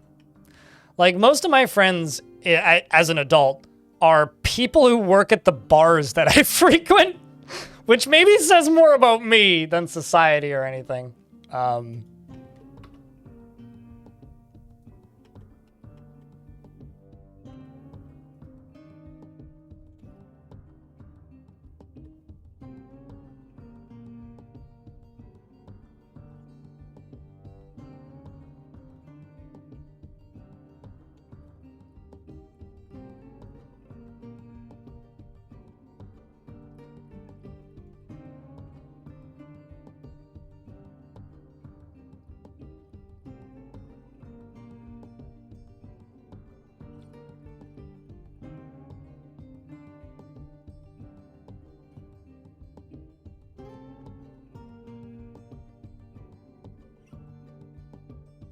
I think it was already really hard, and the pandemic kind of made it borderline impossible unless you fit into some very specific demographics or have a very, very specific look. And the reality that I live in when it comes to dating specifically is very much a I don't drive, so I don't own a car, so everybody presumes I'm broke. I'm a weird guy who makes money on the internet, so everybody presumes I'm either an asshole or broke, because those are the two stereotypes. And money is very important when it comes to dating. And life goes on. Oh, I'm well aware that I'm a homeowner, but the job that I have kind of kills it for a lot of people. Because I know this might sound crazy. A lot of people who are married want to live with their spouse. It's not particularly nice to live with somebody who also does this at his computer all day, 10 hours a day, 3 days a week. Sometimes 4 days a week. Sometimes 5 days a week. Sometimes 9 days a week.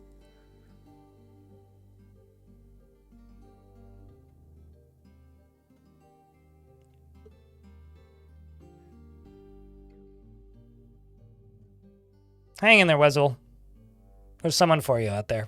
Or at least that's what they keep telling me. Romanoid, to be honest, I'm just not really looking. Romanoid Troll meets with the Baron Consort Zatan Kashimestbim, of Snarling Braids, the Baron Consort, and says, I'm liaison from the Mountain Gnomes. Let's discuss your situation. Merit deserves reward. I come empowered to establish this colony as official land of our realm. Can you imagine the trade wagons? There are responsibilities, but the nobility must live well. I think we should move up to the barony level. What do you think, chat?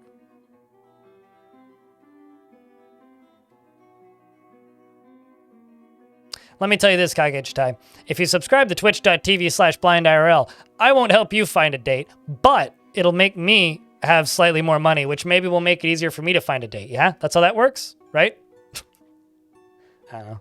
Best of luck out there. I do genuinely believe that, like, dating, like, quadrupled in difficulty the literal second the pandemic happened. Barony has a lot of responsibility, and the nobility must live well.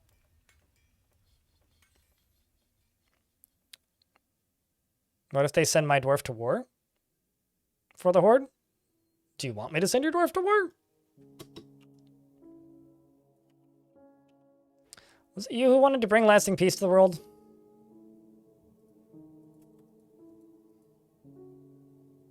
Apparently your fourth finger's broken. No, you dreamed of creating a great work of art. Yeah, you're still alive, Donut. You really want to craft an object, though.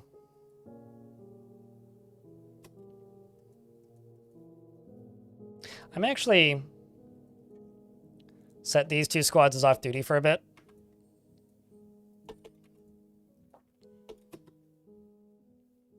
Give them a bit of a break. Do have to occasionally give dwarves a break between tasks so they can go craft and do other things that they need to do. Also, we need more hands to carry all the items.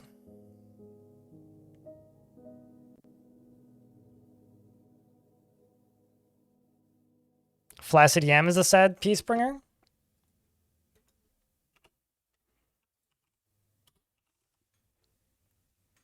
You're not that sad. Values peace, perseverance, decorum, bashful.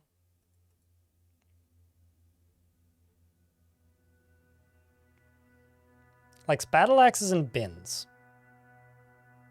Copper and gold opal. That's doable. Same with the earrings.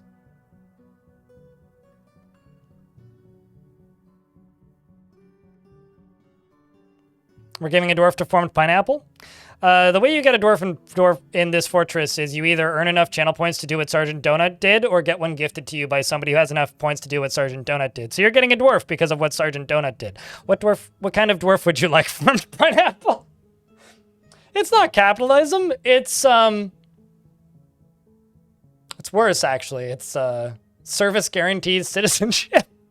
If you win the lottery of being able to click the button faster. So that's not capitalism. That's something way worse. Anyway, Flaccid Yam, I think you're going to be my noble.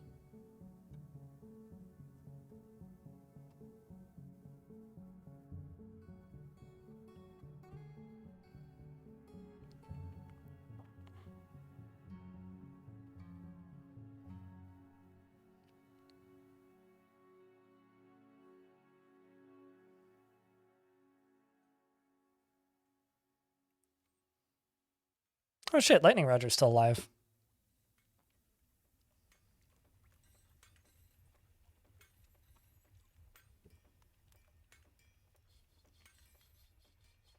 Things positive to your net worth.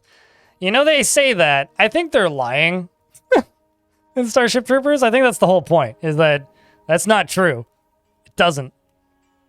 Hey, chat. I was going to say, can you help me find Flaccid Yam? I'm just going to help me find Flaccid Yam by doing this. The person who's all exclamation points, there he is who I'm recommending for elevation. I think that did it, unless I clicked out of it too quickly. There is much to share. Information has been added to Civilization and World Info. We don't have druids. Druids don't exist. Druids are a elven rank for the... Is that the highest rank or the second highest rank? Dwarves don't have druids. Elven cultures have druids. In before elf imposter joke. I could give you a farmer, a crafter, a soldier. Do you want a male dwarf or a lady dwarf? And I could give you a miner, a stoneworker, maybe an engineer of sorts. There's a possibility of a child.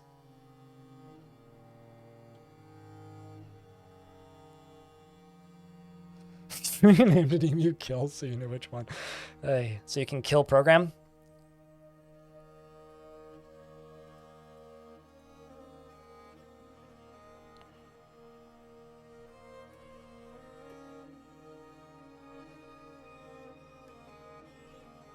The day I learned pedestals are considered tools.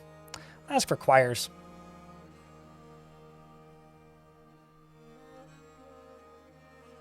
And also dice, because lol.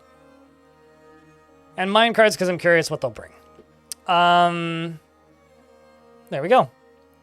A need for quivers is expected. Okay. And if you are able to provide some, they will pay 122%.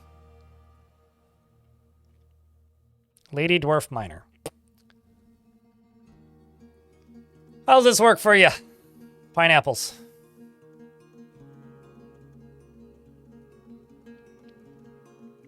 It's called satire for Starship Troopers. Starship Troopers is a satirical take on fascism, and the bugs are the good guys. How old? 23. Mother and father in the fort. So you grew up in this fort.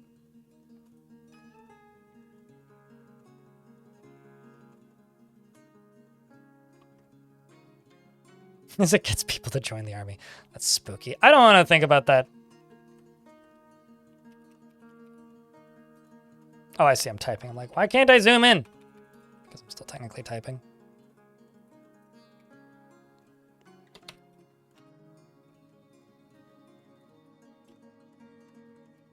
It'd be great if you liked pineapple wine, but she has such a developed sense of optimism that she assumes that the best outcome will eventually occur no matter what. She does not generally respond to emotional appeals and is inattentive to detail. Also, DS in YouTube chat, it's good to see you. It's been a long enough period of time that I'm presuming that person earlier who was going on about my tone of voice is gone. Can I just say that I think it's really funny that somebody is complaining about my tone of voice who also is a fan of Seth because they were talking about Seth earlier. Isn't Seth supposed to be like, act the way you want, be you kind of person, for better or for worse? And like anti, I guess, snowflake culture in a world where, isn't it ironic that the fan of Seth acts like a very delicate child? Anyway, sorry. Has such a developed sense of optimism that she always assumes that the best outcome will eventually occur no matter what, and does not generally respond to emotional appeals, is inattentive to detail in her own work, and is generally quite confident in her abilities when undertaking specific ventures. Is very humble and does not easily hate or develop negative feelings. 51. Does That's not an area that I'd like to visit, maybe in another life.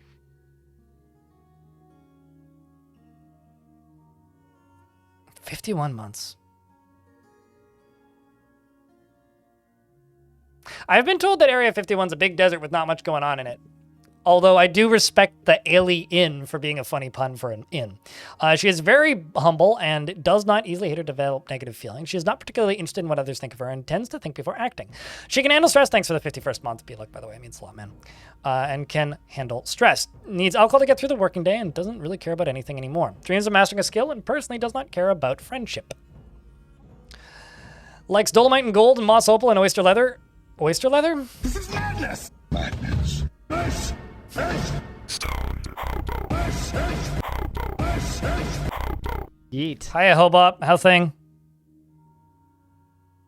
I'm glad you like my voice, Swan May.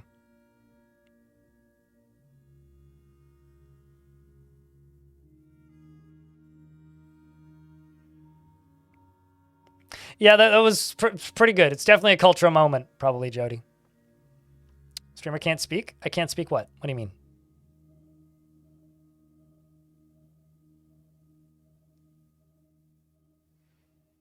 They keep the aliens in Area 52? I thought they kept them in Area 49, but, you know. Anyway, she likes high boots and links for their ear tufts and the sound of the euphoric butterfly, and when possible prefers to consume hagfish, guava wine, and can't stand blood gnats. She has a broad body, made broader still by no shortage of surrounding lard. Her extremely narrow ears have nearly fused lobes. She's a member of the Order of Dust, which is a god of death. Her mum is dead. Her dad is very much alive still. Rest in peace to her mum, unless her mom's just... Nope, her mom is definitely dead. And she's strong, inattentive, wants to fight, craft, and get martial training. Maybe join dad in the military at some point. Welcome to the fort.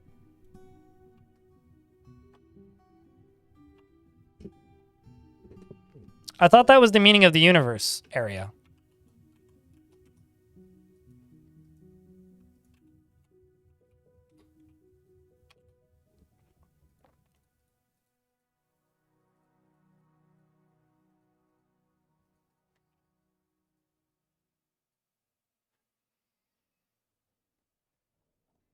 Oh, I was gonna say, that seems expensive. It's because of the elemental steel spear and the pail and whatever that is.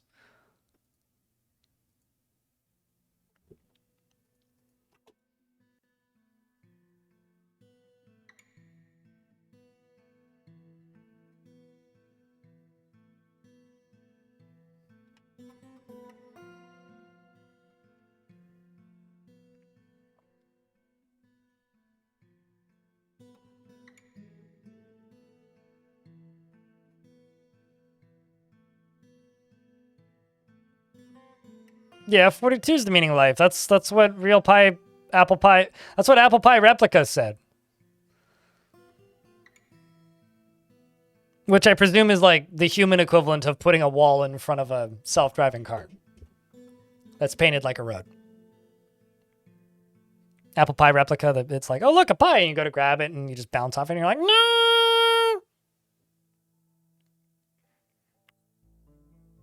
I only have the best references. Pseudo Giraffe. I wouldn't reference it if it wasn't a good reference.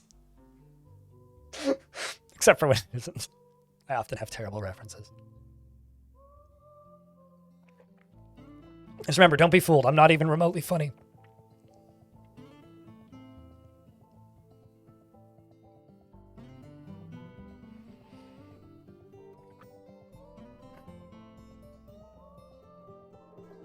What's up, Will, in YouTube chat? Hope you're doing well.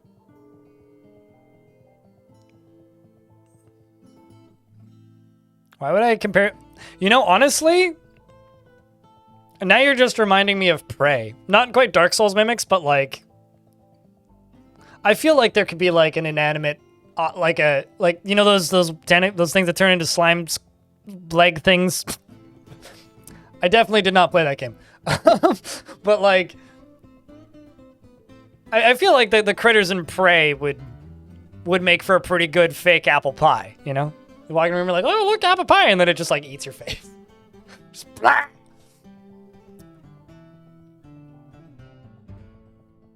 What is a rotom? Sounds like a musical instrument. If you click on it and click on the little, where is it? Little magnifying glass, it'll tell you what it is. Like, this is an osar, but it's probably unique to your world. We're about to get by an ad break, and I need to use the toilet and refill my water. Completely related things. Deathomycernia. I'm just gonna call you Dathmo. Dathmo. Dathmarissa? Dathmarissina. Thank you very much for gifting us up to the Flaccid Yam. Appreciate you. I'm going to go refill my cup and use the toilet. Not at the same time. Thanks for checking out another gift. I appreciate you. BRB!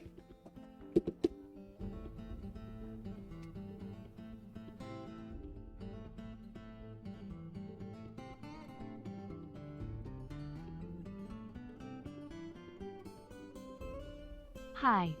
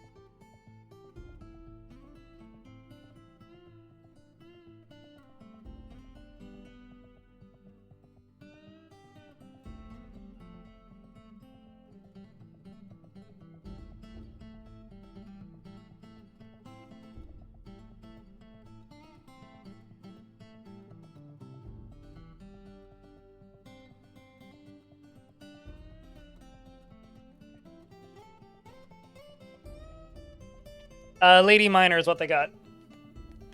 Donut. And as for the Baron, it's Flaccid Yam. Speaking of. Remember how earlier I said make sure that whoever you appoint to a position of power doesn't like ballista arrows? Well, we've had one for a while. I've also just been ignoring him, and I forgot until just now. I'm gonna keep forgetting.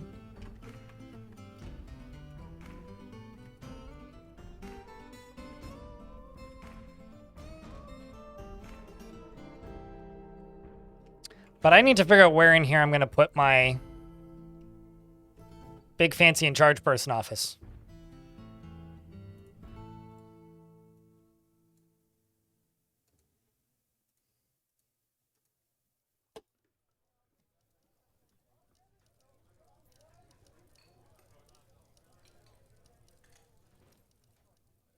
I'm just going to say this. Just I don't know why this isn't working.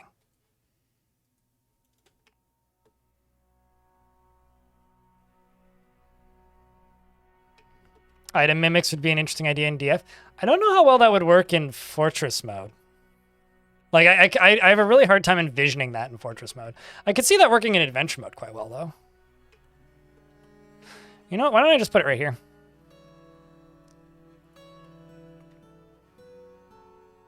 Like, something like this, maybe?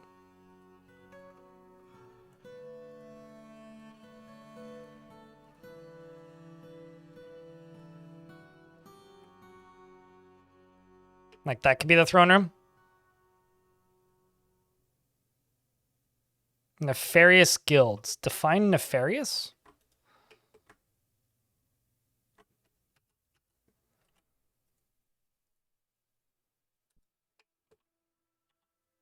Thieves? Not really. I mean, there are gangs, but they don't... Currently, they don't really manifest in fort mode in any way.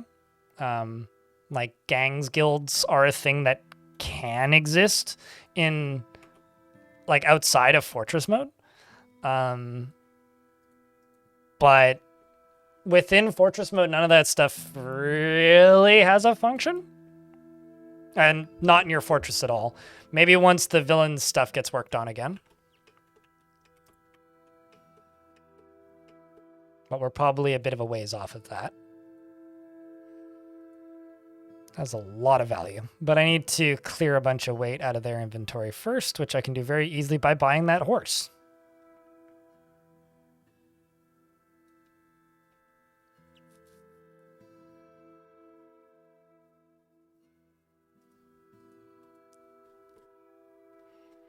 I kind of don't want that horse.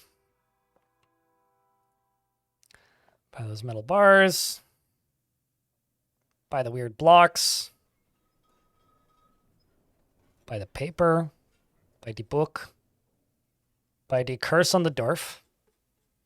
Buy the chiz.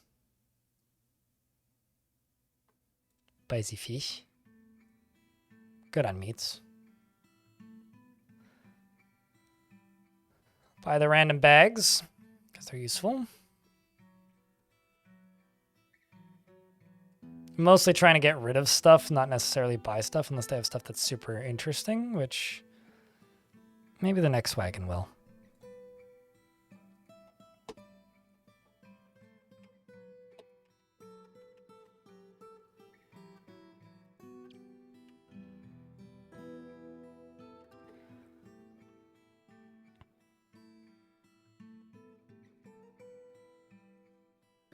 Also, hello, Clockwork Dragon. How are you?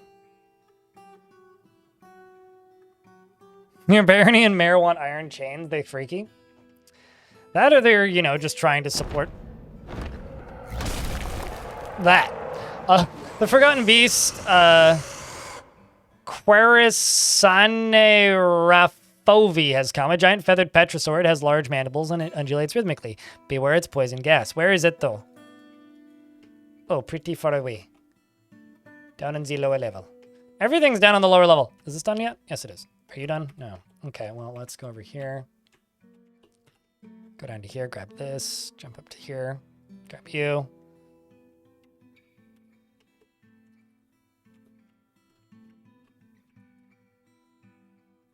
Do that, like, now.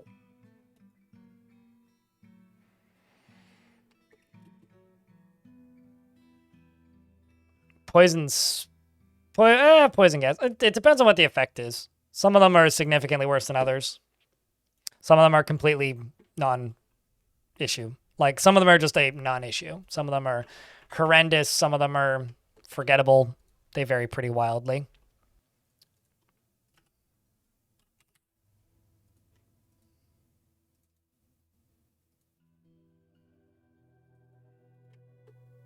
I love the way Cinnabar looks. We've got several Webs Beasts already in my collection. Also, it's a good thing it wasn't up here because currently chopping down a lot of trees. And, well, as you can see around here, if you're so inclined to look, you may notice that there's kind of a lot of areas that are showing into my fortress directly because of all these trees that I'm chopping down in this area. Because it's very densely packed, and I'm kind of looking to fill it in a bit. Problem with that is it's exposing all of the weaknesses of my fortress currently.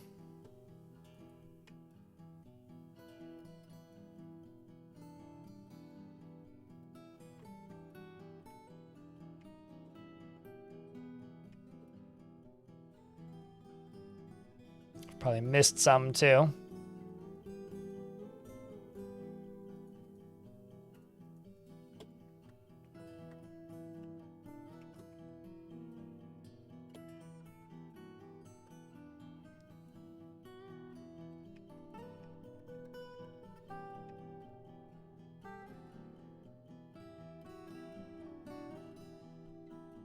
I'm kind of aiming for 50. We're not even close to that, though.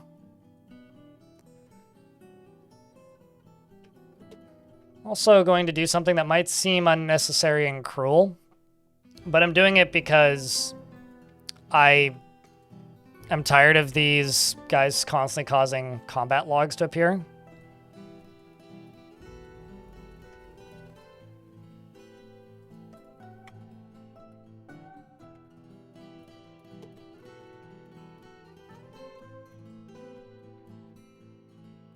Not the turtles. I've got tame ones. They're up here. So just look at these turtles while the other ones die. But these ones, on the other hand, are actually causing me some problems. So it's just easier to get rid of them.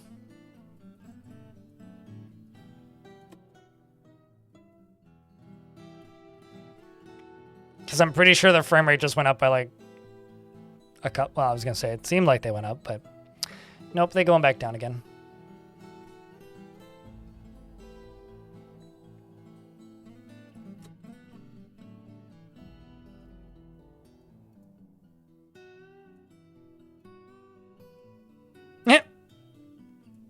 It's a bunch of stuff that they're trying to slaughter that's literally in this creek, so it's inaccessible. That makes sense.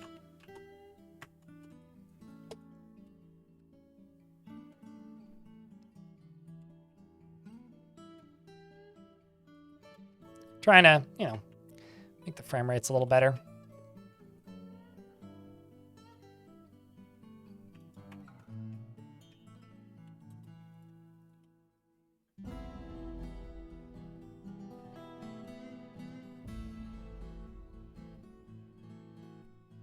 Do we have clear glass yet?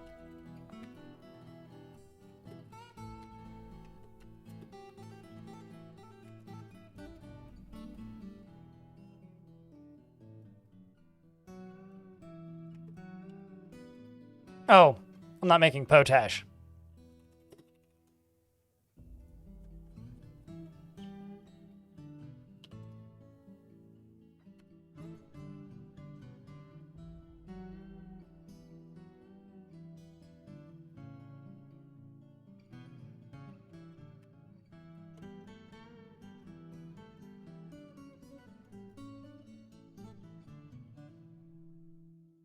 That's the issue.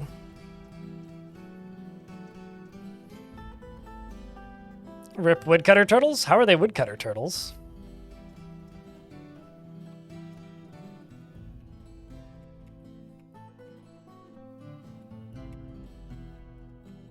Or is that like a particular type of turtle? No, they weren't. They weren't making logs.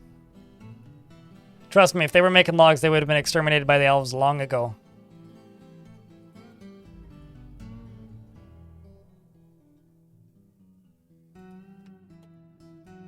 I'll be honest, I have no idea what the value comparison difference is between green glass and clear glass.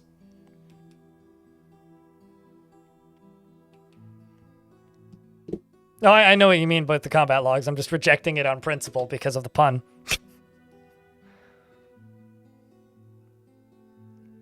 Although I'm now kind of curious if there's like a type of turtle or something that like does stuff with wood. Probably not. To people who have not tipped today and have the means, think of it like watching a live busker for an hour or a drag show. Please don't compare me to a drag show. It'll make me blush. No, I don't think about it that way. If you like this show and you want to keep it continuing without having HelloFresh ads all over it, however, you know, subscribe to a streamer near you.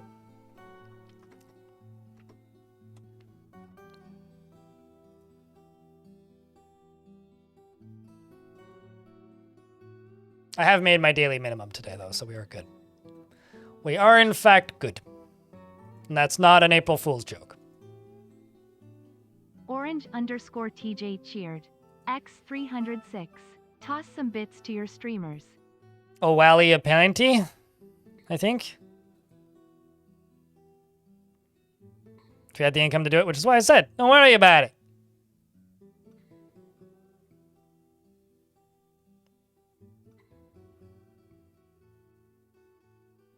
It's a very wide mine. I'm trying to think of a joke based on that, and I got nothing. This is going to be a dining hall, bedroom, and throne room for my Baron, all in one. So, Joker of Spades, you're now subscribed to the Strum, courtesy of Orange_TJ. Thank you, _TJ Orange. Appreciate you. It's also, you know, gonna have a bunch of rocks that'll come out of it, which I'll make into bricks. So this is all dolomite, which is valuable.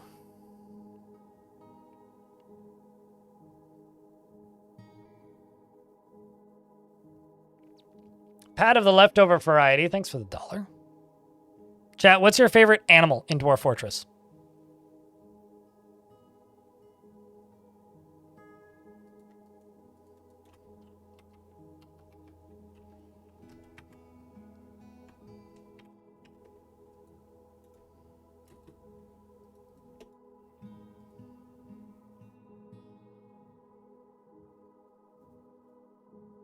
I'm just going to go to here. Say, oh, you don't go here much.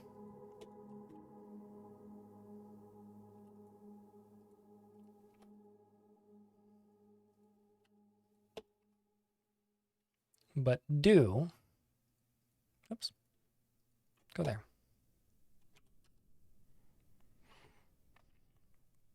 You've never seen one? I've seen them very occasionally. I like giant emperor penguins because the babies are hysterical. Probably giant emperor penguins. That are crabs. They can pull levers and open doors. Also, a few people have... does anybody here remember the random in-joke, all hail the mighty orb, in this house we worship orb? Does anybody remember that from like 2 years ago? That, for some reason, a bunch of people have had that, like me reading the Legends of the Orb. Apparently a bunch of people got that video recommended to them relatively recently. And so that's become like a joke in my YouTube comments again, and I'm like, fighting the good fight, friends. Keep at it.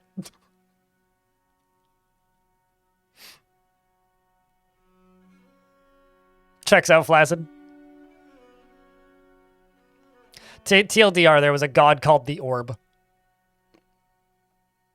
That's basically it. Okay, so let's go here and type in beast. Looks like someone's been busy.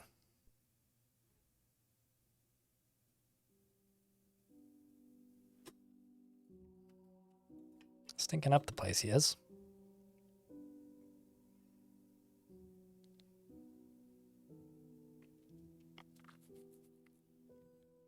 I'm sure Gorlax can count to 3 at the very least. Maybe 4. I'm not sure how many fingers they have.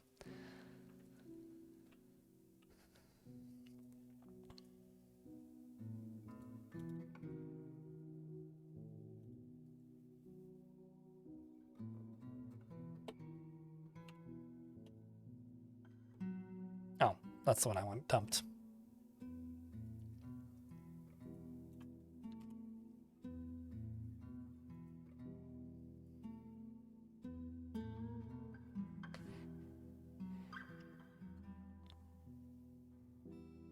I mean, we have a Fluffy Wambler emote. I don't know if I wish that they were real. I mean, I feel like they're way too effective as weapons of mass destruction, so.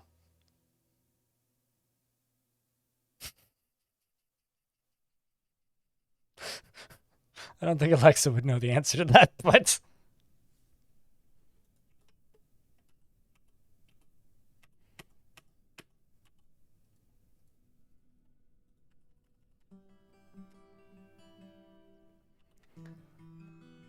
All right. This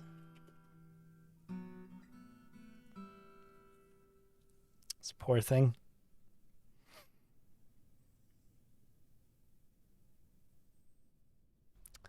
This creature seems to have had a rough week.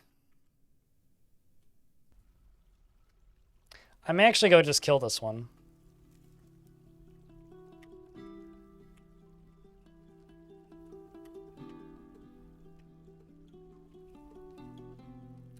Ooh.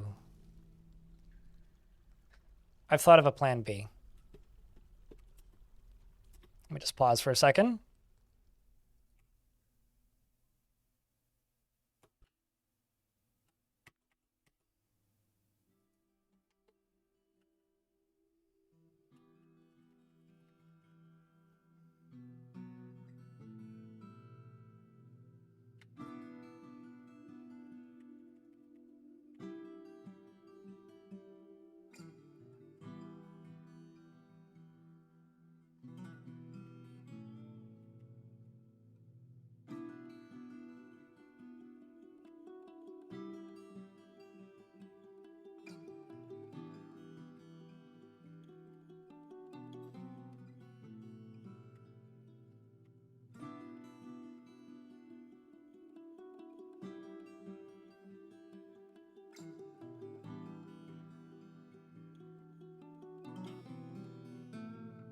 Oh.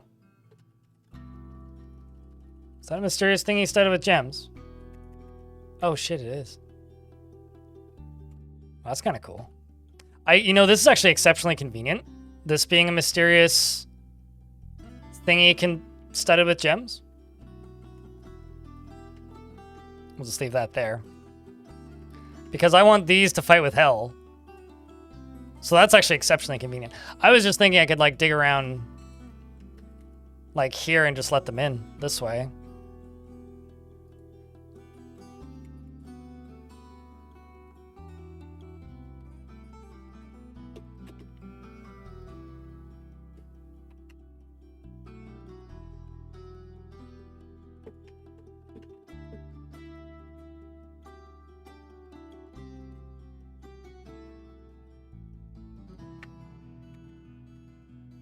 I'm gonna use jet, actually.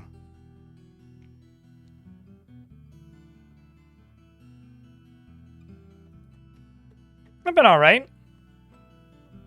Carpia Carp. Have you changed your name in that time? Although you didn't actually speak much back in the day, but you've got 20 total things that you've said in chat. Okay, so you were last here on the 5th month. On the 5th month, 8th day, 2024. It's been almost a year. It hasn't been several years, but it's been several months at the very least. Will Gem Angels fight Hell Demons? Why not? They're not on the same faction side, so why wouldn't they fight each other?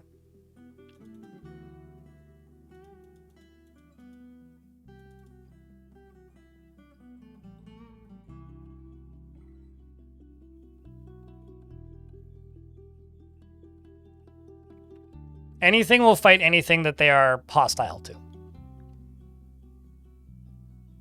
And this might be a shock to you, but angels and demons tend to not be friendly.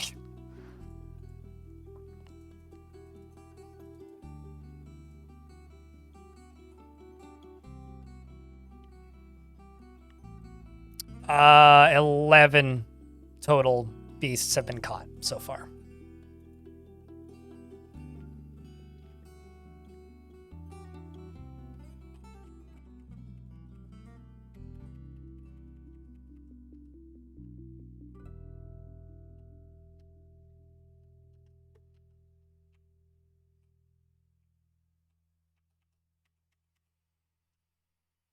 Now, the problem is, I'm going to need to block most of these, with the exception of this.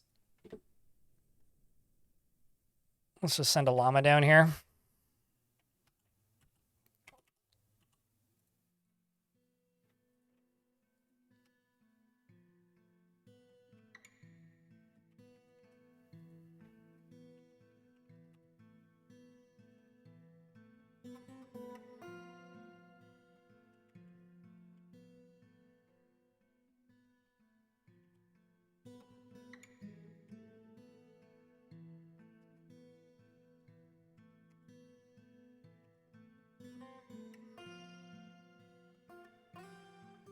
No, you have not beaten up any more beasts. We've mostly just been catching them. Couple goblins, though.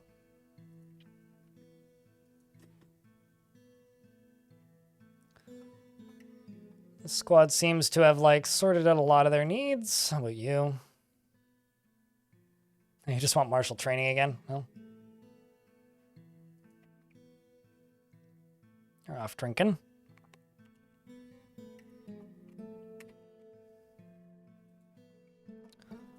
For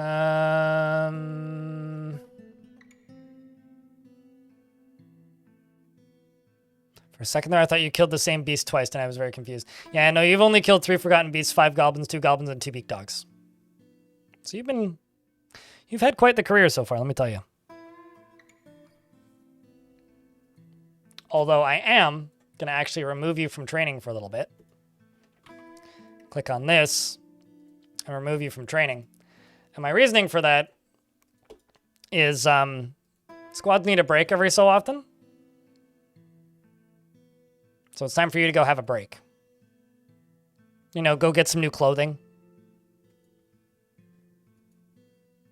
Hang out with your one friend outside of work for once. You know, have a break. Eat a good meal. Wander a wee bit.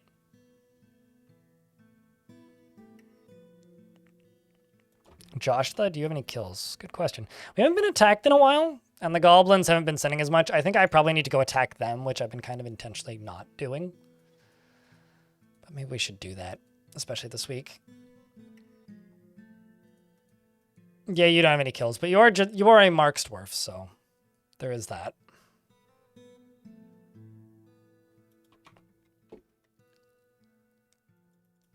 And the population grows.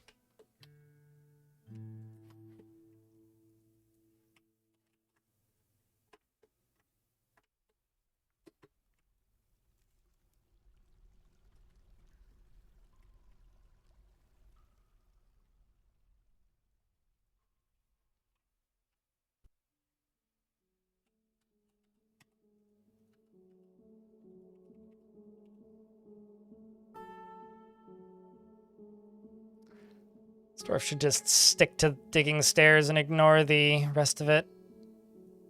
There you go.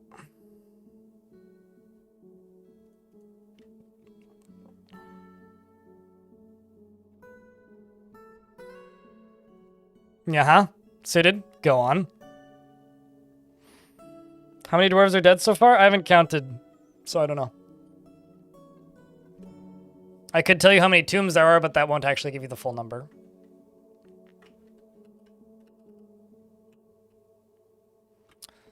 It is currently 130 plus 4 plus 18.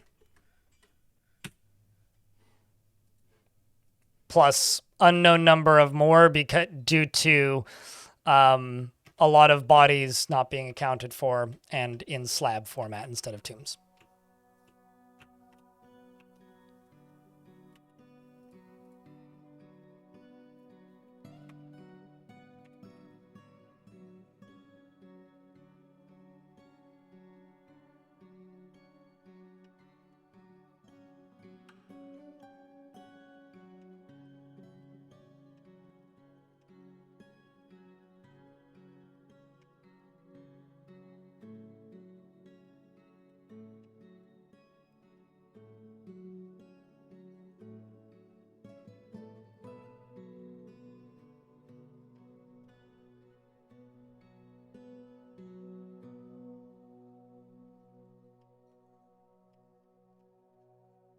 I'm also kind of looking for more gold.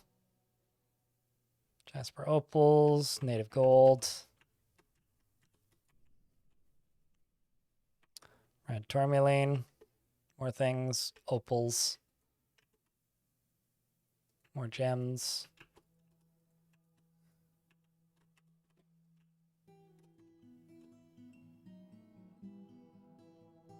More gold. Gold. Those I need to be a little bit cautious with. Carpia Carp. Thanks for the 5-pack. Appreciate you. And welcome back, I guess.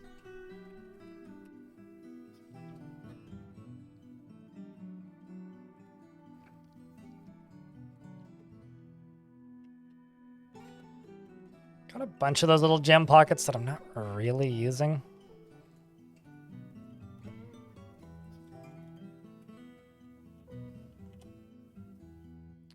Got too many put item away in construction tasks, but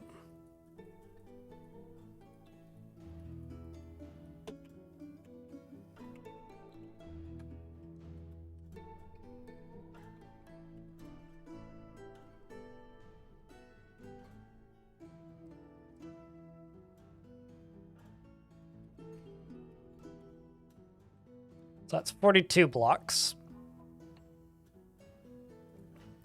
Let's do jet.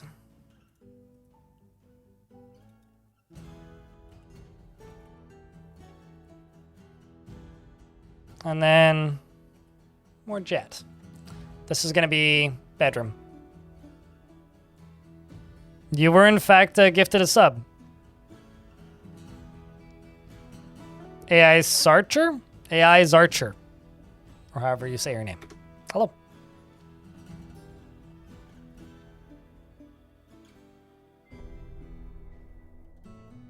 I don't know why a pump would stay inactive when a dwarf is trying to pump it. I don't know why that would happen. But I guess you set it up wrong?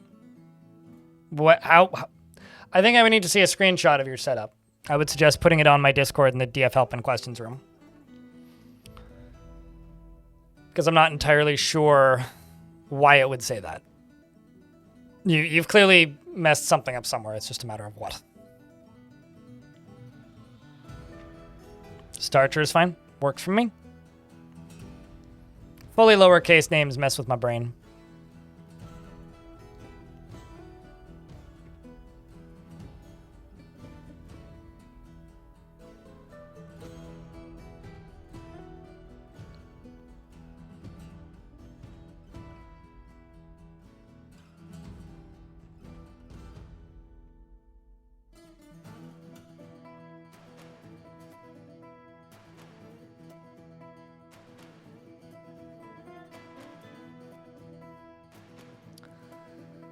I just received a damage about apparently somebody getting their car nicked in the parking lot of the building I live in. Well, that's not fun.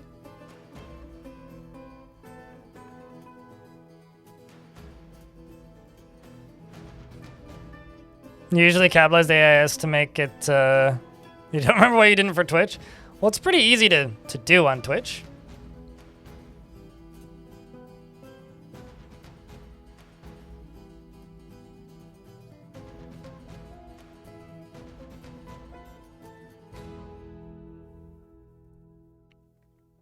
But, welcome. I'm sifting through my emails and trying to decipher which one and which is and which isn't a April Fool's Day joke. Ay, ay, ay. Okay. The holiday that isn't actually a holiday.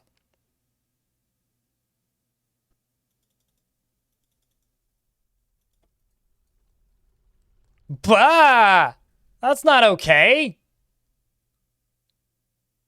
This is madness.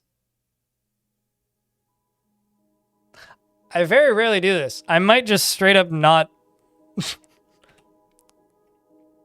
like, just say yes and then not do it.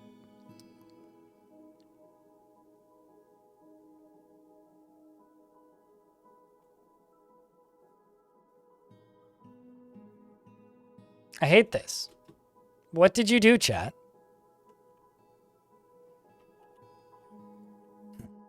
Wait, why would it be hobo?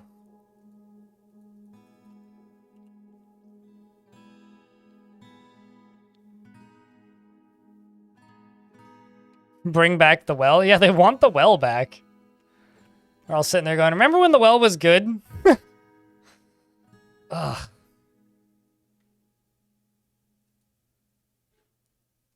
I could tell them to stare at the well from a very far distance.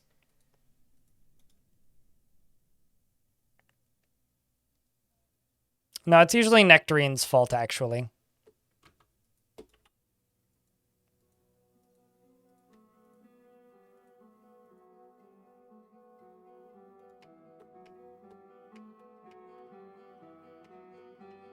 Are you suggesting I drown the people that are asking me for a guild for fishing?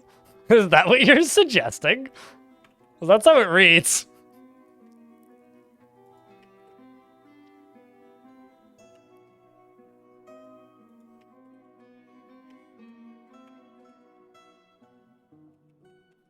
Huh?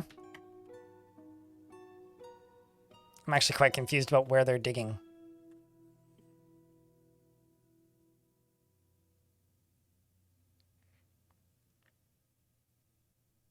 It's not drowning, it's aggressive swimming training. I think those are the same thing. Possibly.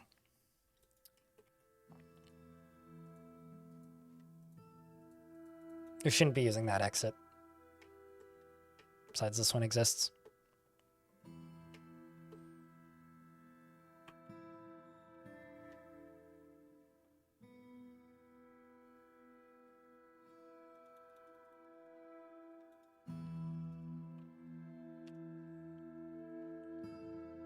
It's only swimming training if they come out of it after the first lesson. Otherwise, it's just drowning.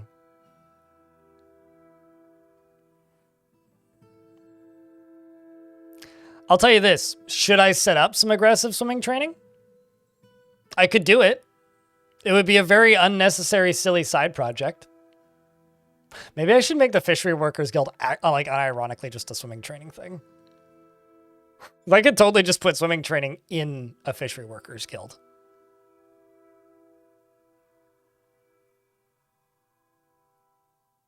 I would just call them the Aggro Swim Club then. Fine. I don't like it. But I will give in.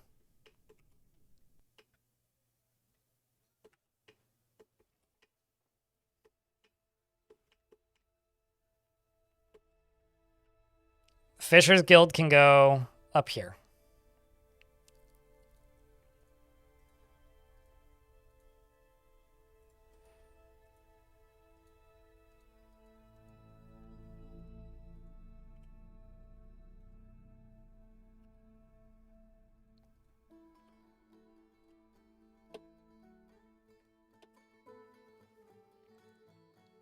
Kind of looks like a shoe, like the one from Super Mario. It's fine.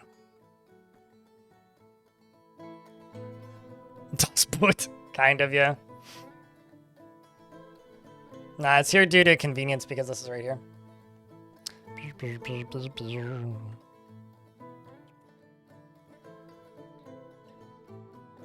You just see the start of a dick butt? Ah, you're from a very specific era of the internet. I get it.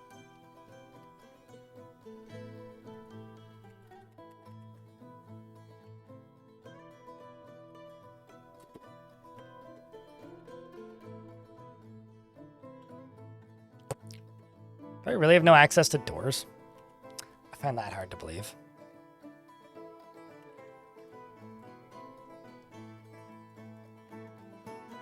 What? There's no access to this whatsoever? Oh, shit. I didn't mean to build that there.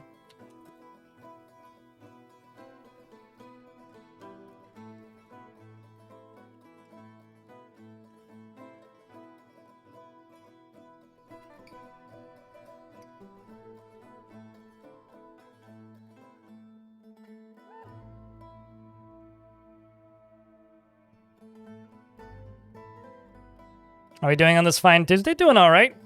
Hilmar, yourself? Your dwarf's still alive.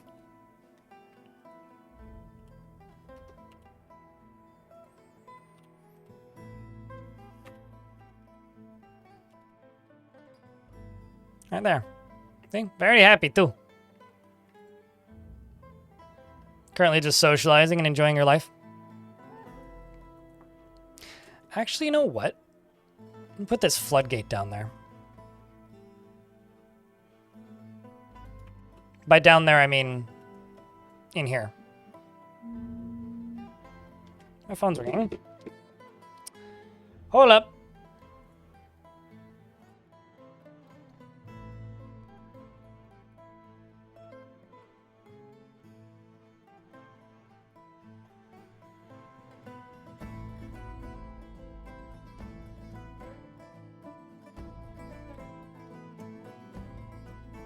Contact the Client Support Center.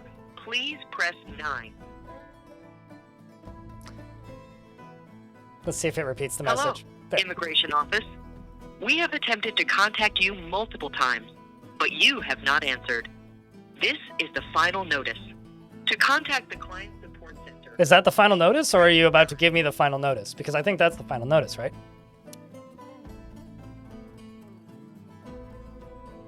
Oh shit, it hung up. It really was the final notice. Well, I guess I'm fucked then. You know, someone should instruct their voice bot to, like, not sound like it's saying hello to the thing that it's claiming to be. Because it really does sound like it's saying that it's saying hello to the immigration office.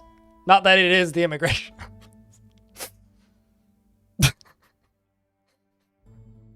office. That...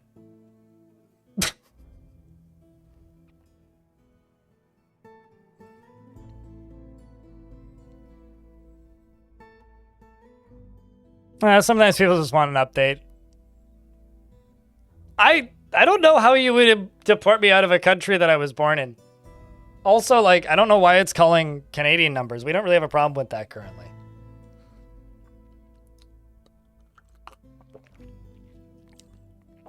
Yeah, probably. Somewhere in South America, most likely.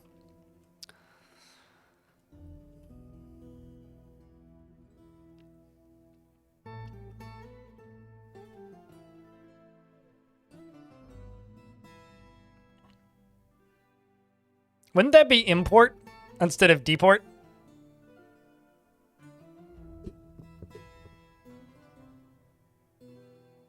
Also, ND Rails, hello. In YouTube chat. A mandatory vacation abroad. Is it all expenses paid? And are the drinks free? Or is that where they get you?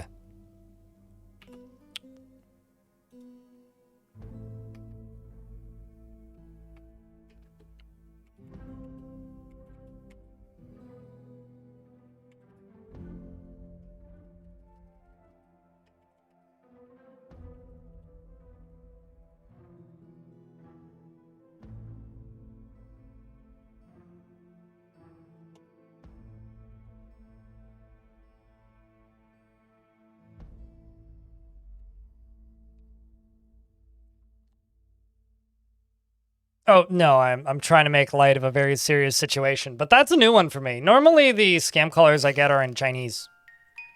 And from someone I know's description of it, they're usually like insurance fraud scams, which is kind of grim. Like, it's basically like, hey, you can't get your pension from your home country unless you fill out this form kind of deal, which sucks.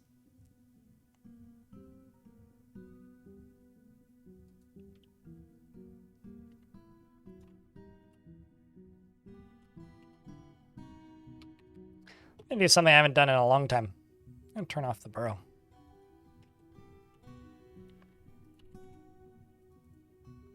Beastie hasn't really moved much.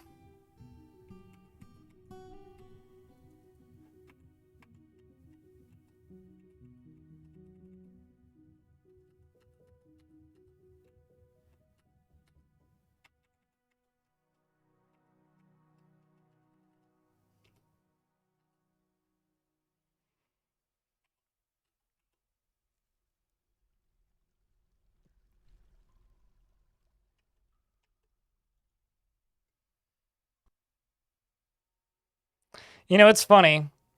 I keep getting emails about if I plan to sell my house from the insurance company that's insuring my mortgage.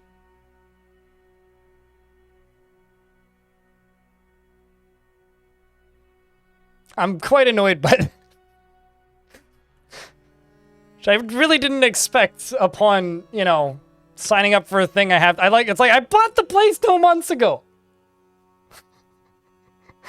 And you're already asking me if I'm planning on selling it. Yes, the one that I bought 2 months ago. Like, I got one before my first payment. It's... At least put a delay on the spam. Come on, like, start harassing me in, like, a year. You know? Like, that should be a very easy, logical leap to make, you know? I feel like it really should be, but clearly it's not. Yes, no, I closed on this place in November.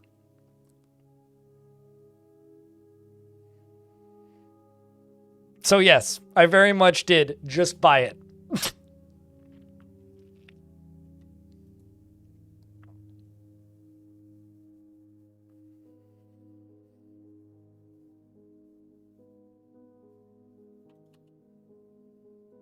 But yeah, I guess my insurance company's just asking if I'm playing real life House Flipper.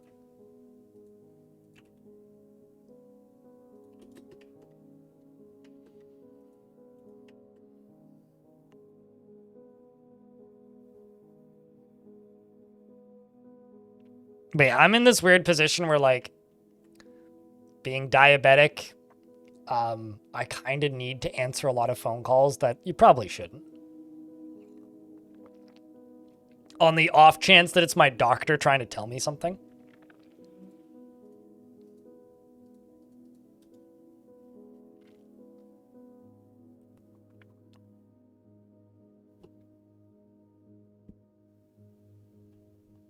Because half the time they're from non-identified numbers. So.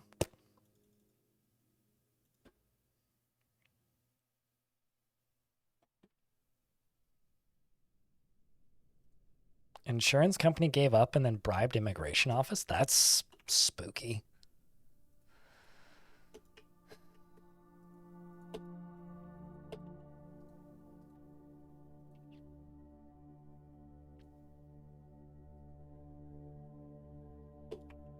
Throw that in there. This down here can be the Fish Workers Guild, which is going to give me a little bit of time to finish it.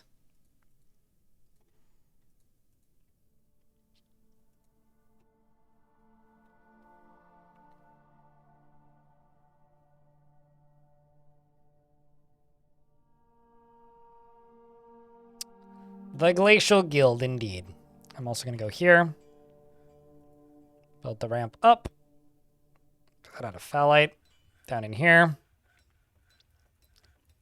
Let's see what we have.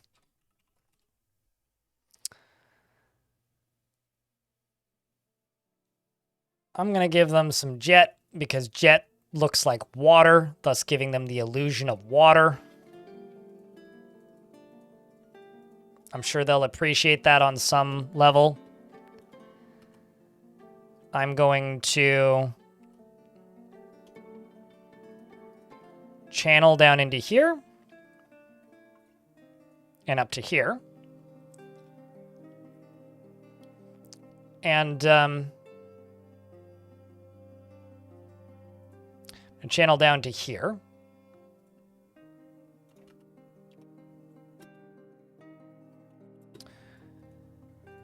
And then I'm going to go up to here, and I'm going to do this. Out of a different type of blocks. Still very much lacking on the glass. Oh, am I short on sand? Is that the problem? Oh, these are all full of sand.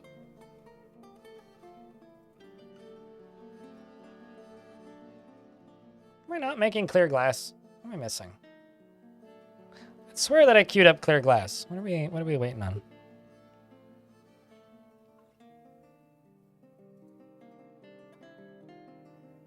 If pearl ash agradable is... Okay, so they've just started making pearl ash. Whenever pearl ash number go up, then...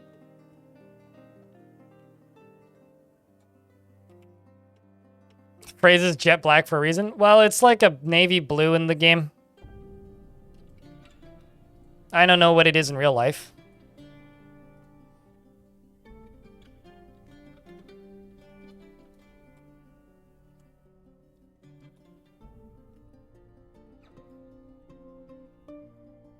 Also, I didn't know that those phrases were related. Jet and jet black. I feel like I should have known that, but I didn't.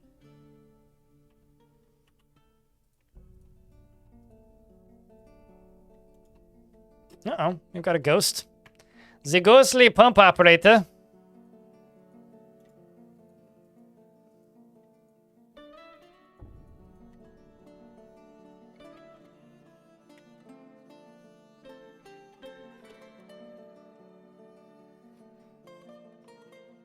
At least all these boulders are getting moved quickly.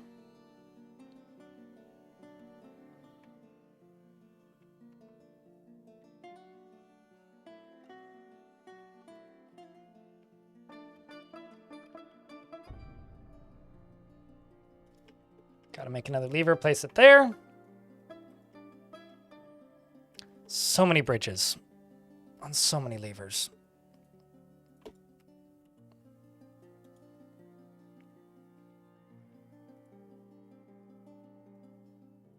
Game is wrong color. Well, game also isn't real life, but you're probably correct.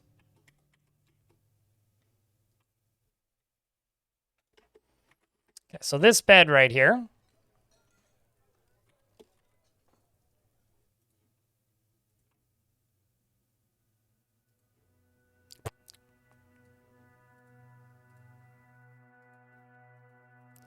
It's going to be given to my Baron, who currently has quarters right now.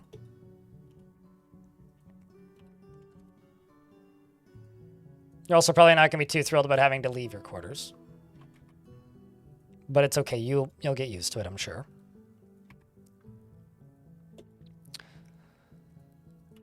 Let's see what better materials we have for bars. Let's make gold chest, gold cabinet. Make 5 of each.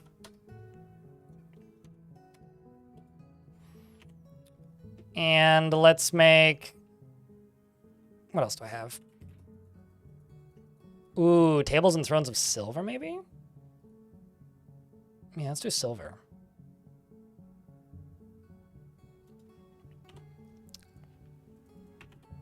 Silver table. Bronze throne.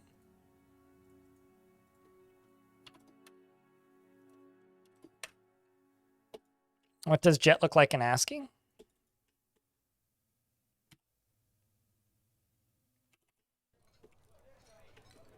Kind of a gray color.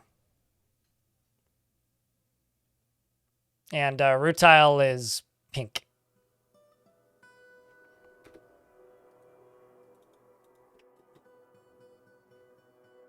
But Ranger Rick, how you doing today? How is things? Hope your day has been good. Oh.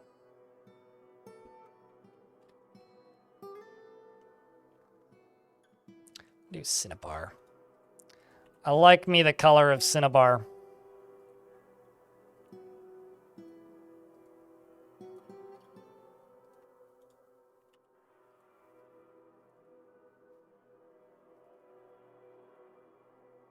These are going to be for windows. Gem windows, of course. That can get deconstructed, that can get deconstructed. And those will get deconstructed when all this is constructed. Ah! Curious how that happened. You've discovered an unusual volcanic wall studded with gems. Where is it, though? Oh, I see. Man, there's so many surface volcanic walls studded with gems.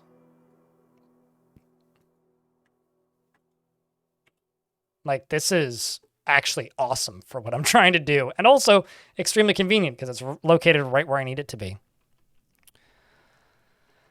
So let's...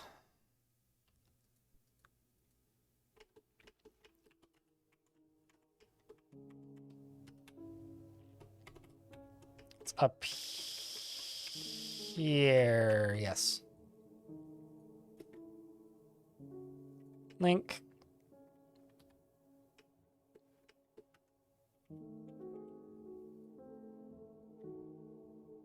And then this, right there, F4, let's say F3 could be this spot. 3, F4. Cool.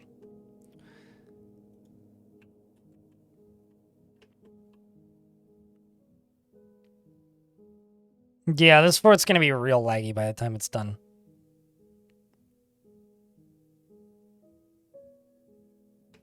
I'll have to play some more of it this week, Hilmar.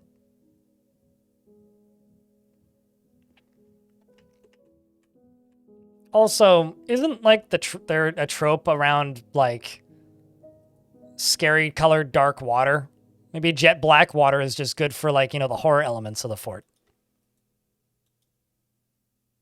Which obviously we're lacking and we need in a higher abundance.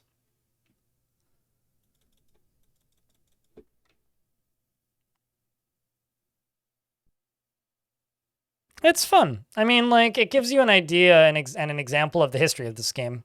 I like that this game keeps its history intact in some format. So. I personally am a big fan of that.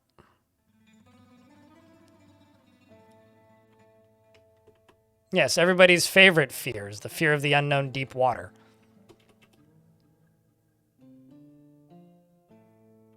But this is a fun spire right there, too.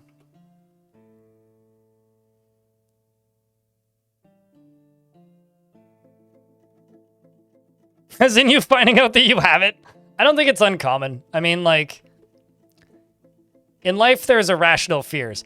I don't think that's an irrational fear. Like, deep water is an exceptionally rational fear, in my opinion. If anything, a very normal fear. I think, like, I'm somebody where watching me play horror games or spooky games is, like, really boring. Because I have one or two responses to video game horror. Hysterical laughter or deadpan. Does ASCII run faster? Only if you paint it red.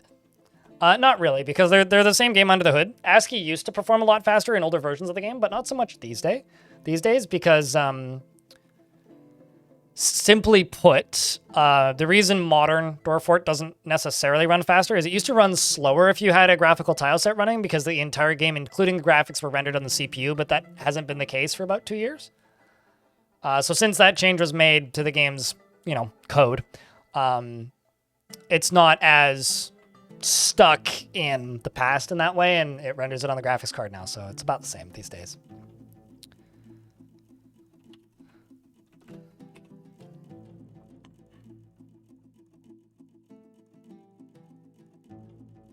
Also, Tarn has already got the monthly report and the Future of the Fortress out. I'm going to check the monthly report. I'm really curious about how many copies they sold. Apparently, Dwarf Fortress sold 22,000 copies in March, which, in comparison to February,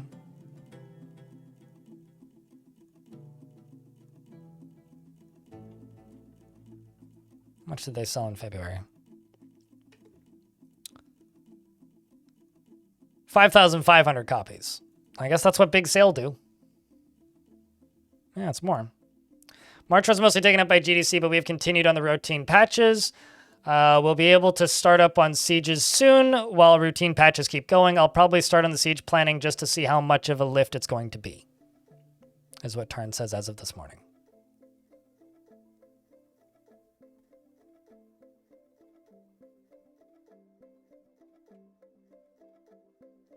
And then Tarn also says on the site, we'll have another routine update soon. And then we'll start working partly on sieges and partly on keeping the updates rolling.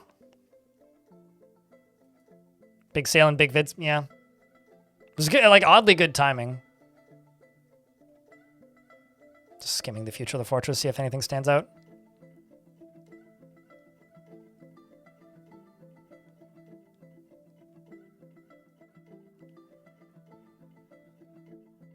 It'll be a good day when siege operators have a use, yes.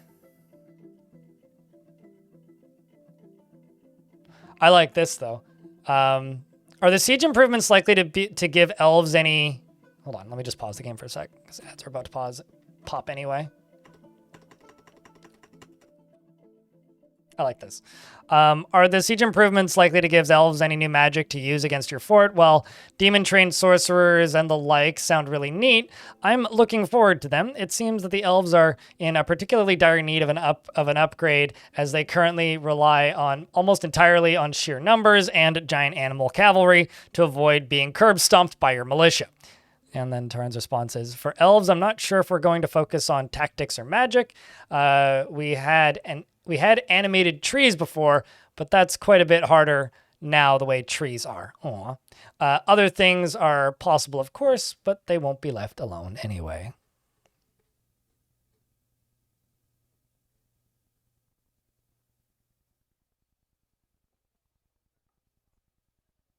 I want those trees back, man.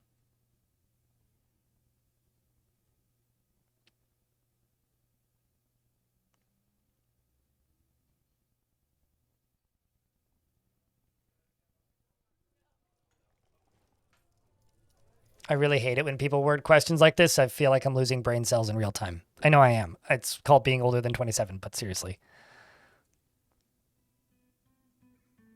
Back in, like, the era when Dwarf Fortress was 2 dimensions, druids from elves could arrive, and they could basically create ettins. They could animate trees, basically summon the trees to fight you. And that's one of my most wanted things to return Even if they're just a specific enemy type that only attacks sometimes from elves, like I wish that they existed. I think it's due to the rabbit hole video. I think it's due to the no clip documentary. I think it's due to my Gremlin video, and I think it's due to the fact that the game was 20% off most of the month. Honestly, I would say it's mostly that, Colin, because Dwarf Fortress is a weird game, and it's a weird game in that. Oh, true. It would be cool if elves could actually like animate dead logs, like leaving tree logs outside, and then suddenly your logs attack you. That would be funny. They're just like little logmen. They're here to tell you to log off. Anyway, the Dwarf Fortress is a weird game. I think that people who tend to watch videos about Dwarf Fortress, like the Down the Rabbit Hole video, are not necessarily going to convert to playing Dwarf Fortress. Because Down the Rabbit Hole's video is more of a talking about the concept of Dwarf Fortress and less of a encouraging people to play it. I think that's a very good video. Same with like No Clips documentary. It's more like you're not really going to get a lot of conversions into sales from a video like that. And now I'm not just specifically trying to toot my own horn here, but videos that are making the game seem approachable are how you get like new sales for games like this. Not so much videos that talk about the idea of a game like this. I realize that's a kind of requiring a lot of mental gymnastics there, but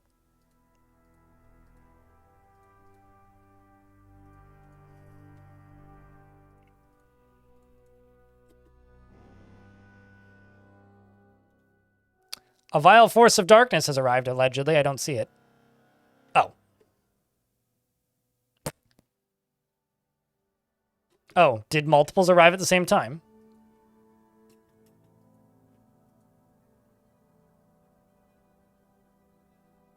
Strikes the rhinoceros. They're fighting with a rhinoceros? Oh.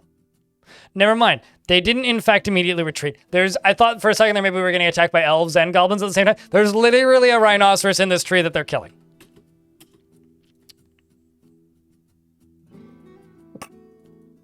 That I didn't expect it to be so straightforward, but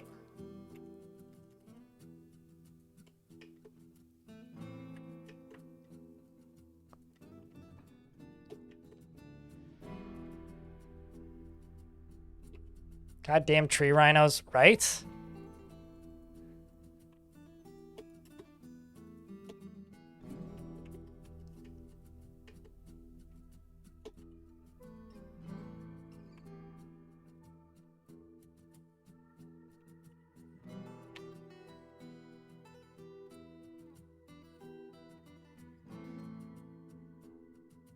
I have a singular clear glass block. There should be much rejoicing.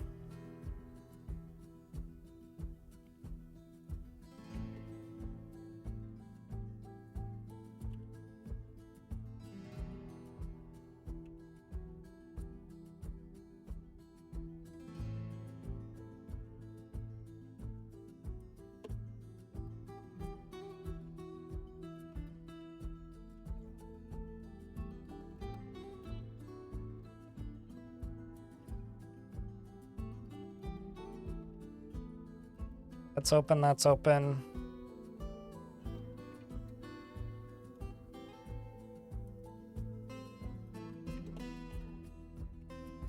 Why am I expecting this rhino to win?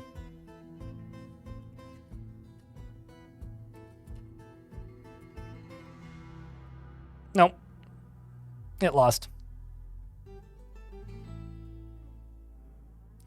Now the very curious question. Can goblins climb trees?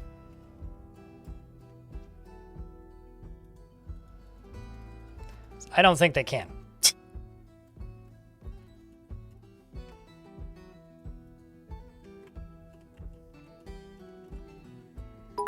Whoa! Tarpia Carp. Tarpia Carp cheered. X1000. Thanks for $10. That was very loud on my end. We got a long ways to go before the Arch Crystal Tower begins, let me tell you. Colin Arkin. But thanks for 10 biddies. Appreciate you greatly. Not sure where they're going.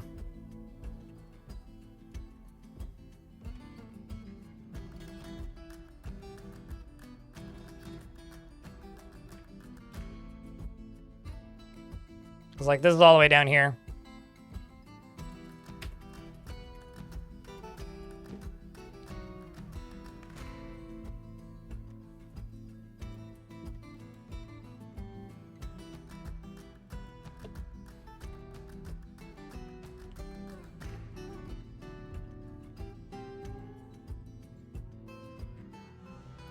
Okay.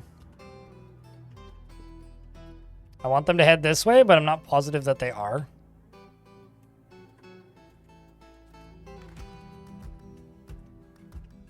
Kind of looks like they're heading towards this, which is suboptimal if true.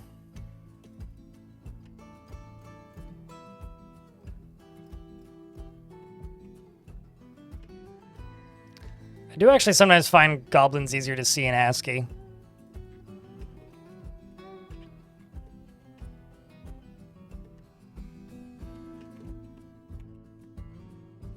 It does look like they're kind of heading in the right direction though, so let's just wait here.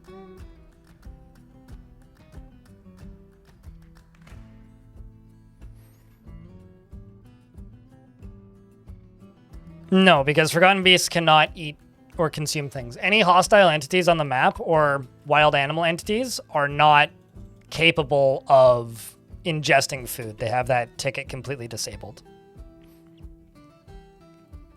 So no, they wouldn't. Clockwork Dragon. At least not the way the game works currently.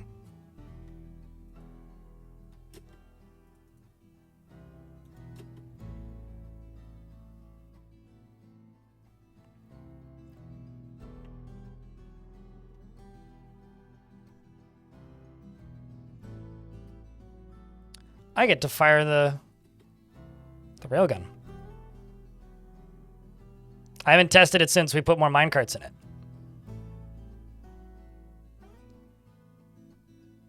I can't wait.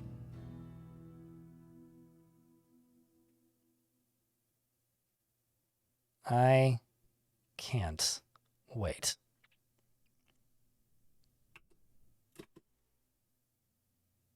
Let's see how this sucker works.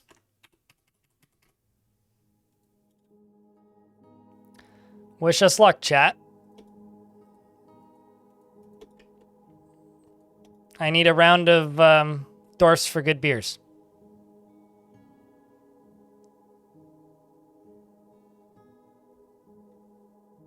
Because here we go.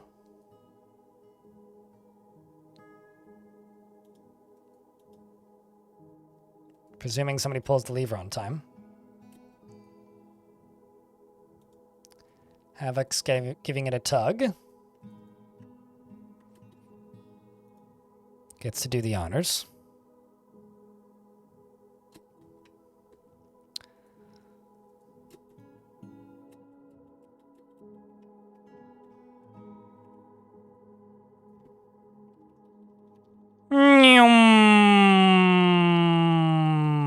They should duck. Uh-oh. He did. God damn it. Why did I tell him? Well. Yeah. Step to... There you go. He walked this way. As we need it. Still skidding. Still smacking. Excellent.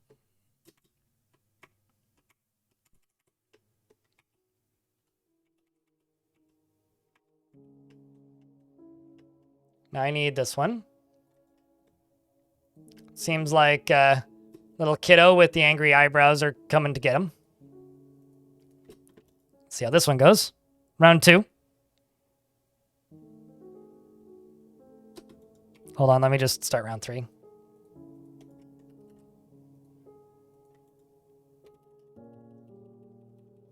There goes 1, 2, 3.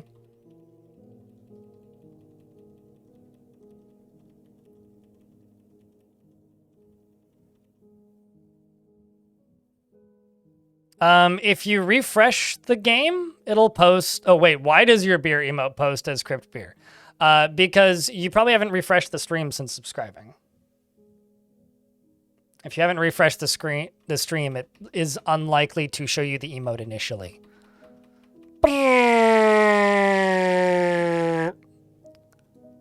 Just... I can't even click on him. Skidding. He's flying involuntarily.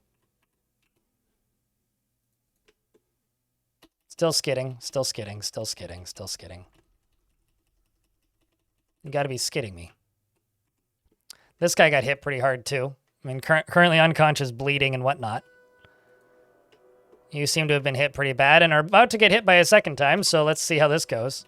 After colliding with that goblin 3 times, collides with this one who's already on the ground, who is about to get sandwiched into the wall. Smack. And your combat log looks like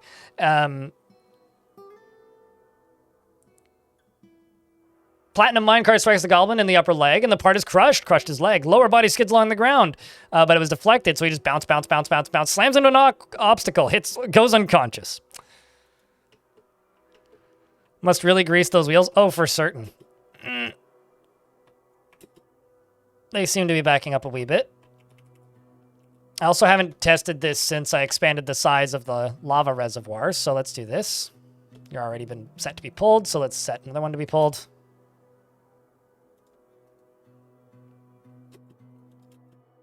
You should go for this one.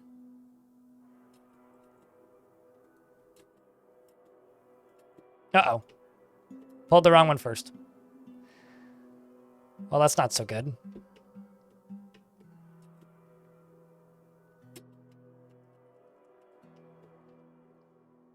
It's not all bad, but it's not ideal.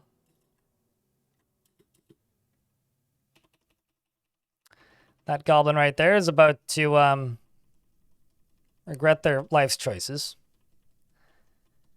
That one's about to just see a bunch of minecarts fly past their head. Thunk, thunk, thunk. They seem to have backed up a wee bit. Oh, I jumped 10. That's why. Are you retreating? You coward.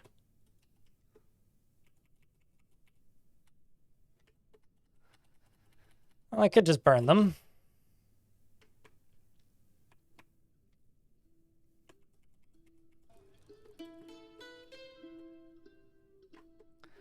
So these need to be moved by hand.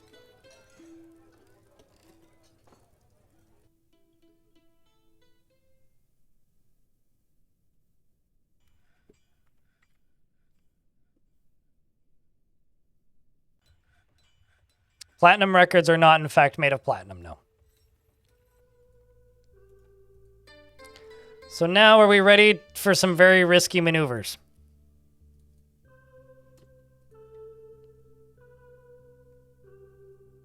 Poof! You survived there, Dwarf. And, okay. And final one. Now I can go down here and pull this lever.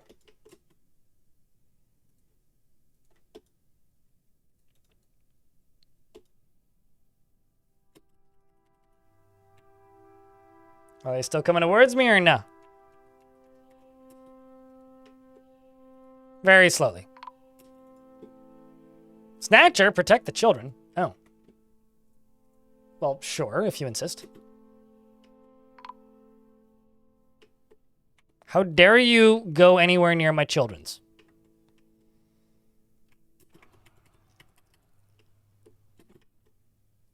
Nope, here goes the next round. I don't know why there's an extra one back there. I guess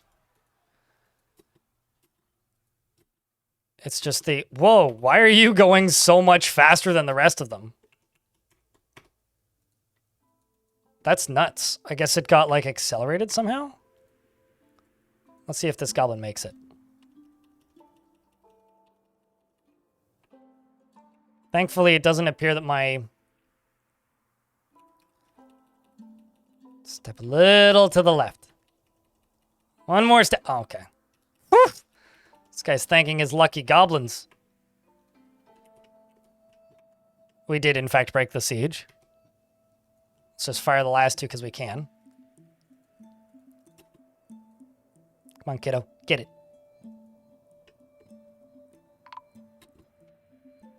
Another snatcher was spotted. Think of the children. Considering the children are my most dedicated lever pullers.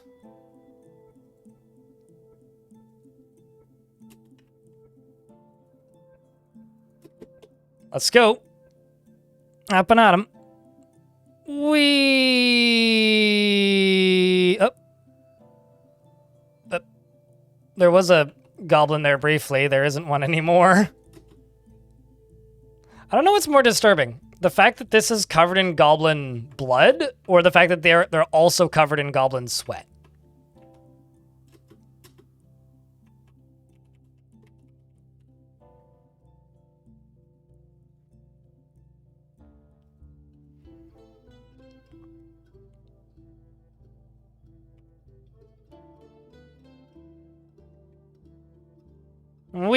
Final shot. That goblin stood up and was moving and got bashed back through like that. Ugh. Technically, the minecarts rack up the kill count. Back in the day, you used to be able to examine anything's kill count, including minecarts. So technically, the minecarts are credited with the kill. Just gonna close all of these, and then go to this and open up this sucker.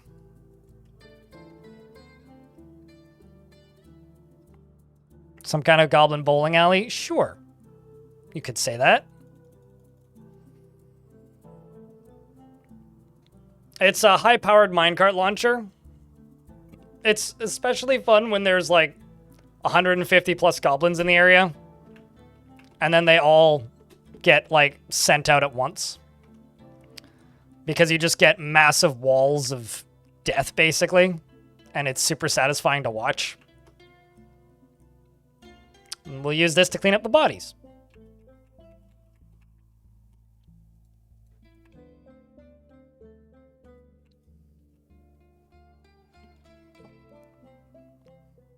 It would be cool if they did. I kind of wish I could just see the kill count on the minecart again. Because, like, there was something about that in the old days that was just amazing. And also, like, kind of ridiculous in its own way, but... Do you see them now, Tarpy? I don't recall them ever getting names, but... Oh, shit. Gotta pull this quicker. It's actually gonna kind of cause me some problems.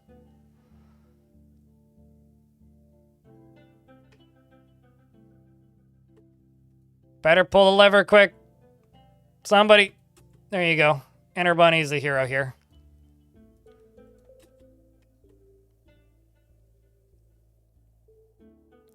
We have 11 currently. But I might be able to get it a little higher soon. By doing this.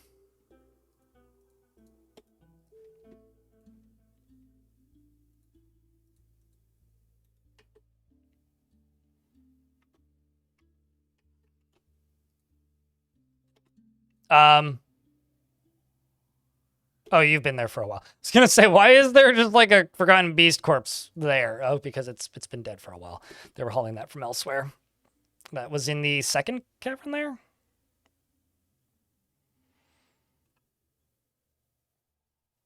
The thing is, they didn't have tabs before. Everything was just kind of crammed onto one screen, Shy Pandemonium. So the game's probably still tracking that information. It's just no longer surfacing it.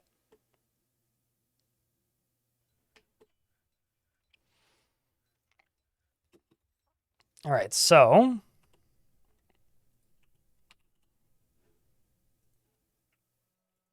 let's follow YouTube as they go to let the next Forgotten Beast in. That sounds like the sort of thing you could probably... Actually, is there a DF hack command for that?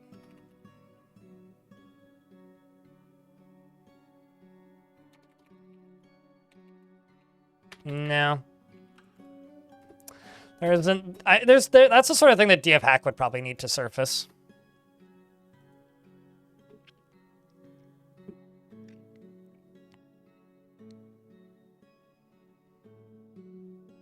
I wonder if Legends mode would tell the tales of the number of dead via minecart.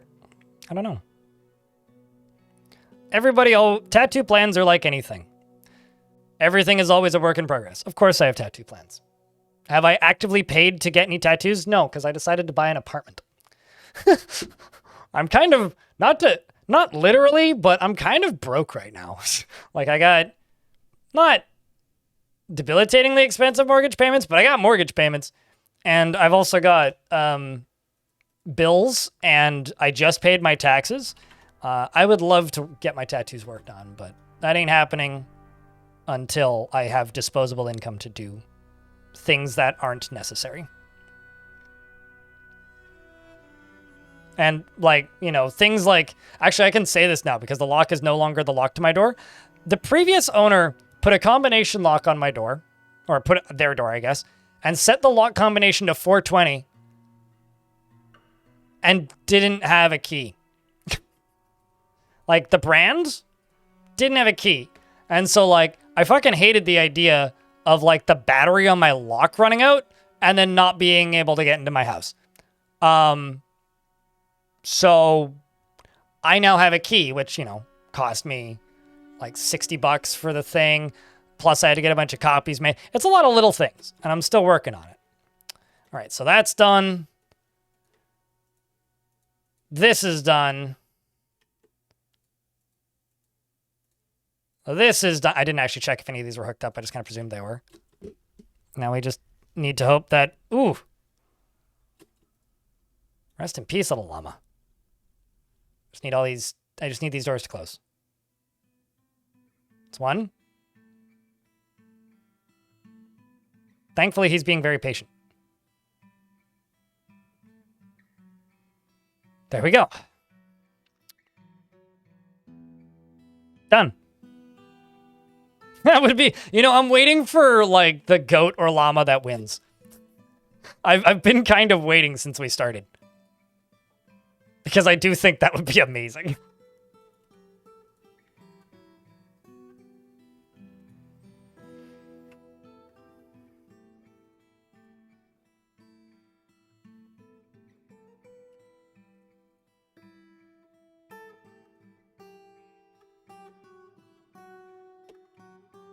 God damn.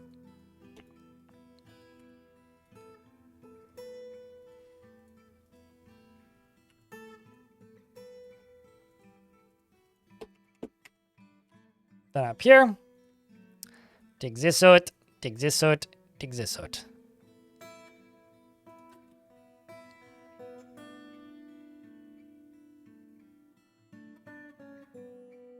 Why would it be causing problems? It's so that it couldn't have come in for free in any other level. This is just sitting here because, well, it can't get through here. It's just, if I lock them, then they're less likely to try and topple the door. So I put the doors there so that I can lock them to dissuade them from toppling it. Sometimes they'll try to anyway. Otherwise, they just won't try. In this case, they didn't try, so I win. So this is FB12. We're up to 12.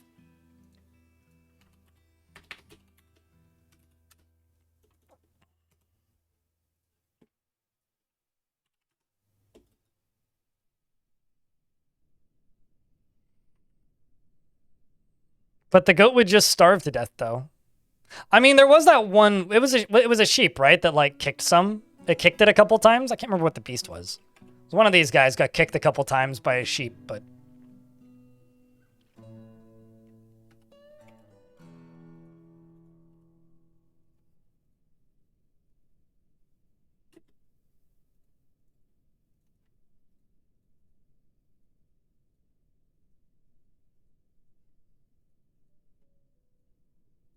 But yeah, once they're through the door and the bridge is locked, it doesn't matter if there's even a door there, so... And kind of the whole, you know, point of exercise like this is just be prepared for all possible problems. So, like, have multiple doors. They're already locked into the tunnel by the time they get in here as well, so that helps. Stuff like that. So I just try to prepare for as many possible things to go wrong as possible.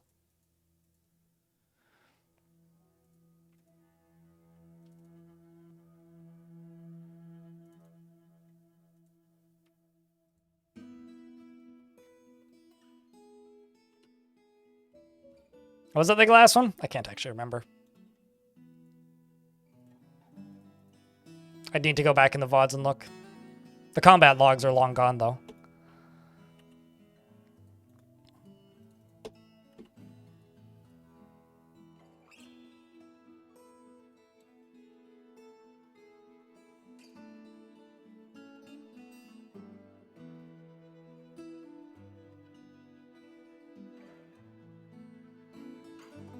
Which is my favorite captured beast. I really like the, I need to memorize the number. I really like FB4. The, played suckers the whirling. You've been played suckers. Mostly because it killed a bunch of dwarves at one point. But also, what? It killed some goblins here, apparently, too. But it's a one-eyed crab that shoots webs. I like that one because it's just an amusing mental image. Some of these got, like, kind of a lot of kills on my own dwarves, like this one. I mean, it killed Farmer Fem, it killed a billy goat, it killed Andre, it killed Einod, it killed Zuglar, it killed Cogsack, Dobar, Bim. Some of them have pretty high body counts, but...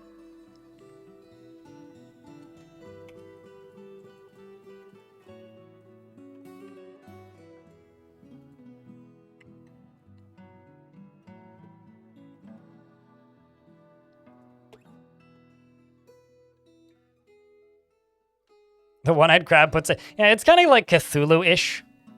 It's like a Cthulhu-looking motherfucker.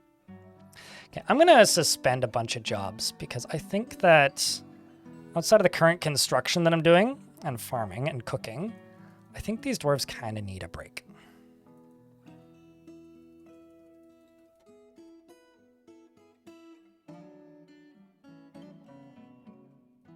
Basically, I'm going to keep my glass industry up and running.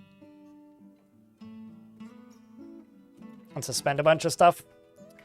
Also go down here.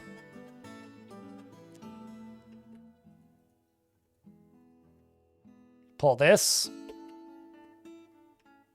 Because this stuff's already been effectively cleaned. You're going to get pulled, and you're going to get pulled.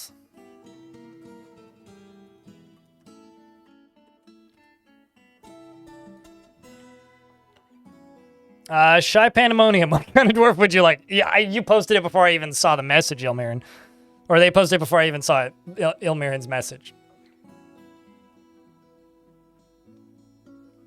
You know, one thing that I regret about moving here, chat, is that it's much less likely I'll get to hang out with Sethados again, who's the lovely lad who made Arch Crystal.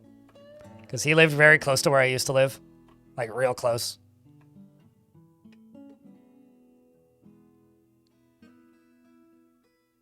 Just might pull the minecarts through, which is a little annoying, but...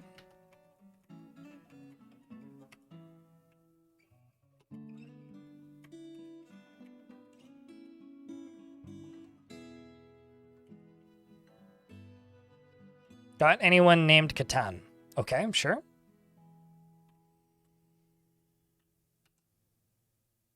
Oh wow, not even all of these got connected.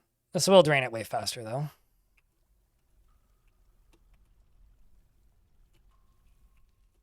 It's kind of a lot of lava. Finally, after building this... Uh-oh. Dwarf? Demonster, why are you attending a meeting? This is not where the meeting happens. This is where the burning happens. I'm going to suggest that you keep walking. There you go. Because this is definitely where the burning happens, not where the meeting happens. This is where the death happens. Okay, so Catan. I have one. I got a bone doctor named Catan who's very happy. How's that work for you? To Karang turn most deaf.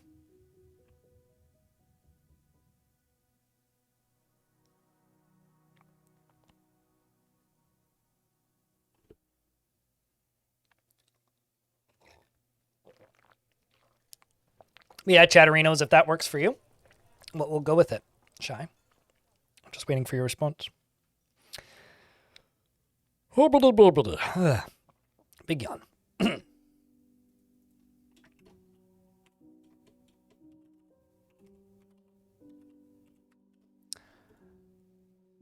I said Psi Pandemonium. Mhm.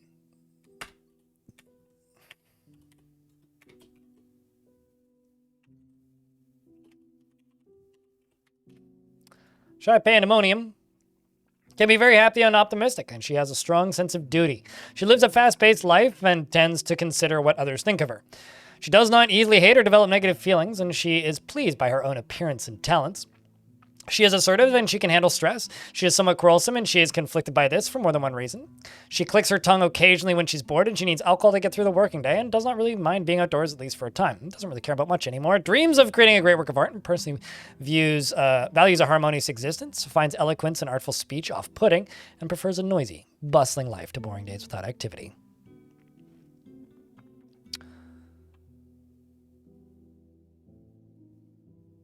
And dislikes cooperation. Likes mudstone, platinum, and blue jade, giant sloth bear tooth, and coffins and splints and alpacas for their long necks, and the words of the tenebrous wisps and the sound of the tulip of sparkling, and when possible prefers to consume giant rhinoceros and finger mullet beer, and hates snails. You're a member of the Doctrine of Bronze and the Company of Suns, which is the Doctor's Guild, and you worship Bur, the god of not freezing, the god of value and wealth.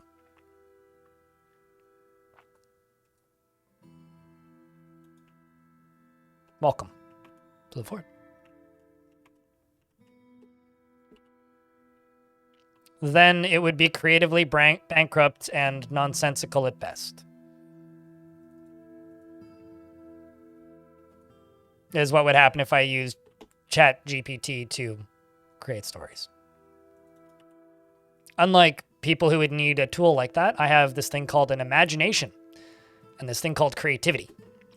I use both of those skills to the best of my ability and knowledge, and take full advantage of them. You don't have an imagination? That's terrible. I really hope that at some point you recover from such an ailment.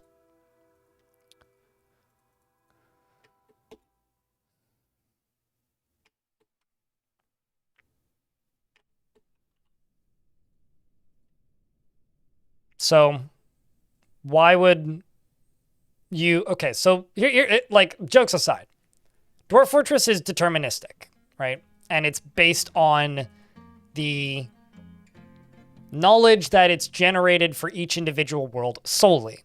And everything directly links to something else that's generated, which leads to some stale writing.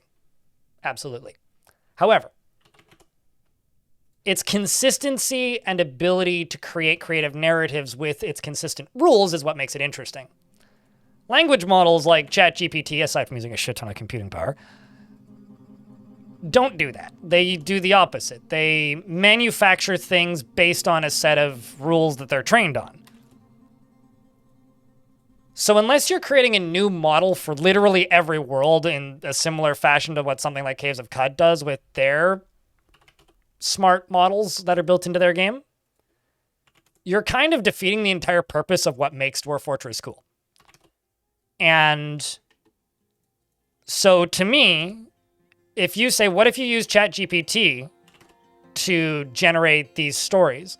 Well, then you might as well just be playing AI Dungeon, which, you know, can be fun back before it got weird, but is a very fucking different thing. It's a bullshit generator instead of fantasy Mad Libs that makes you creative. So I have no interest in doing that. I think you're a bit hack and slashed for thinking that it would be a benefit. And like I said, I hope that at some point you're able to cure your ailment of not having creativity. I pity you.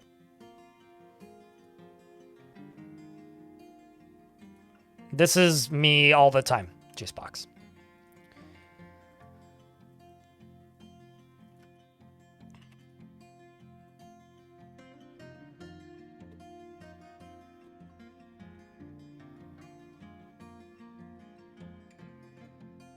You know, it's kind of like going to an art class and saying, well, what if I didn't go to the art class and instead just had the image already?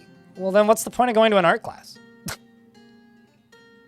I mean, if you just want to be lazy and have an image, all right. But the process of making the thing is what makes it cool.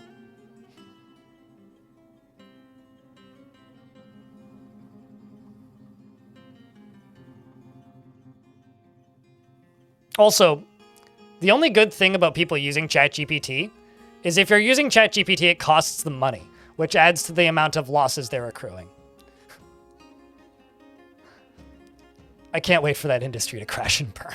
Although so many fucking people are going to lose their jobs.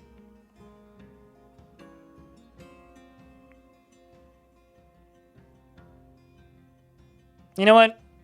Jack, I have a question. What's your goal here? And also, what is a story if not a bunch of words cobbled together? Dwarf Fortress gives you the elements to create a story in your head. It's not here to spoon feed you baby food. If you want to go read a book, go read a book. Go read Dune or Lord of the Rings. Dwarf Fortress gives you the elements to create the narrative. That is the gameplay.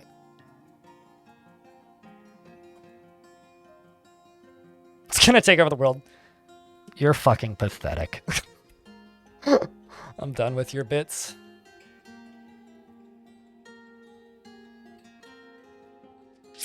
Get your head out of the propaganda machine, child.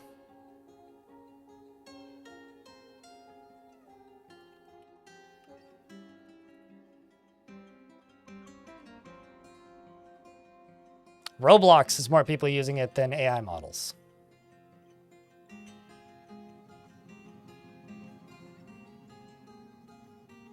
That's not my problem. Why are you telling me? Here's the thing. If you get creative and entertainment out of using ChatGPT to generate you trash, go do it. Fuck off.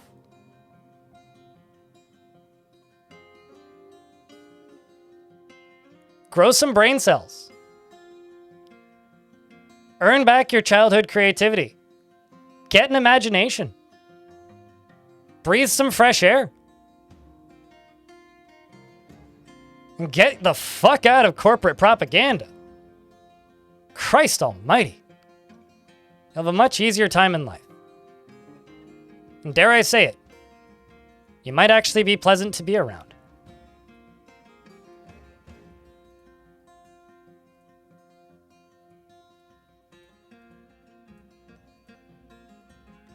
Because currently you ain't.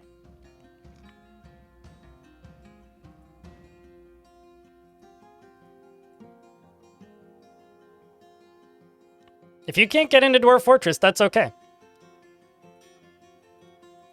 But if you come into my chat and say, what if Dwarf Fortress was something completely different that you are fundamentally opposed to? My response is going to be simple. Well, that's not Dwarf Fortress. And if you want Dwarf Fortress to be that, well, it's not that. Tarn did an interview during GDC this past week talking about how depressing it is that companies are still investing in that technology. Because when it all falls apart, it's going to cost a lot of people jobs. Even people that I disagree with in the money sector, whose job it is to invest money into things, are not investing in AI. Some are. The smart ones aren't. It's going to collapse. Best thing you can do is you learn to work with it where needed, where you're forced to, and laugh at it the rest of the time.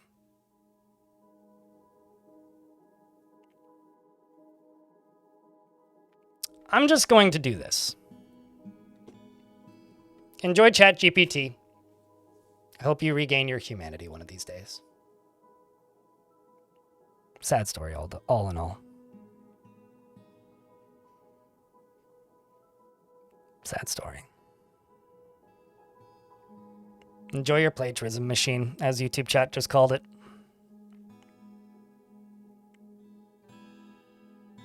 That's the problem, Jukebox. It doesn't. I keep calling you Jukebox because my brain just goes to Jukebox Hero. Juicebox is there. There is no value to it.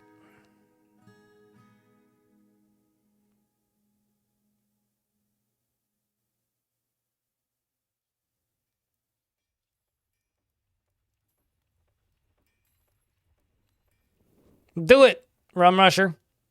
Go be creative. I'll be honest with you, I haven't played any of Homeworld 3. I thought that, like, poorly designed missions ruined that game from what I read, but...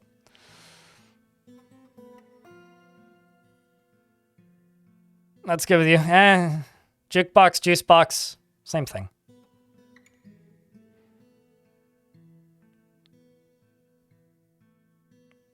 The second one didn't kill the series? The second one sold better than the first one, though. What?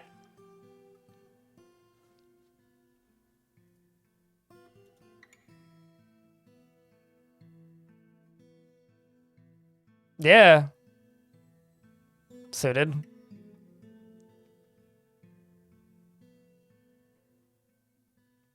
Yes, and anyway, I would say there's technically 4 Homeworld games, but Cataclysm kind of doesn't count.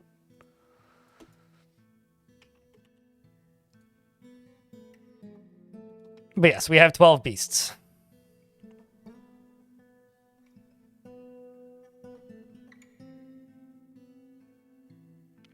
Here's the thing, mate.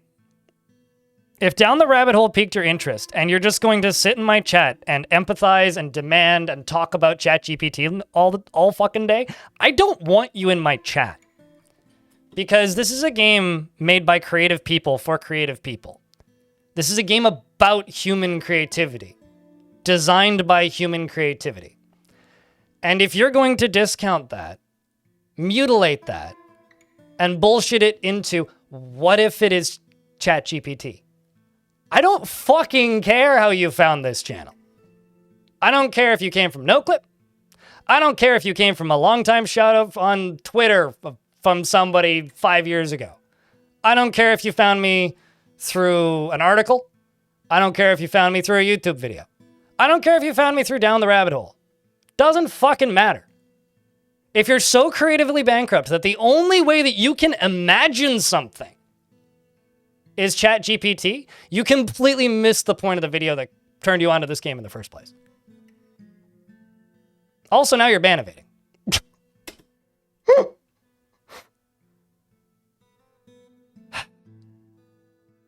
Down the Rabbit Hole is talking about human creativity when talking about Boat Murdered. A group of people that created a narrative based on arbitrary events in a much simpler version of this game.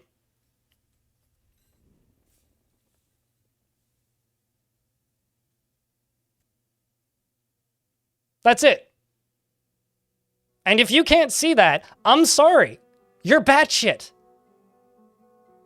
Grow up and realize that not everybody agrees with you or is pathetic enough to be as creatively bankrupt as you. I can't help you and have no interest in hearing about your nonsense bullshit generator. Grow up and read a book and be creative. Or get the fuck out of my chat. All right.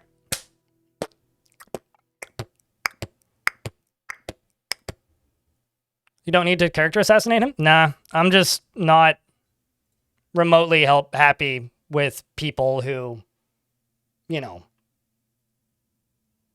seem to think that that kind of shit's okay.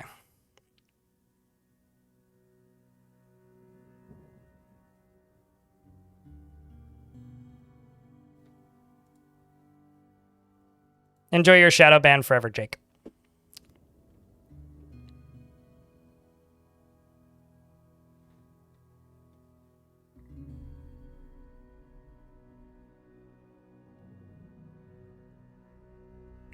I'm not being grumpy. I'm like squishing somebody who is promoting ChatGPT in my chat.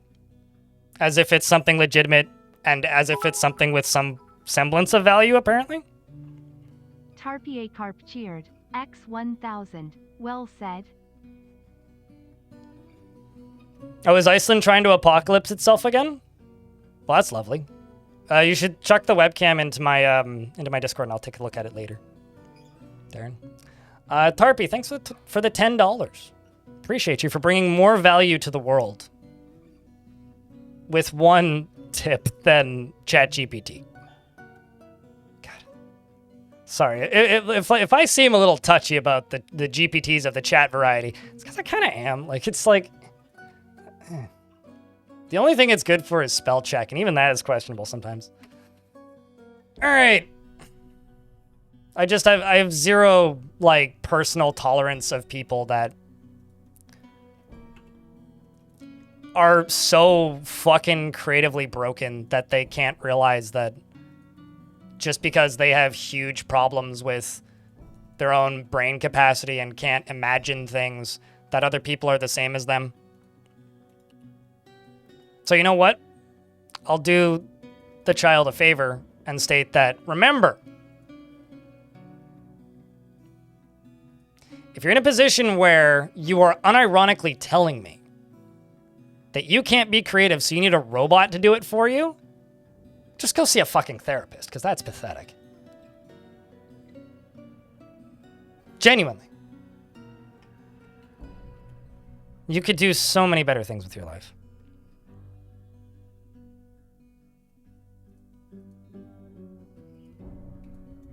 And I hope that the person who I just shadow banned is still watching. Because I don't want you to watch my tutorials. Go ask ChatGPT how to play Dwarf Fortress and see how far that gets you. And I mean that. Do that. Have fun.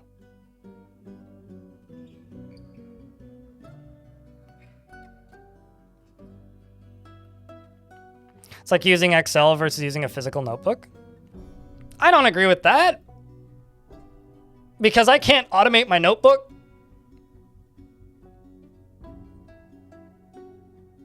I think that's kind of a silly comparison, but...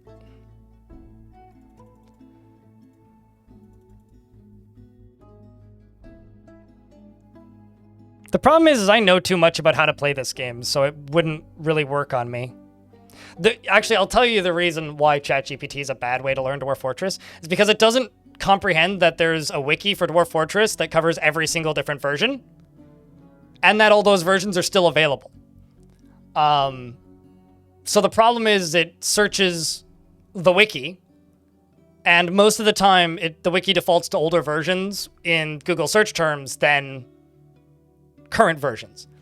So yeah, it'll sometimes give you accurate-ish information on how to play this game. Most of the time, it'll give you information on an older version. So it kind of, for me, I would just know that it's not the right version.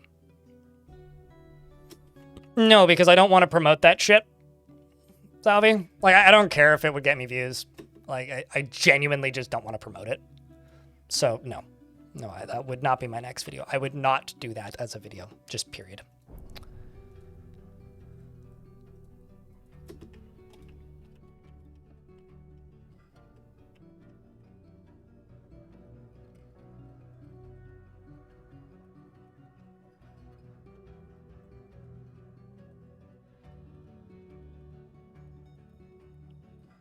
Gave you 80% incorrect responses. I check it periodically to see if it's starting to pull stuff from my work.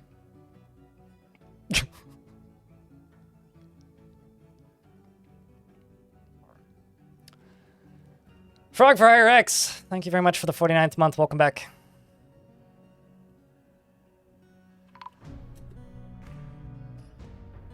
Section of cavern has collapsed?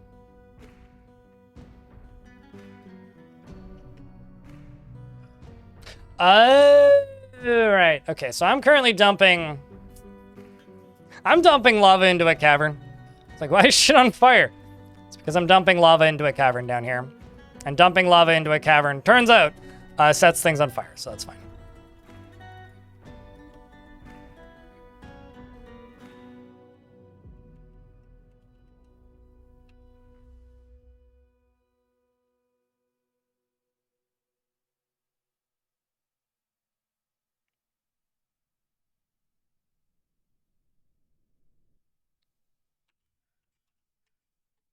And this is why some people on the internet think I'm an asshole, by the way.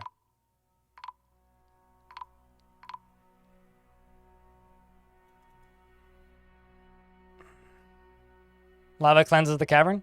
It's more just because it's more interesting than dumping it off the side of the map. Aesthetically.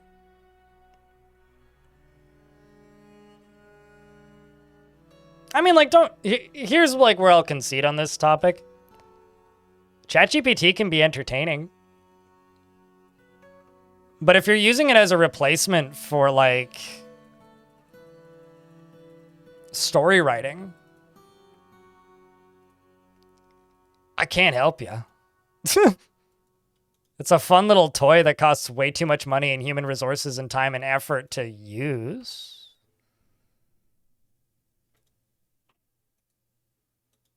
And it's not worth it for something that's just kind of entertaining sometimes. I wouldn't really say angry. I would describe that emotion as frustrated. At least that's how I felt. Frustrated that somebody actually believes that and feels that way. Will, in YouTube chat. Like, I find that genuinely sad whenever I see it.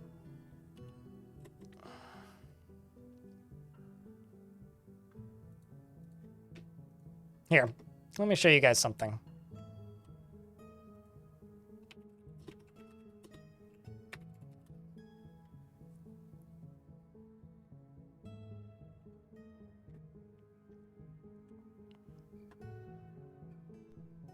Now, I know this is PC Gamer, and you can say what you want about them.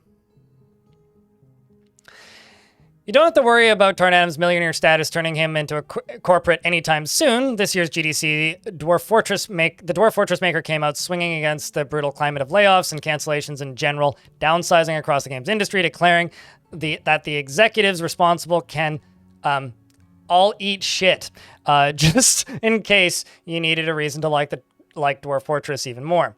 3 or 4 years from now, what are Dwarf Fortress sales looking like? Pondered Adams in a chat with PCG. What kind of decisions do we have to make with burn rates and all that stuff? Considering the possibility of making these hard decisions someday down the line, Tarn wondered if the experience would give him more empathy for the people that lay people off. No, I don't fucking think so, he concluded. They can all eat shit. I think they're horrible. I think they're bad people. Which is a pretty definitive statement all by itself, Tarn continued. These decisions, they don't sound practical. They sound like they're driven by greedy people. People trying to make some kind of venture capital thing work out. There is such a rot at the top of things, where the reasons people get laid off is because of funding structures and bad incentives and stupidity, said Adams, damning execs for firing people. They shouldn't fire because their company will fall apart, but I guess maybe that helps someone's bottom line somewhere or gets the right air inside the right golden parachute. So I think we can safely locate Adams, Dwarf Fortress creator, in the for devs and against layoffs column on our collective spreadsheet. But should we be worried that Adams reckons he might have to make some tough choices in the years to come? Well, maybe. Although I admit, I struggle to imagine writing a headline along the lines of Microsoft cuts 1,900 jobs at Activision and Xbox about the brothers behind Dwarf Fortress. But for now, Tarn and Zach Adams say it's full steam ahead on Dwarf Fortress's development. Tarn lays some stealth off. That wouldn't even be funny.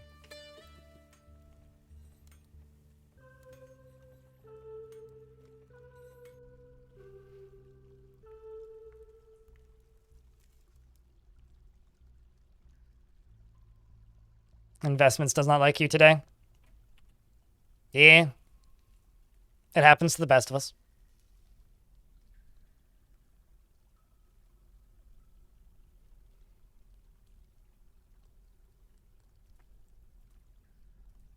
Like, genuinely, just like YouTube chat just said, just play the game. And if it's not for you, it's not for you. That's all. Like, it's not for everybody, and that's okay.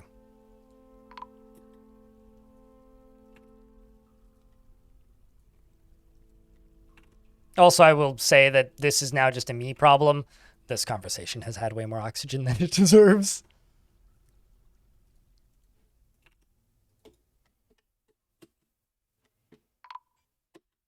Me trying to satisfy my Baron. Always throw it into a volcano. Sounds like a great use of our time. Chat, does this look like a... This is going to get windows here and windows here. Does this look like a dining room or a throne room to you?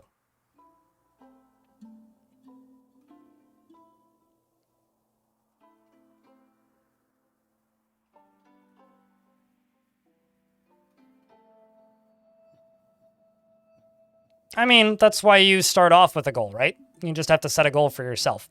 Although I will say there is planned updates for Dwarf Fortress that are going to give you starting scenarios. So like giving your full fort a specific role from the get-go, which would be optional, which may help you in the future. Salvi.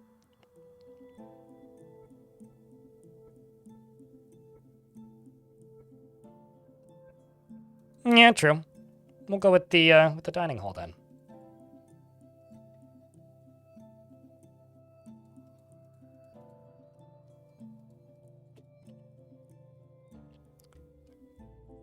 $12.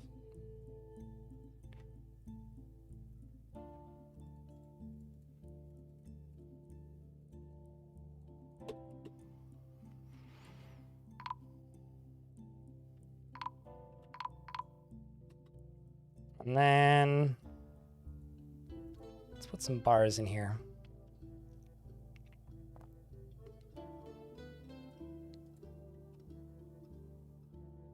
This is a very overvalued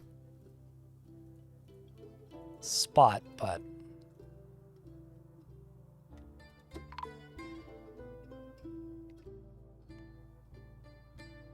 you know, knowing Tarn, it would probably have some restriction on what you could select based on what's available in the world at the time. Apple pie replica.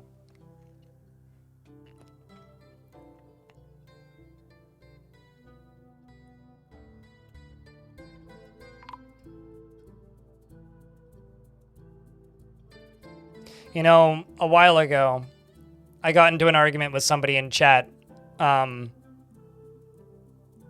kept on bringing up how they were becoming a prompt engineer and going on about how much money they've made just basically generating websites for people. And they got a little bit offended when I told them that they're essentially just like going to mom and pop shops and then making them a Squarespace site and charging them a bunch of money, the same amount of money that a web developer would charge, to just make an account on Squarespace and set up a template. That literally what they're doing is like that same level of like creative bankruptcy and like borderline ripping people off, if not directly ripping people off. And their response was, I don't care.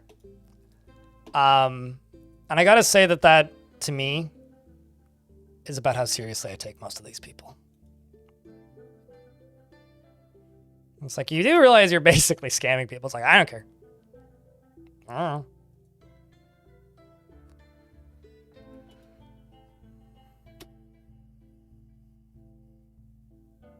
The dropshippers of web design. Oof.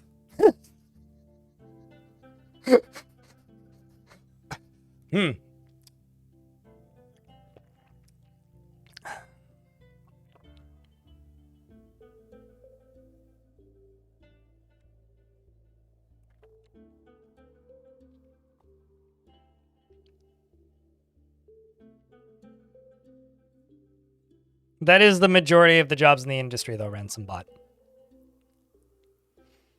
Just waiting for some ads to end.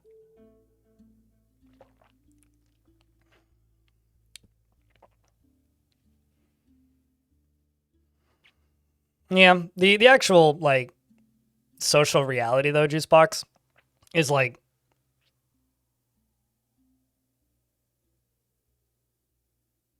I guess not everybody's privileged enough to have the option is one thing, but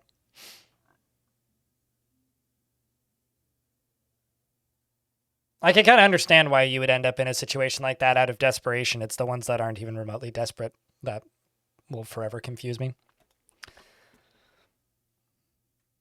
My child is a computer expert because they're smarter than me, energy. Remember, everything's computer.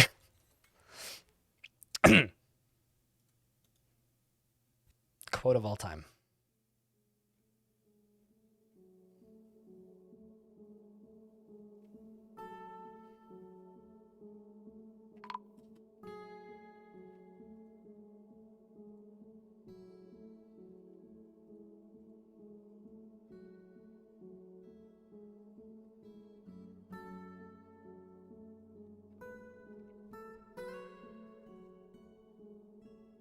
All right, Flaccid EM, you can have that.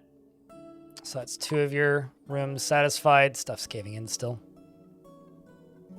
They're startling me too. I just don't quite want to turn them off just yet.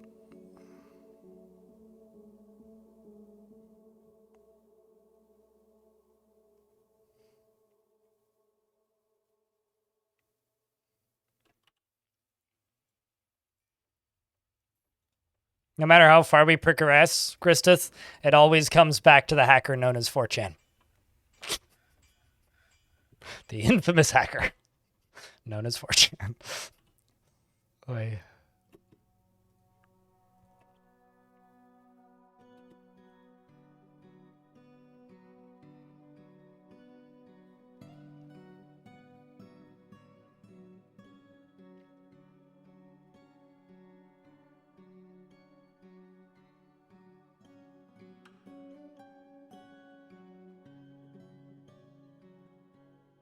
Can't even remember like which news was it? It wasn't Fox News, was it? It was a news TV channel that referred to 4chan as a hacker for leaking some information, and it's very funny.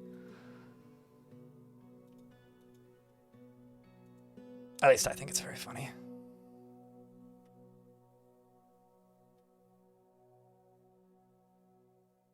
You know, I've never seen Mr. Robot. It wasn't something that Fireship said, no.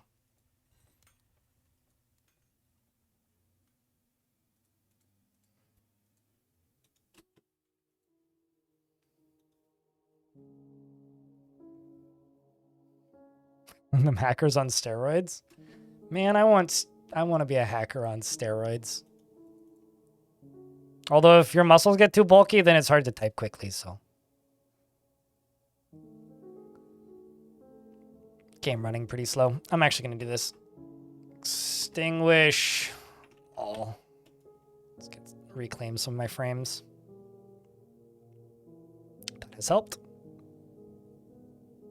Nope, never mind. Didn't help.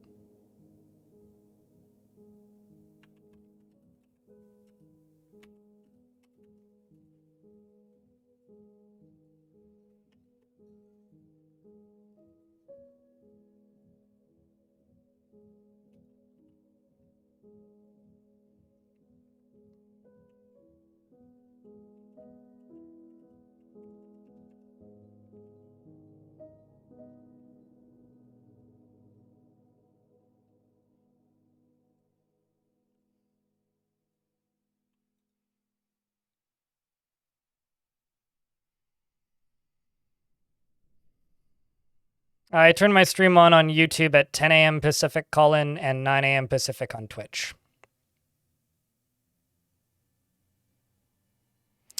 No, I'd say it's more that this actually isn't my typical 210 pop experience. This is my typical 7x7 map experience. The 210 pop is probably not helping, but no, I tend to get these kinds of frame rates on bigger maps, and this is a bigger map.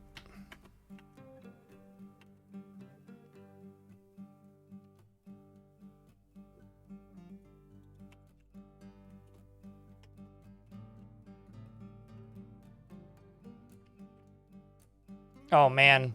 I'm going to extend this stockpile and just put money in the Baron's dining hall.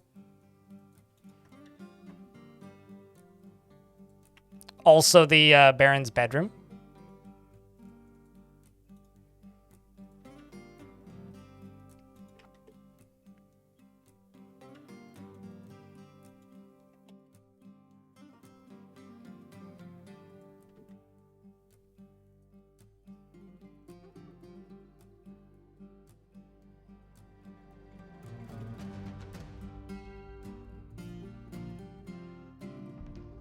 Yeah, for me, the reason the frame rate's where it is right now in this fort is more because of the size of the map than anything else.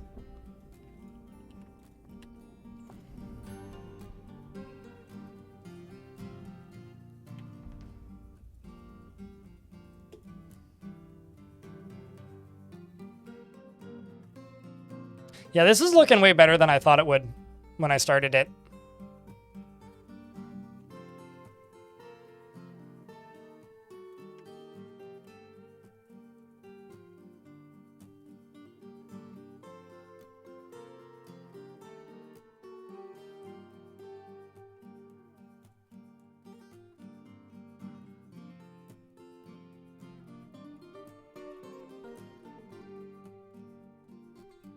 And then this can be the throne room.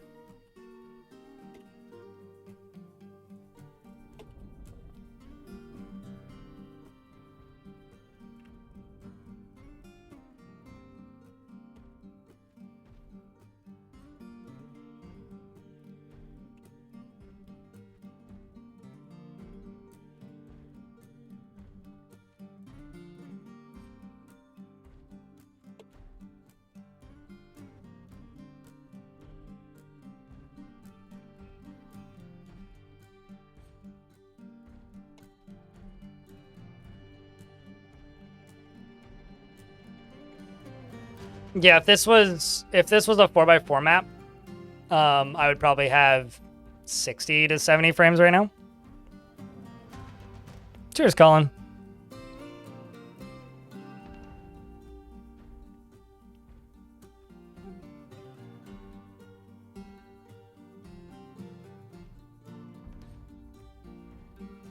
I will say, I think I've been a little bit harsh on the bans today, but at the same time, hopefully somebody got something positive out of this, you know?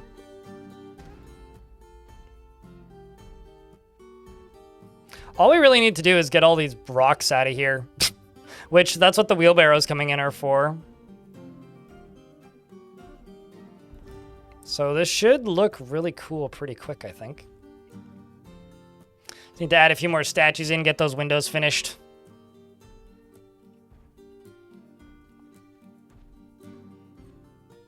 I'm glad you think so.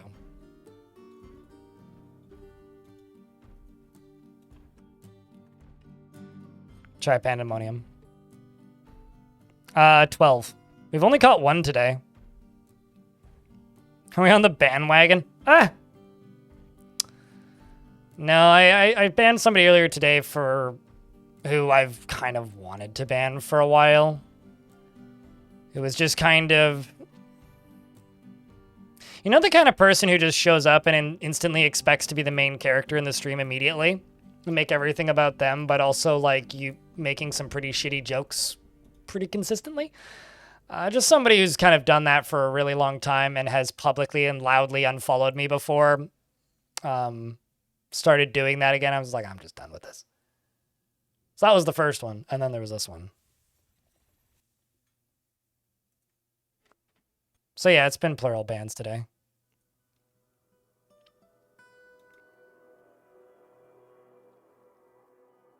Let me tell you in abundance, you'll know if you're that guy long before I ban you.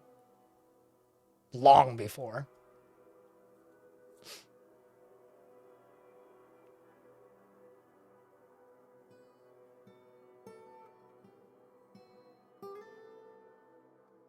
I don't think I've ever turned it off, Ransom Bot, in YouTube chat in regards to multi-threading. I mean, it's on right now. There was some crashes with it a while ago, but to my knowledge, all of the egregious ones have been fixed. But I turned it on when they added it and basically haven't turned it off, so... Why do I have piles of coins there? Because I had a noble that demanded coins, and I'm just kind of leaving them, because why not? So I have piles of coins over here, and I'm just kind of expanding it slowly, because, I don't know, looks wealthy.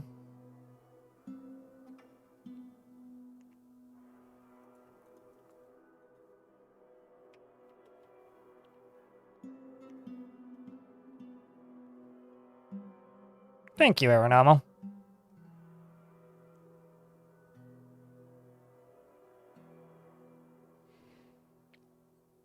No, I never got to that part because I ended up building in a very different area of the fortress. Tarpy. Also, with what this fortress has ended up doing at this point, it kind of loses... Like, I don't really have any reason to do that, I guess.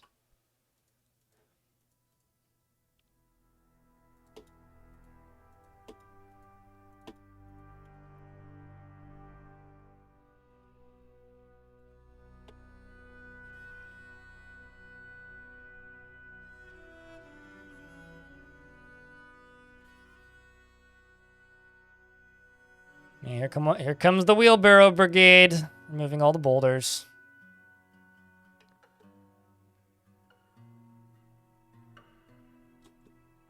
How did you get conglomerates of people into door form?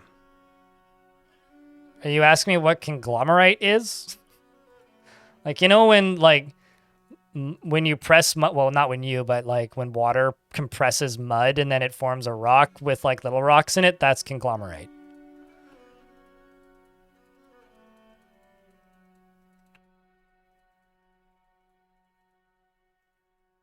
Words have multiple meanings.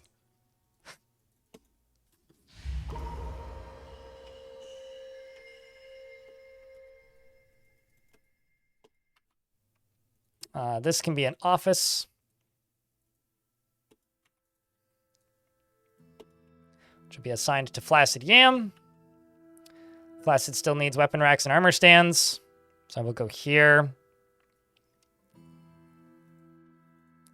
We'll just go 1, 2, 3. 1, 2, 3. 1, 2, 3. 1, 2, 3. Let's throw another cabinet back there because I can. Throw an altar up there because I can and it looks nice. I'll throw some instruments up here. Actually, also throw some over here too.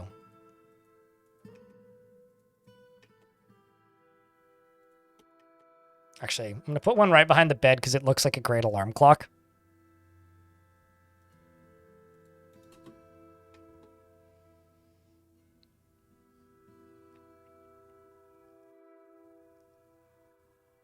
Yeah, mudslides, exactly. They're an exceptionally coins are an exceptionally effective projectile weapon. So if a dwarf picks one up and throws it, they could take off a nose, an ear, destroy a brain, shatter a rib. Aside from that, they are a trade good used for bartering.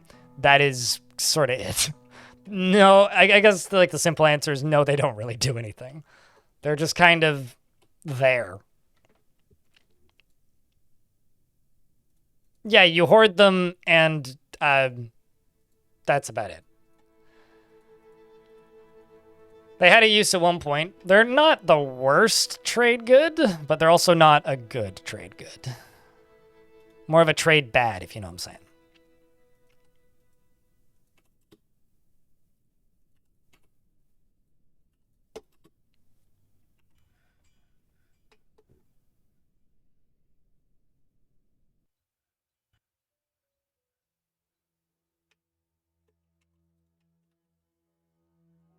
So our Baron simply needs a tomb. And also, I'm not allowed to export bins. Cool. I've done that before, yeah. I mean, okay. How about this?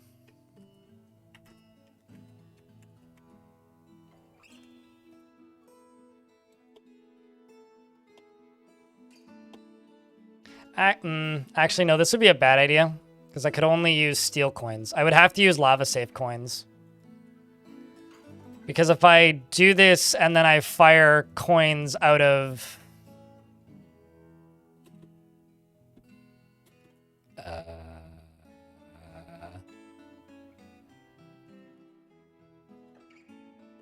There's a random rhino here that killed one of my dogs. Just saying. I'm not sure why, but there is. Okay, I'm just going to go here and make a coin stockpile for steel, iron, platinum.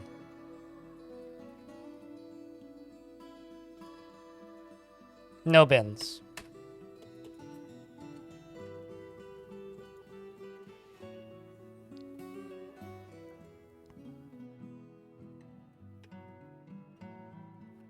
Yeah, bins are what you want to hoard. Precisely.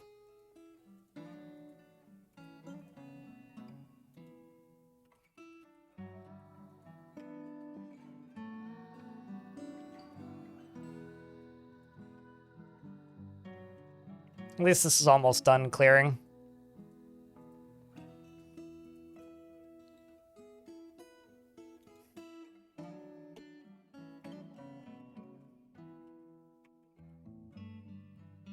Uh-oh. Oh, that's just floor. Okay, I thought a bridge melted. Oh, that seems a little problematic. Maybe we should close that again, actually. I changed my mind on this one.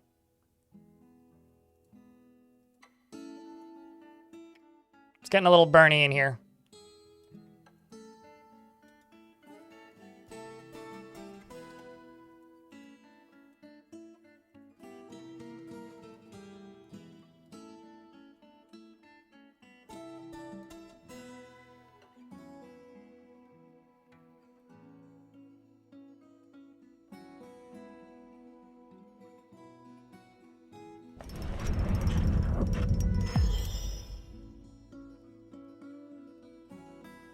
Speaking of the gem cutter, they've created Ubersesh, Carillion Barrel, and offers it to the head cave of Clobbering.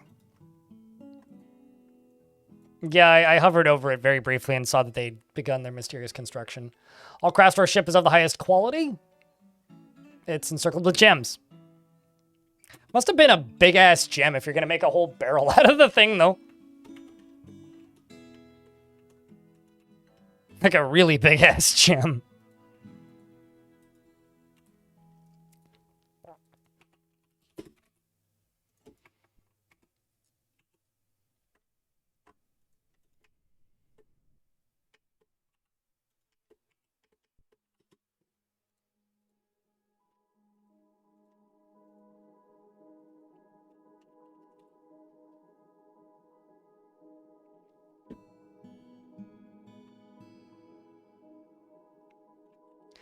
How about...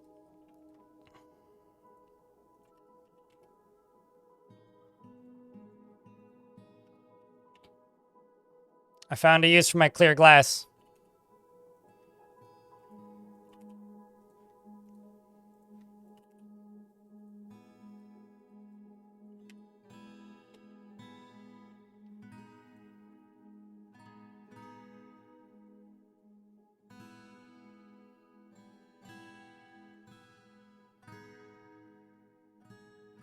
And this will be given to Flaccid Yam.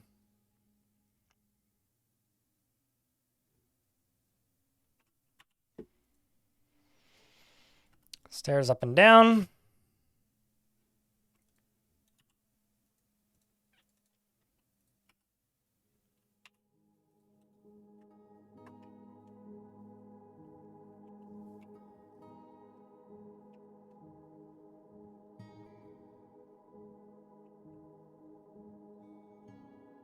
Man, Flaccid Yam is just eating a plump helmet.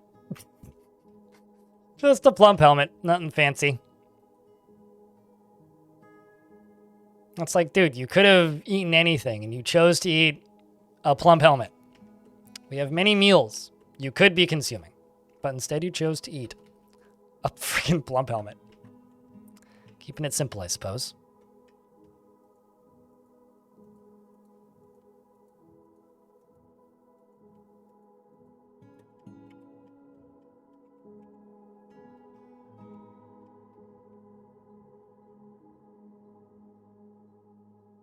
Flaccid. Flaccid Yam. Flaccid colon yam. Plump colon helmet. I see where you're going with this. Are you telling me that's an aphrodisiac? Which is a fun word to say out loud. Also one of those words that I'm convinced I'm saying it wrong every time I say it.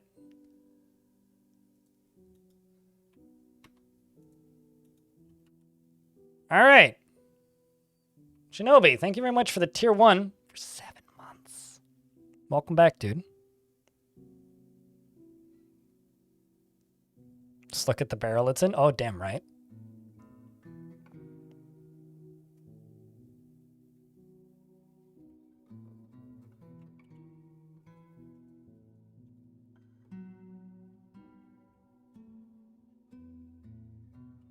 This is all going to take a little bit to clear out, but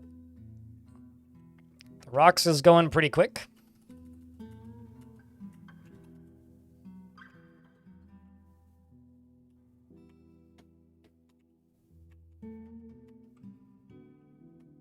Really need quicker ways of clearing up here.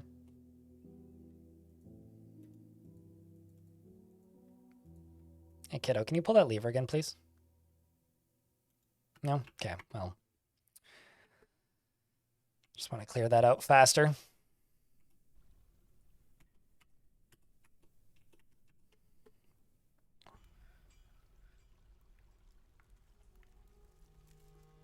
I don't know. Good question, Red Fogel. Chat, can I get a round of beers for Shinobi? Keeping that sub alive for 7 months. You can do that by typing in the word beer using my follower emote crypt burr, or by using my beer emote. They do all this more or less the same thing by saying thank you.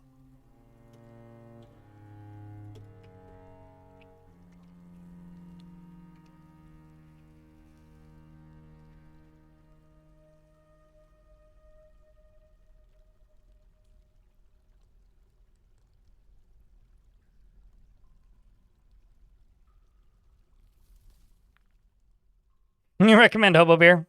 That one does work too if it's the first thing you type in.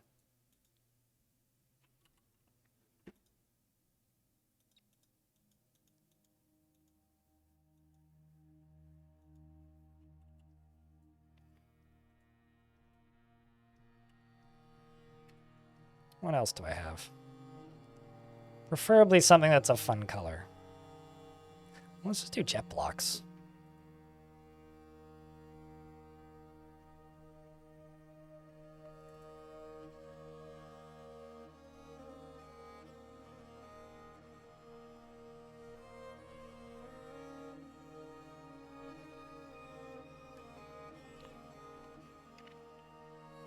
Do not sub to me, I don't.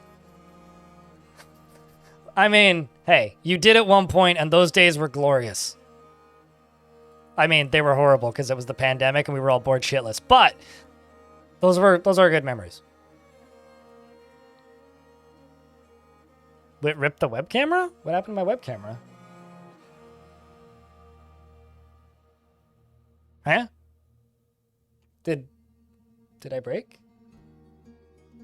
I don't get.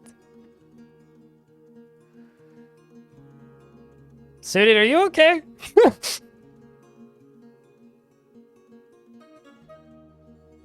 I think Suited stream froze. What the fuck? I mean, I clearly it seems to be a Suited problem. I think everybody's wondering the same thing, dude.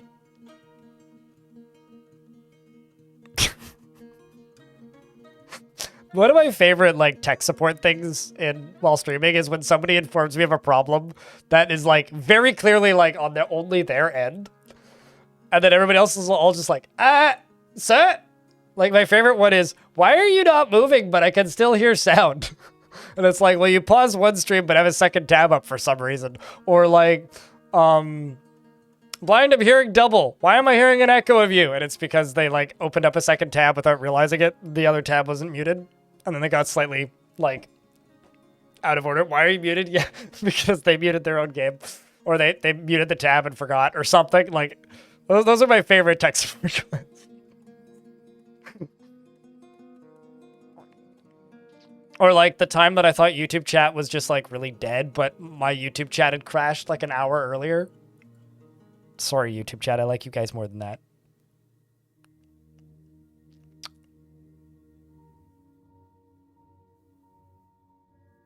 And then, like, I went and loaded up the YouTube dashboard, and it was just, like, showed me people talking, like, a minute earlier. I felt real bad about that one. A client today complaining that Teams video was really looking chunky. Their upload was 5 Mbps, and then that's mostly their problem. And then I looked at their router settings, and it was an unknown device taking up 80% of their bandwidth. That's creepy. What? Seems not okay, man. Did you ever figure out what the device was? They own a Cybertruck. Oy. That wouldn't be an unknown device, though, right? Like, that's something you'd have to register on your network, right? Smart washer dryer. They can't have had that much network space. Like,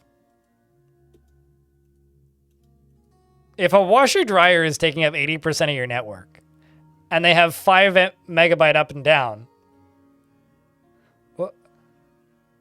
why is a washer dryer using like 20 up down? That's like almost streaming a 4K video. Like, isn't it like, don't you need like 30 MBS to like stream 4K?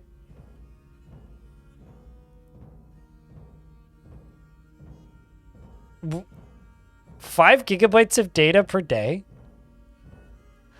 I swear that like, now this is me putting my corporate conspiracy theory hat on. Do you think that these companies like make agreements with like big telecom companies that, yeah, no, we'll get people to pay for your data caps by just... It was their wife's AI vibrator. Ah. Data. That's what we call it now? I mean, he was fully functional, so I guess I could see the purpose for that. Didn't expect a Star Trek joke in that now, did you? Ha!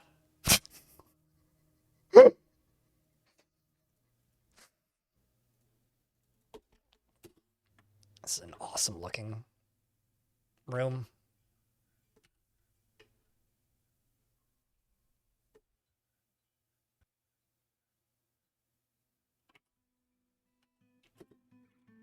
Stream long and prosper. Yes. As my good friend Data would say.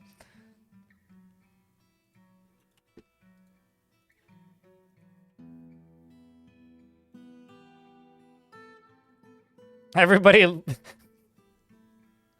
Okay. I'm gonna drop this joke after this final bit, okay? I understand why they call it big data now. Mic drop.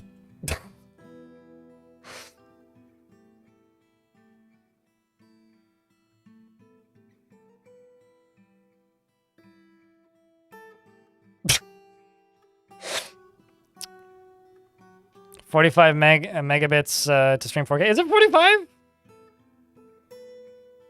Huh.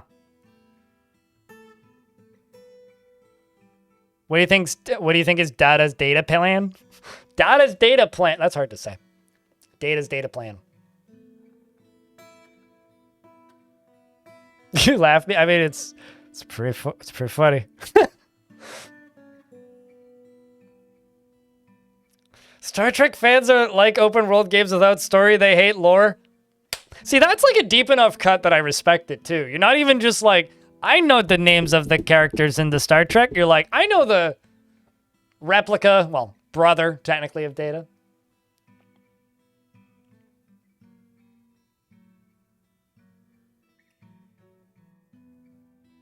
I have a question, chat. In the current day and age, nuclear vessels. Is that quote funny or no?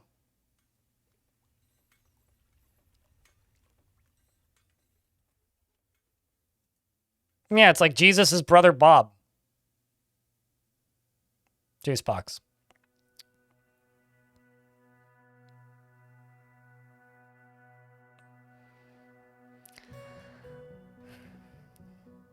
You like it? I think it's funny.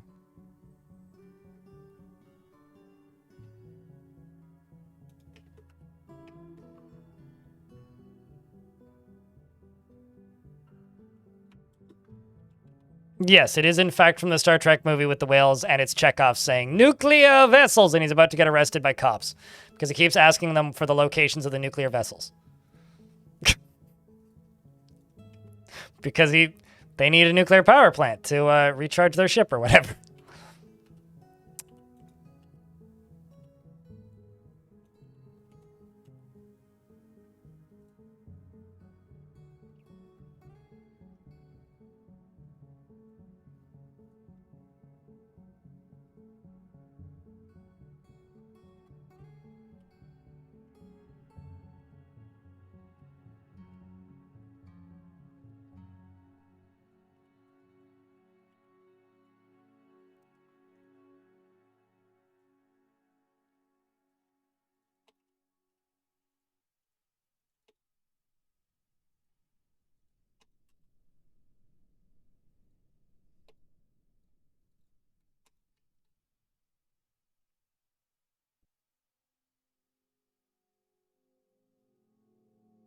Your key demographic knows the reference.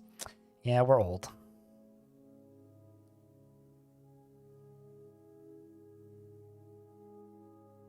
Now I need an emote for big data. Well, it's just data as Data's face on an eggplant? Maybe like flip the eggplant over and you could like put Data's face on it. I'm blanking on the name of the actor who plays Data, but I think he would think that joke is funny.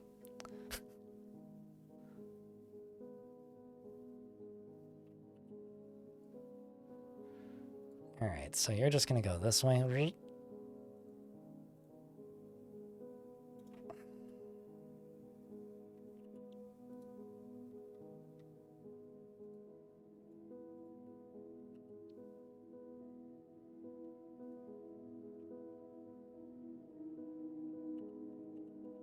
What's a color I don't want to use for anything?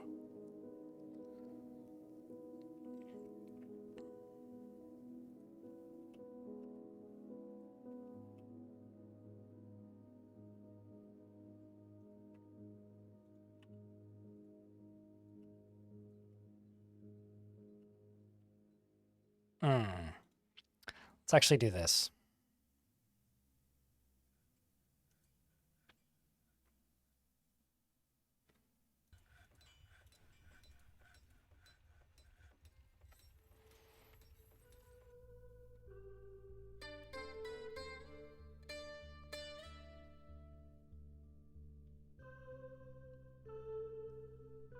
Why is there a crown in the water wheel? We had a bit of a flood a long time ago. I don't actually think anybody died with that crown there. I could be wrong, but I don't think anybody died. I'm pretty sure that was just kind of a like an unfortunate oopsie.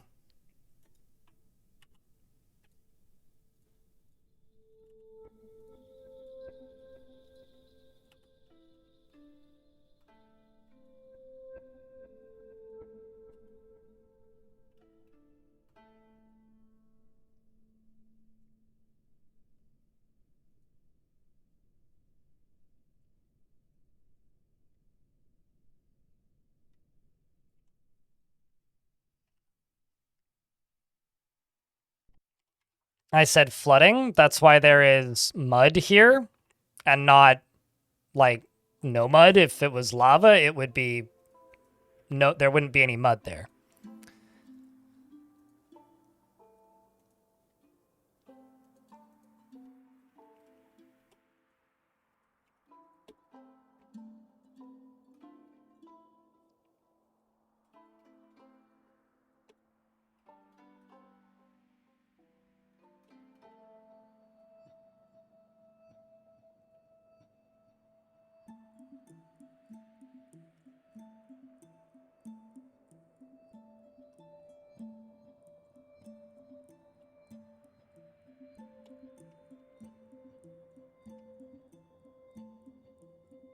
What's up, Bratmost?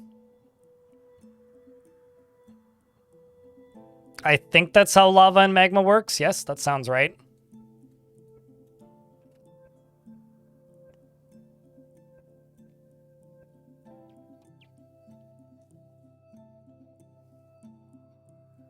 Tiny data face on an eggplant.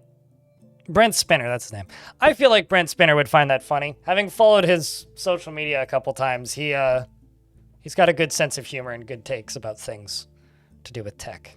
So.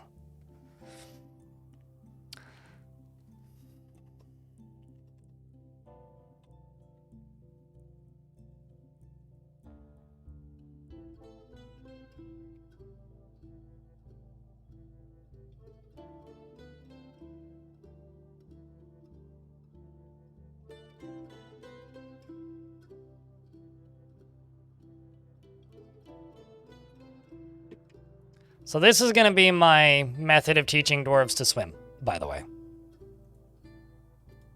We just have a few things I need, such as these going north and moving really quick.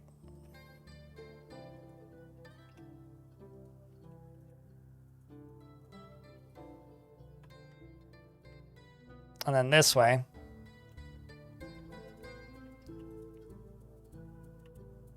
Let's just use granite. It'll be fine.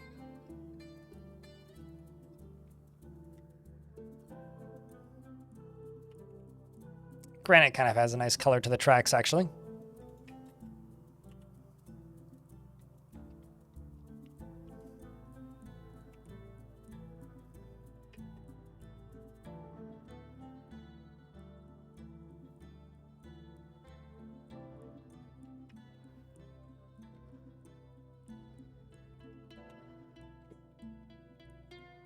Well, the demands of the Glacial Guild have also been satisfied, so that's a good thing, I'm sure.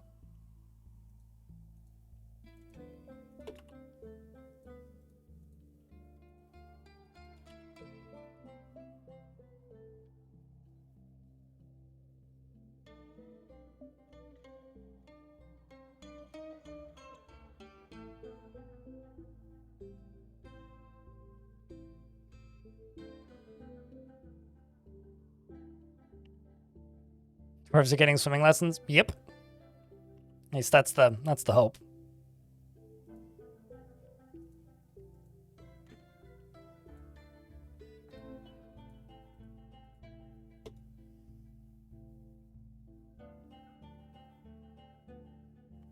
The problem that I'm realizing here is I kind of screwed up.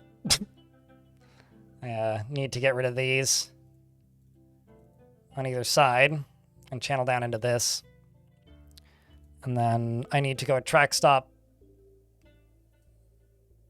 that way and a track stop that way. And just one there and one there. I realize I'm making these out of bronze, but not really using it for anything else.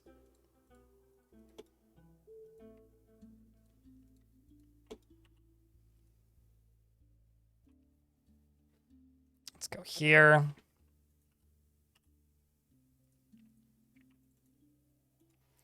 Do those clear glass blocks.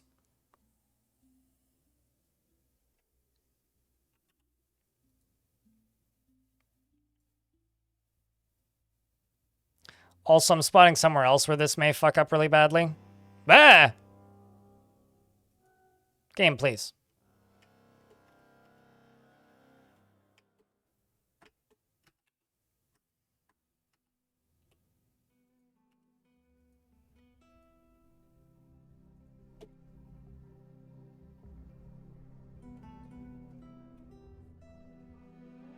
It should be fine.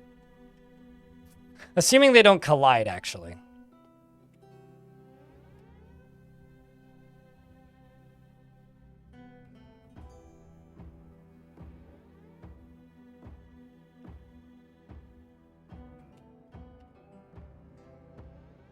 How about I do it this way?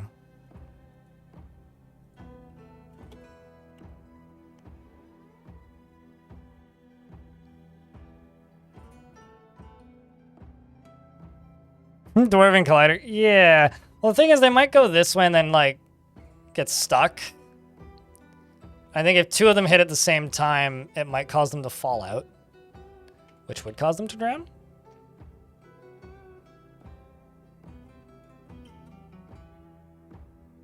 So I think I should probably get rid of the left side. Or... oh, this would be kind of funny if it worked. I could just make one go the other way. Yeah, we could just make one go the other way. One go one way, one go the other way. Although then this one would need a drain right there. Which wouldn't be too hard to do. Or actually, just flip the whole thing inverted. Just invert the whole fucking thing. That's all I need to do. Because if I invert the whole thing, then they'll just go this way and pop out here instead of going the other way. I don't really build torture forts, so I don't really know what the purpose of that would be. Zavi. The Tactical Union wishes to parley.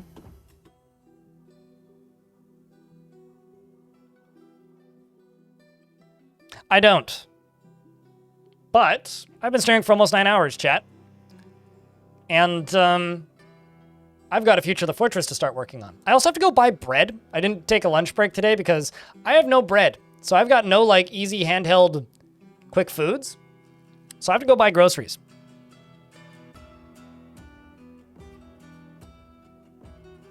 YouTube chat, I'm shutting you down now. I do want to say thank you, though, for tuning in. We'll be live tomorrow at 10 a.m. Pacific on YouTube, 9 a.m. Pacific if you want to catch the stream early on Twitch. But we'll see you when we see you, YouTube folks. Thanks for being cool. Get that, Brett. I try, man. I try.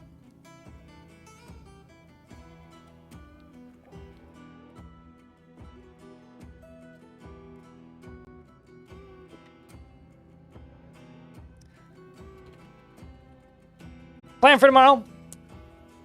Dwarf Fort. Maybe some Norland.